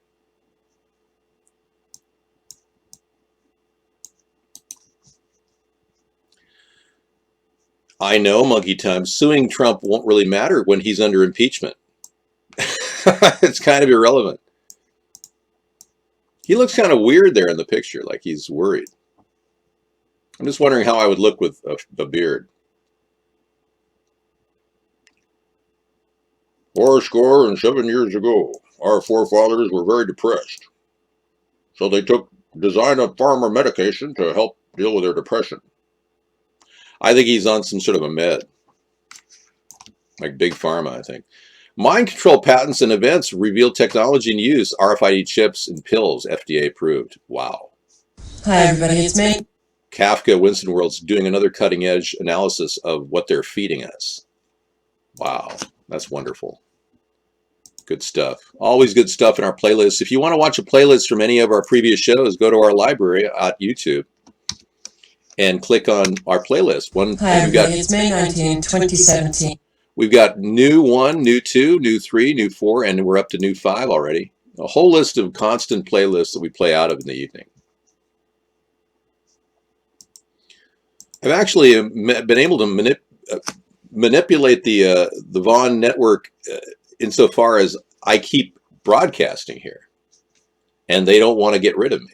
So it's a venue for me to communicate and not migrate to another network, but it's also a big stop point for people to get in because Vaughn censors us. Yes, I'll be glad to take over the presidency if Trump is impeached. I just need the proper channels to do it. The only pathway that I can see is if Trump were to appoint me the new VP, because Pence just doesn't want to deal with it. I don't need to discuss why the Star of David is on the U.S. currency. We have a Zionist-backed government right now. You know that. They're playing me. They need me. Okay. You don't need them. You have a UHF. You know, Rodney, you're not making any sense. A neurosurgeon's sex ring, 7 children rescued. Wow. Here these people are supposed to be trusted employees. This is the search warrant that is giving us more information about this heinous child sex abuse case. Today, Watsonville police also releasing new details surrounding the doctor and 2 nurses. The complex, twisted tale ends with a longtime Santa Cruz neurosurgeon, James Kohut, a Dominican hospital ICU nurse, Rochelle Brandon, and a second nurse, Emily Stevens, behind bars, accused of raping and sodomizing 3 children under the age of 10 inside a Scotts Valley hotel room back in March. The story spans 3 states, California, Arizona, and Arkansas. Starting in California, Kohut meets Brandon while working at Dominican Hospital. And we're learning before that, Brandon worked at Natividad Medical Center as a staff nurse from 2005 to 2016. The married doctor is already involved in a relationship with Stevens, a travel nurse from Arizona for several years before meeting Brandon. The 3 have sexual encounters with each other, and that's where police say children were abused and forced to engage in sexual acts. The victims include a 3-year-old boy, a 5-year-old girl, and a 9-year-old boy. Watsonville police say a tape was recorded. Brandon's husband found the tape and turned his wife into police. She was arrested May 9th at their home on Cervello Street in Watsonville. Kohut was taken in May 14th at his home on 4th Avenue in Santa Cruz. Turning to Arizona, Emily Stevens is arrested May 12th at her home on North DeShelley Loop in Tucson. Pima County Sheriff's deputies serve a search warrant at her house and find handwritten letters from Kohut, bills paid for by Kohut, and copies of the child sex videos the two women were creating and sending to him. Deputies believe the children were also sexually abused in Arizona, as well as California. The third state in this web is Arkansas. When Kohut was fired from his job at Dominican for unwanted sexual advances toward nurses, he was hired and moved to Sparks Health System in Fort Smith, Arkansas. He was fired there following his arrest. A total of 7 children were taken into protective custody. If convicted of the charges against Brandon Stevens and Kohut, are facing life in prison. Well, the old adage, power corrupts, and absolute power corrupts absolutely. Very true with a lot of these high-paid medical professionals who think they can do anything, especially when they have access to drugs that can knock people out. Wow. That's wild. Okay, I'll add that to the list just to follow up on other things like that. Today in history, income tax ruled unconstitutional as far back as 1894.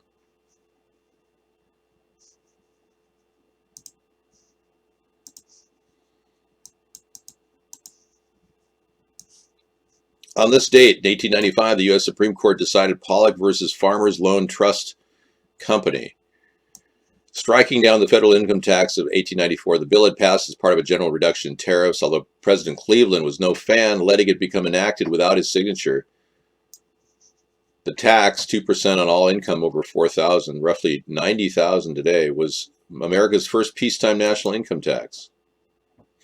And in the 30s, there was a very strong position the Supreme Court took that said to tax is destroy. And to this day, they don't have justification for endless taxes. So I want to see a flat tax. And because I've got so many people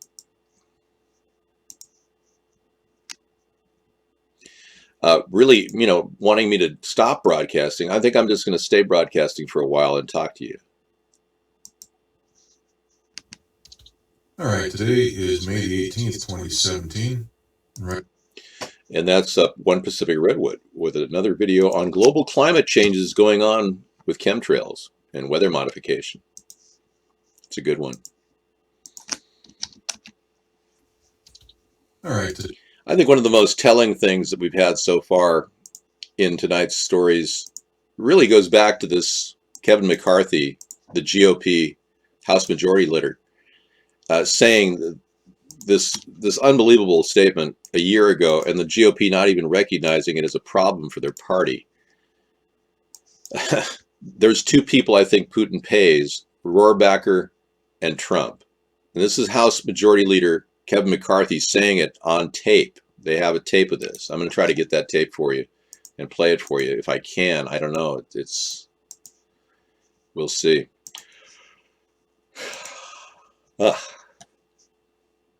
Well, you got to pay your taxes because the tax laws are set up that way right now. But they'll prosecute you like Wesley Snipes. They went after him. They went after lots of people. Yeah. All you are doing is making Mark money from every cast. No, I'm running a show. Mark is censoring me. He makes money illegally by censoring me. I believe he's violating the RICO Act, and I will, as president, work to put together a case against him. But in the meantime, I still have to broadcast here. And since I'm not in this for money at all, because I have enough money and I'm not in debt and I have nothing to worry about,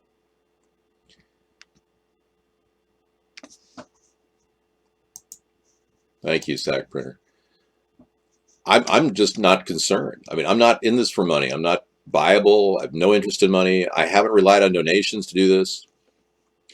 We had enough of your call earlier. I really don't want to belabor endless calls from you. Plus, you're taking advantage of our time here, acting like it's a world theater that you can get noticed on, which I'm very aware of it. I don't have 77 viewers, no. I have hundreds of millions of viewers around the world. This site controls the people in here. Mark can laugh all he wants, but when we document everything that's going on, all we have to do is subpoena him for his records. And he can't sell his business because if he tries to sell it claiming profit from 318,000 VIP basic accounts, he'll be committing racketeering. So there's a lot of things that he's very, very cautious about right now. There was talk about him selling the site, but he knows now he can't because I exposed him. So I have hundreds of millions of viewers, yeah, on UHF, UHF Plus. Every night we have this endless roll of people like this stuff. They like to talk about things that are really pressing in today's news, and doing it so in a real-time way helps.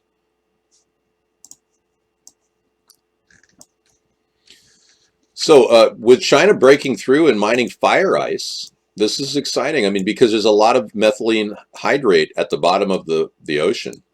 If this is something they can do, this might actually prevent a global catastrophe, because that stuff is waiting to bubble up to the top if it melts. So if they can harvest it instead of letting it melt, it will save all of us.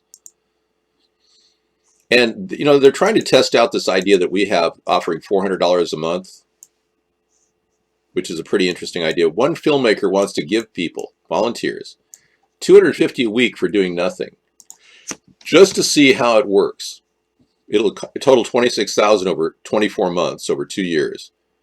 But the movie is the brainchild of two filmmakers, Dia Schlossberg and Conrad Shaw, who want to test the concept of a universal basic income.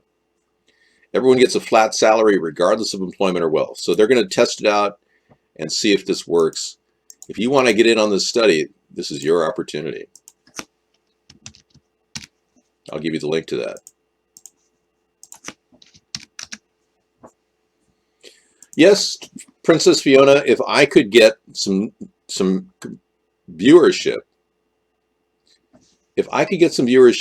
in America, in the mainstream media, like just one outlet to give me a chance to speak on the issues. I haven't even been given that in 8 to 9 years. I have the potential to break this into a real party and turn this into something else. All I've waited for was one shot. 15 minutes of fame, 15 seconds of fame, whatever. And I haven't gotten that. So I had to take a very circuitous route to get to the mainstream media and say, I'm knocking on your door. Are you going to let me in? Cairo TV wanted to denigrate me and commit libel. And then they didn't even want to play my video, me explaining my positions on things. They committed a serious, I think suppression of free speech is pretty serious. My level of traffic around the world is massive. I was profiled in Times Square recently, and that was 12 seconds. And I only got a chance to speak my mind about what happened in the swatting, and they painted it out as something to do with blackface. The swatting had nothing to do with blackface. I told them that, and they didn't even get the story right. So they're liable too. All of this has prevented our country from moving forward with very sound, practical ideas, and having a person who's not suffering from mood swings like Trump in the White House. A person who could definitely deal with people on an equal level, no matter what your background is. If you're a right-wing conservative or a left-wing liberal, I can speak to all of you on the issues. I appeal to both sides. That's what makes me very unique. Terror from Within, 1995 Oklahoma bombing documentary. You know, it's interesting to note that the Oklahoma bombing occurred at the epicenter of that bombing was the Ken Starr Whitewater file case at the FBI headquarters there at the building, the Murrah building. So we've got an hour and a half of that tonight in our 4-hour show. Cool. I really wanted to talk about police brutality before I leave tonight. I haven't had any leadership from Trump or Obama on that issue. I have been kept. You're just not aware of the censorship. You don't even understand that you have censorship in your own country. You don't even understand that you don't even have a chance to speak out in your own country. You've been led to believe you're living in a free and open society, and you're not.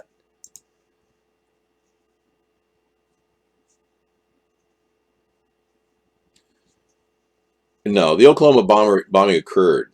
I'll look at that tonight. But the fact that they took out the Ken Starr Whitewater caseload, all the files, it really kind of shocks everybody that this happened. And nobody will ever know about Whitewater, what Ken Starr had found, because it was at the epicenter. Rodney, that's really disgusting, you know. Princess Fiona, the only track I can get a government position is the vice presidency of the United States. And Trump would have to appoint me like Nixon did. And, you know, if he sees himself going down and he says, you know, why not? I stole 10 ideas from Trump, or excuse me, Trump stole them from me. I was putting myself in his mind there. He stole 10 ideas from me, and I'm going to go ahead and give David the vice presidency. That would be the only way he could pull this off.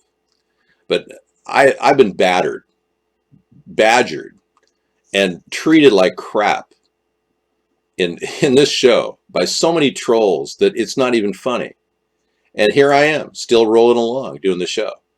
It's amazing to me the stamina that I've managed to bring out and do on a nightly basis without the use of drugs or alcohol. I mean, it would be very, very hard for Trump to stand here and do a show for 1 hour, let alone 5 hours a night for 9 years, without a serious sniffling problem, you know? So I don't have a sniffling problem. You don't see any nasal drip coming out of my mouth here. I don't have a deviated septum. So you would never have gotten this amount of interactivity from Trump all these years.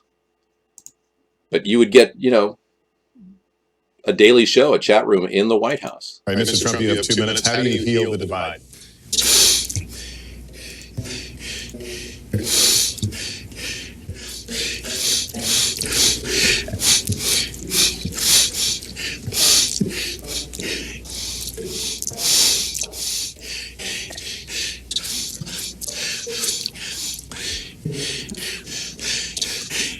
How specifically are you going to tell American manufacturers that you have to come back?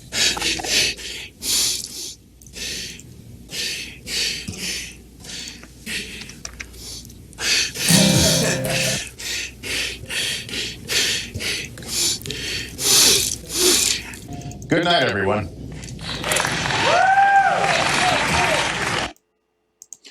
And let's not forget this fateful picture we have of Trump's crapping himself. And the alt-right would like you to believe that Trump didn't crap himself in the golf course the other day. They want you to believe that somehow this is photoshopped, even though it's real. Even Snopes is denying it. There isn't one credible photo of this on any website dating back to April Fool's Day. Not one single credible photo showing this as an April Fool's joke. So show me where you can find. No, it pisses me off that the conservatives think that this is a Photoshop of Donald Trump crapping in his pants on the golf course because he's so freaked out about everything. It could happen to anybody. I'm not blaming him for taking a crap in his pants. I don't care. We all have a similar problem in our life at some time or another.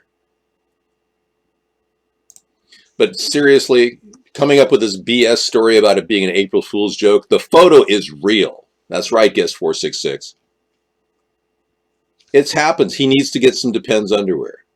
I was suggesting maybe he could sell his soiled pants on eBay and make some money to cover his Depends underwear budget, because he may be out of money pretty soon. I built my own PC. In fact, right now I'm building a PC from scratch in the other room. I just needed a quick fix so I could do the show. So we bought an Intel i7 6th generation with Windows 10 loaded on it, and it came with 2 terabyte drives, and it's awesome. 16 gigs of RAM, it's awesome. $699. Without it, I couldn't even do the show like I'm doing right now. But it's a lot faster to just order something on eBay than to build your own computer, you imbecile. I need to check myself? Really? You think I'm crapping in my pants right now? Only my underwear knows for sure.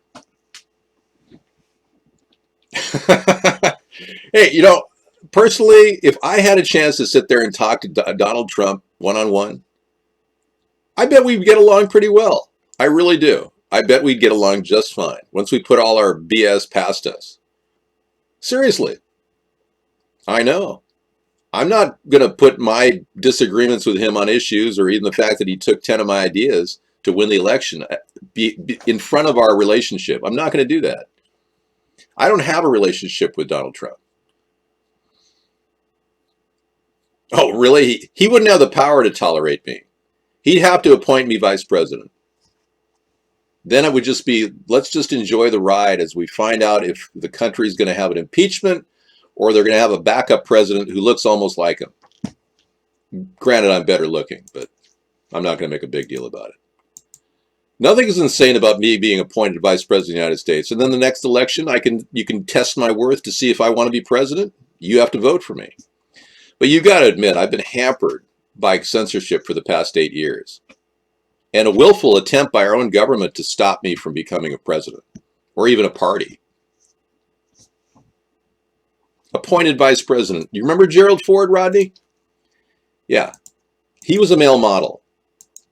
He was appointed president or vice president. Well, it's a fast track to get me to the White House so we can save the country. So you can just kick back and watch it all fall apart on your own. And I'm just offering my services. And then, no, wait, listen. And then he said, no politician in history has been treated more unfairly than him. Girl, stop it. I can't. Well, let's be clear. That's a pretty funny photo. Thank you. The Big Lebowski says, do you really think it's the media's job to throw charity interviews at every sports sap in the country? Yes. You've been removed. It is their job when I'm an international success worldwide. My building blocks for 2020 are I've got millions of viewers around the world that would love to see me president of the United States. I'm not hurting anybody. Well, let's be clear. Michelle has a penis. And Barack has been lying about Michelle or Michael for over 8 years. I don't have a hang up about Mike's penis. No, the bottom line is Mike can have a penis. It's okay. It's okay for Kissinger to look like a fat pig too. But I don't want his sorry ass in the White House corrupting us with a New World Order. The odor's bad enough just as it is, man. Have you smelled it lately? Yeah, there's a New World Order is getting bad. My push is more like, constipation when it finally comes out your anus. It's imminent. I don't have to do much at all to make this happen. I'm just here every day. I sound too black. Well, I'm allowed to speak freely in my own country. Man, what the hell's wrong with you? How come black people like Barack Obama can talk like a white man? Well, make no mistake about it. Let's be clear. I'm down with you homies. And here I am talking like a black man. I'm not allowed to do that. Now you know why we come into the Friday show, because David goes off completely in a different direction. I'm in the after extended beyond show. Yeah, telling me I can't speak freely in a country that has free speech. That's what you're trying to do. And I'm not denigrating black people. That's how they talk. It's cool, man. I mean, people talk the way they want to talk. You know what I'm saying? Whee! Hope you're all going to have a fun time this week. Don't waste too much money, Some people drop like $100 on dinner, like Rodney, when he gets that second shot of Ballantine's Scotch whiskey, 80-year-old Scotch whiskey. Oh, man. 60-year-old is hard to find. I'm cool as a cucumber. Whoa, don't call black people the N-word. Nope. I refuse to allow you to commit acts of racism here. How is the pulse of the vampire still alive? I don't know. Ballantine's whiskey. One of the finest in the world. I would love to, get a. I don't drink at all, but Ballantine's whiskey has been around for a long time. 60-year-old Scotch. Let's see if they have it. Yeah, it exists. The 60th anniversary is a perfect excuse for a grand celebration. I got to get Kissinger's face off the screen. I can't tell you that. I wait every 6 weeks to do that. I told you that. No, really. 15,000 pounds. That's $23,000 for this bottle from 1924. Oh, should I hit the buy button, shall I? What do you say? It's only $23,000. Royal Blackla from 1924. Can you imagine how good that would be? No golfing whatsoever. Zero golfing. I don't golf, I swim. If the White House doesn't have a swimming pool, I will be making a swimming pool, a kind of a lap pool. I will tell you the $25 paper story in 4 weeks. I told you that. Come back in 4 weeks and I'll tell it to you. Remind me, though. I only talk about it every 6 weeks. No, I'm not. No. Well, I'm legalizing marijuana across the board. Of course, people can smoke a doobie.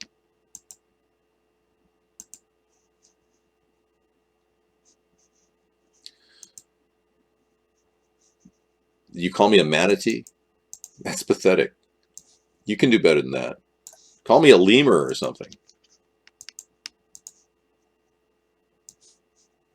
Royal Blackla from 1924.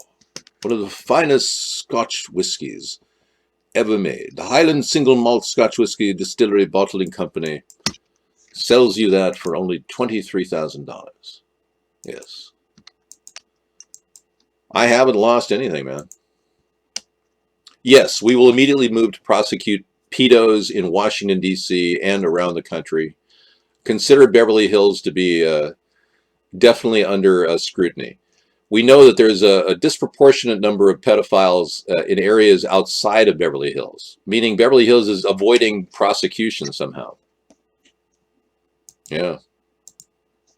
We need to look into the Pizzagate thing. There's all kinds of connections that reveal traces to George Soros, Hillary Clinton, John Podesta, James Alefantis, allegedly.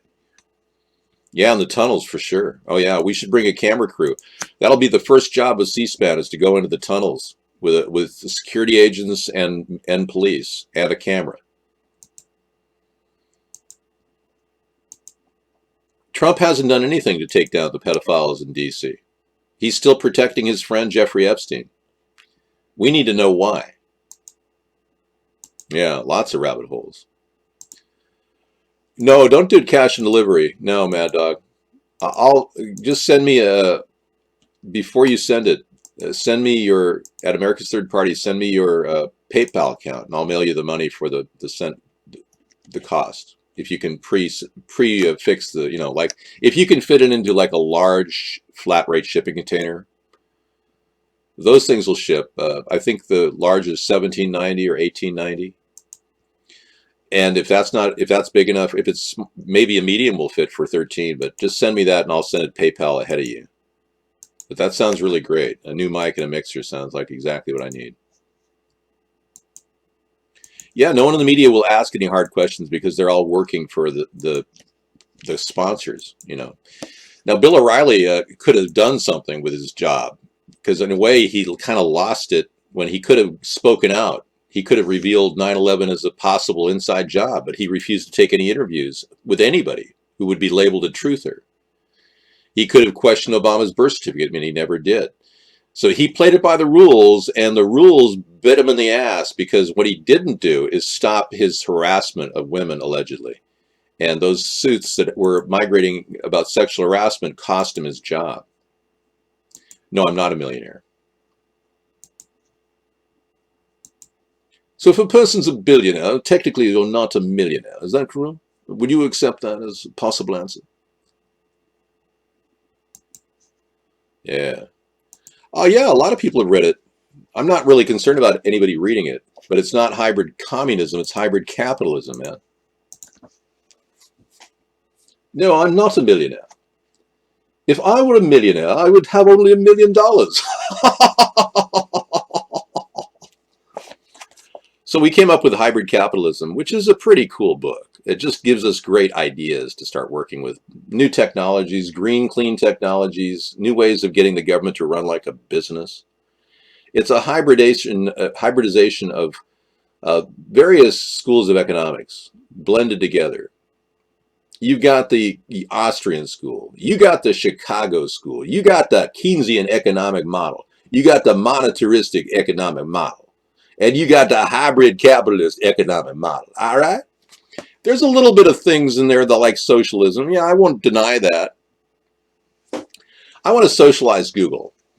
I want to make it so that nobody makes more than $36,000 a year there, unless you're an upper echelon, which will be capped out at $150,000 a year.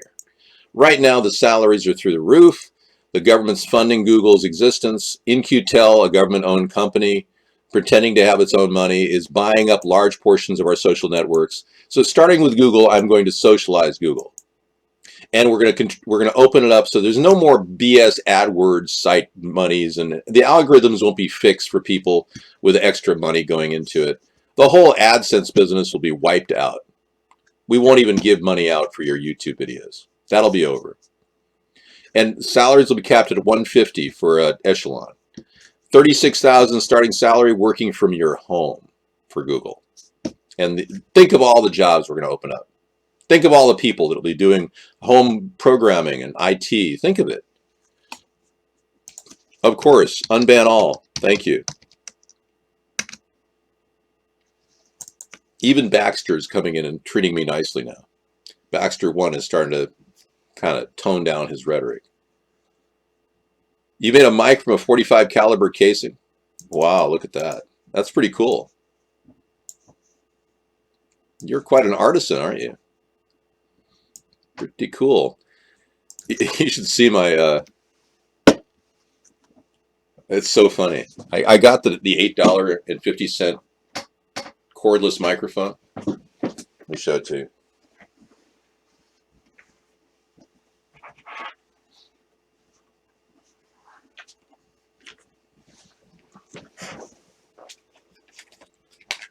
Here it is. Kongin super professional microphone. Only $8.30 for this thing. And I have a couple batteries. I pulled them out, but this is a cordless mic. I actually hooked it up, but I just need a mixer to give it in, drop it into.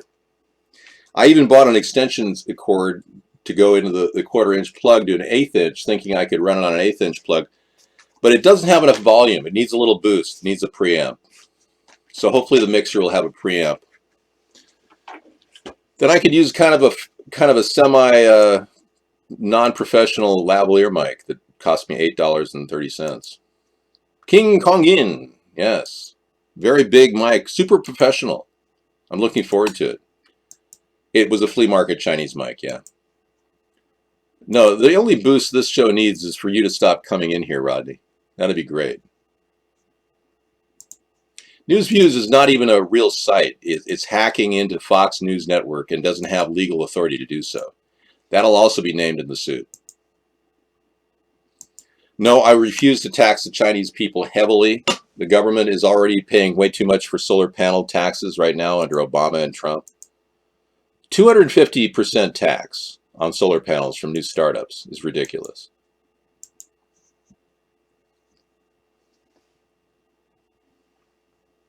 There's a guy at work named Rodney. He got fired. Yeah, they're getting a feed from Fox News, and they don't have legitimate reasons to do that. So I don't understand how Mark thinks he's not violating laws. I told him it doesn't seem like he's legally able to have this site of his, News and Views. Plus, the hits are all fake over there. What Mark does is he has these 318,000 VIP basic accounts that he claims he sold, which he didn't. And he parks their names in those rooms over there. It's all fake. Once we open up the books on Mark Vaughn, it'll be acquaintance. It'll be the RICO Act and a whole lot of other things. So he may want to find a place outside the country when I become president, just to move in case he has to get out of Dodge. I'm not threatening him. I'm just planning on suing him for all the mistakes he's made by taking money to censor me.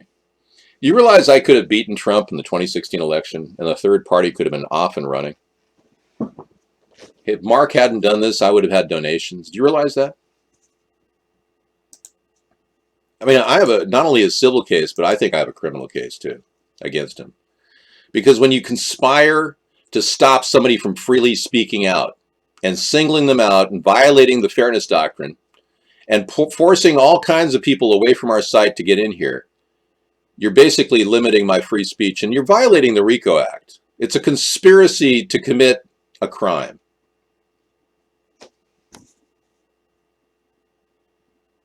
You know, right now, I can't tell you if we have a good case or a bad case. And frankly, I may not even pursue a case. If the presidency steps in front of me and says, David, we want you, I'm probably not going to even look back. And Mark will probably get off scot-free and he'll forget it ever happened.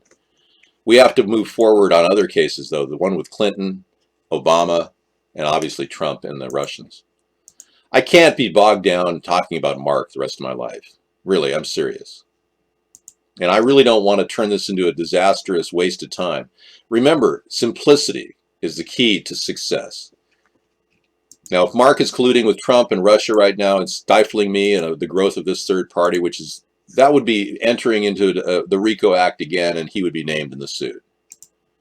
But we're talking about a pretty serious thing when somebody, purposely stifles a person's show and prevents people from coming in and participating.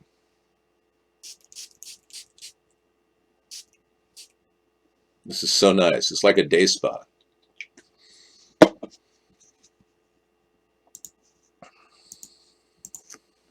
Not that I've been to a day spa.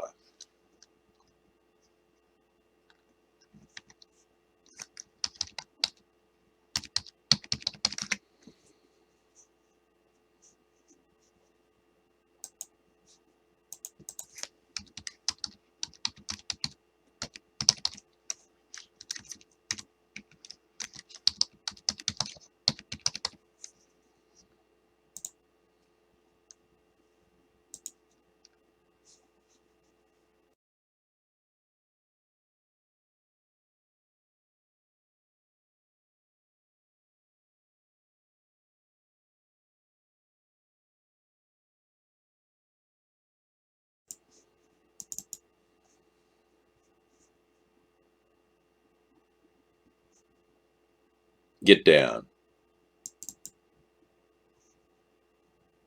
Get down on it. I just made this. Let's see how it sounds.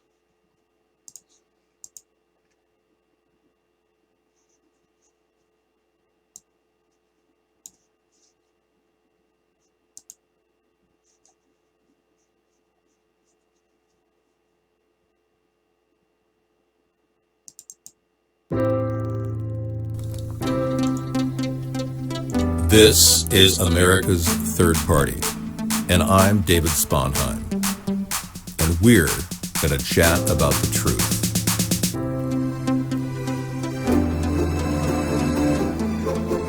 So join us nightly from 5 to 10 p.m.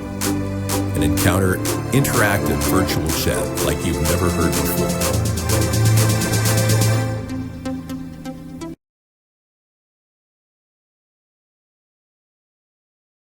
I think the music was too loud for the voiceover, so I'll make some modifications. Okay, again, calling me names isn't going to help you guys. You're like completely lost. Many of you have no idea how useless your troll activity has been.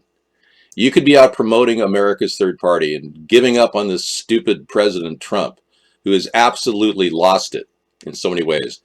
One of those things that I want to promise you is I'm not going to be spending my time tweeting. I did a tweet the other day just to claim that they should start impeachment right now. But I'm not a big tweeter, so I won't be tweeting in the White House. But we will have a daily chat room, and we can talk about things and consider it like an open, free press. So that when we have press meetings, all kinds of press activities, the press will be invited into our show. So this is another interesting aspect. Because my efforts have been so successful so far, I'm kind of getting people kind of scared. They're kind of wild. It's bizarre how, people don't realize that my perseverance is so strong. I'm like titanium, steel combined, and that nothing can stop me. And I've got that edge rolling right through the crap of corruption, censorship in our country. Now, X10 is something I'm going to look up right now as I go into my Netflix show. Just built a digital mic guitar preamp inside this 41 aircraft extension control box. Has a LiPo battery and a built-in charging circuit. Wow. That's kind of cool. You're readapting older technology to be fit with new technology. That's an interesting fit. Yeah. Very cool. Output, input. Nice. And you're getting all kinds of good stuff from swap meets or free stuff that he's encountered stuff on classified ads. It's Craigslist. Free, some of this stuff. Really? Does Trump snort cocaine? Really? How do you know that? What makes you think that? All right, Mr. Trump, you have 2 minutes. How do you heal the divide?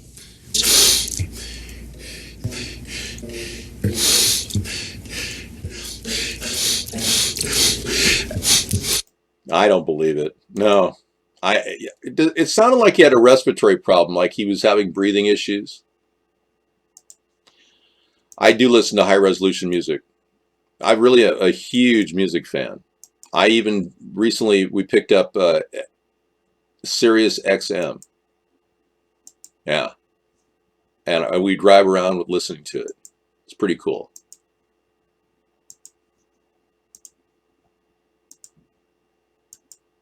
Yeah, I mean, whatever allergies he was suffering from in 3 debates spread out over a 4-week period. No, I don't listen to reggae. I don't listen to rap very much. I do listen to new country, but not old country. I mean, I could love to sit there and parody old country, but I think it's pretty funny. But I'm a Hank Jr. guy, not a Hank Sr. guy. Well, I think it's time to close the show down. This has been great, though. I'm glad I had a little extra time for all of you. I have the videos playing all the way to the evenings. So we're going to kick it off with a 5-minute rendition of Chris Cornell, Nothing Compares to You. It's a Prince cover song that Chris Cornell sang now that he's dead. We're like tuning into the miraculous voice of Soundgarden. Some people don't realize. It's been pretty good. Thank you, Sack Printer. Some people don't realize that many of these suicides that are alleged hangings may be suicidings. And this guy, now they're saying that he died of autoerotic asphyxiation, like Robin Williams and David Carradine. I don't believe any of those people died from autoerotic asphyxiation. I really believe that they died from suiciding. Somebody strung them up, or somebody garroted them and killed them. I don't believe this. None of this. He didn't have a suicide note that I know of. Well, people who have depression, like Robin Williams and this guy, would have a suicide note. Not one suicide note in either case. Thank you, Mad Dog. No problem. So I'm a little suspicious that his death was just written off as autoerotic asphyxiation. I'm sorry. I just don't buy it. Yeah. Nobody's that interested in getting an orgasm from strangling themselves. So I just don't believe it. And Kurt Cobain, that entire death will be reinvestigated. I'm going to open it up as a federal crime. Federal crime investigation. Yeah. There's a couple people I need to investigate. And even the mayor of, actually the chief of police of Seattle at the time, said that he mishandled the case and he would open it up as an investigation into Kurt Cobain's death now.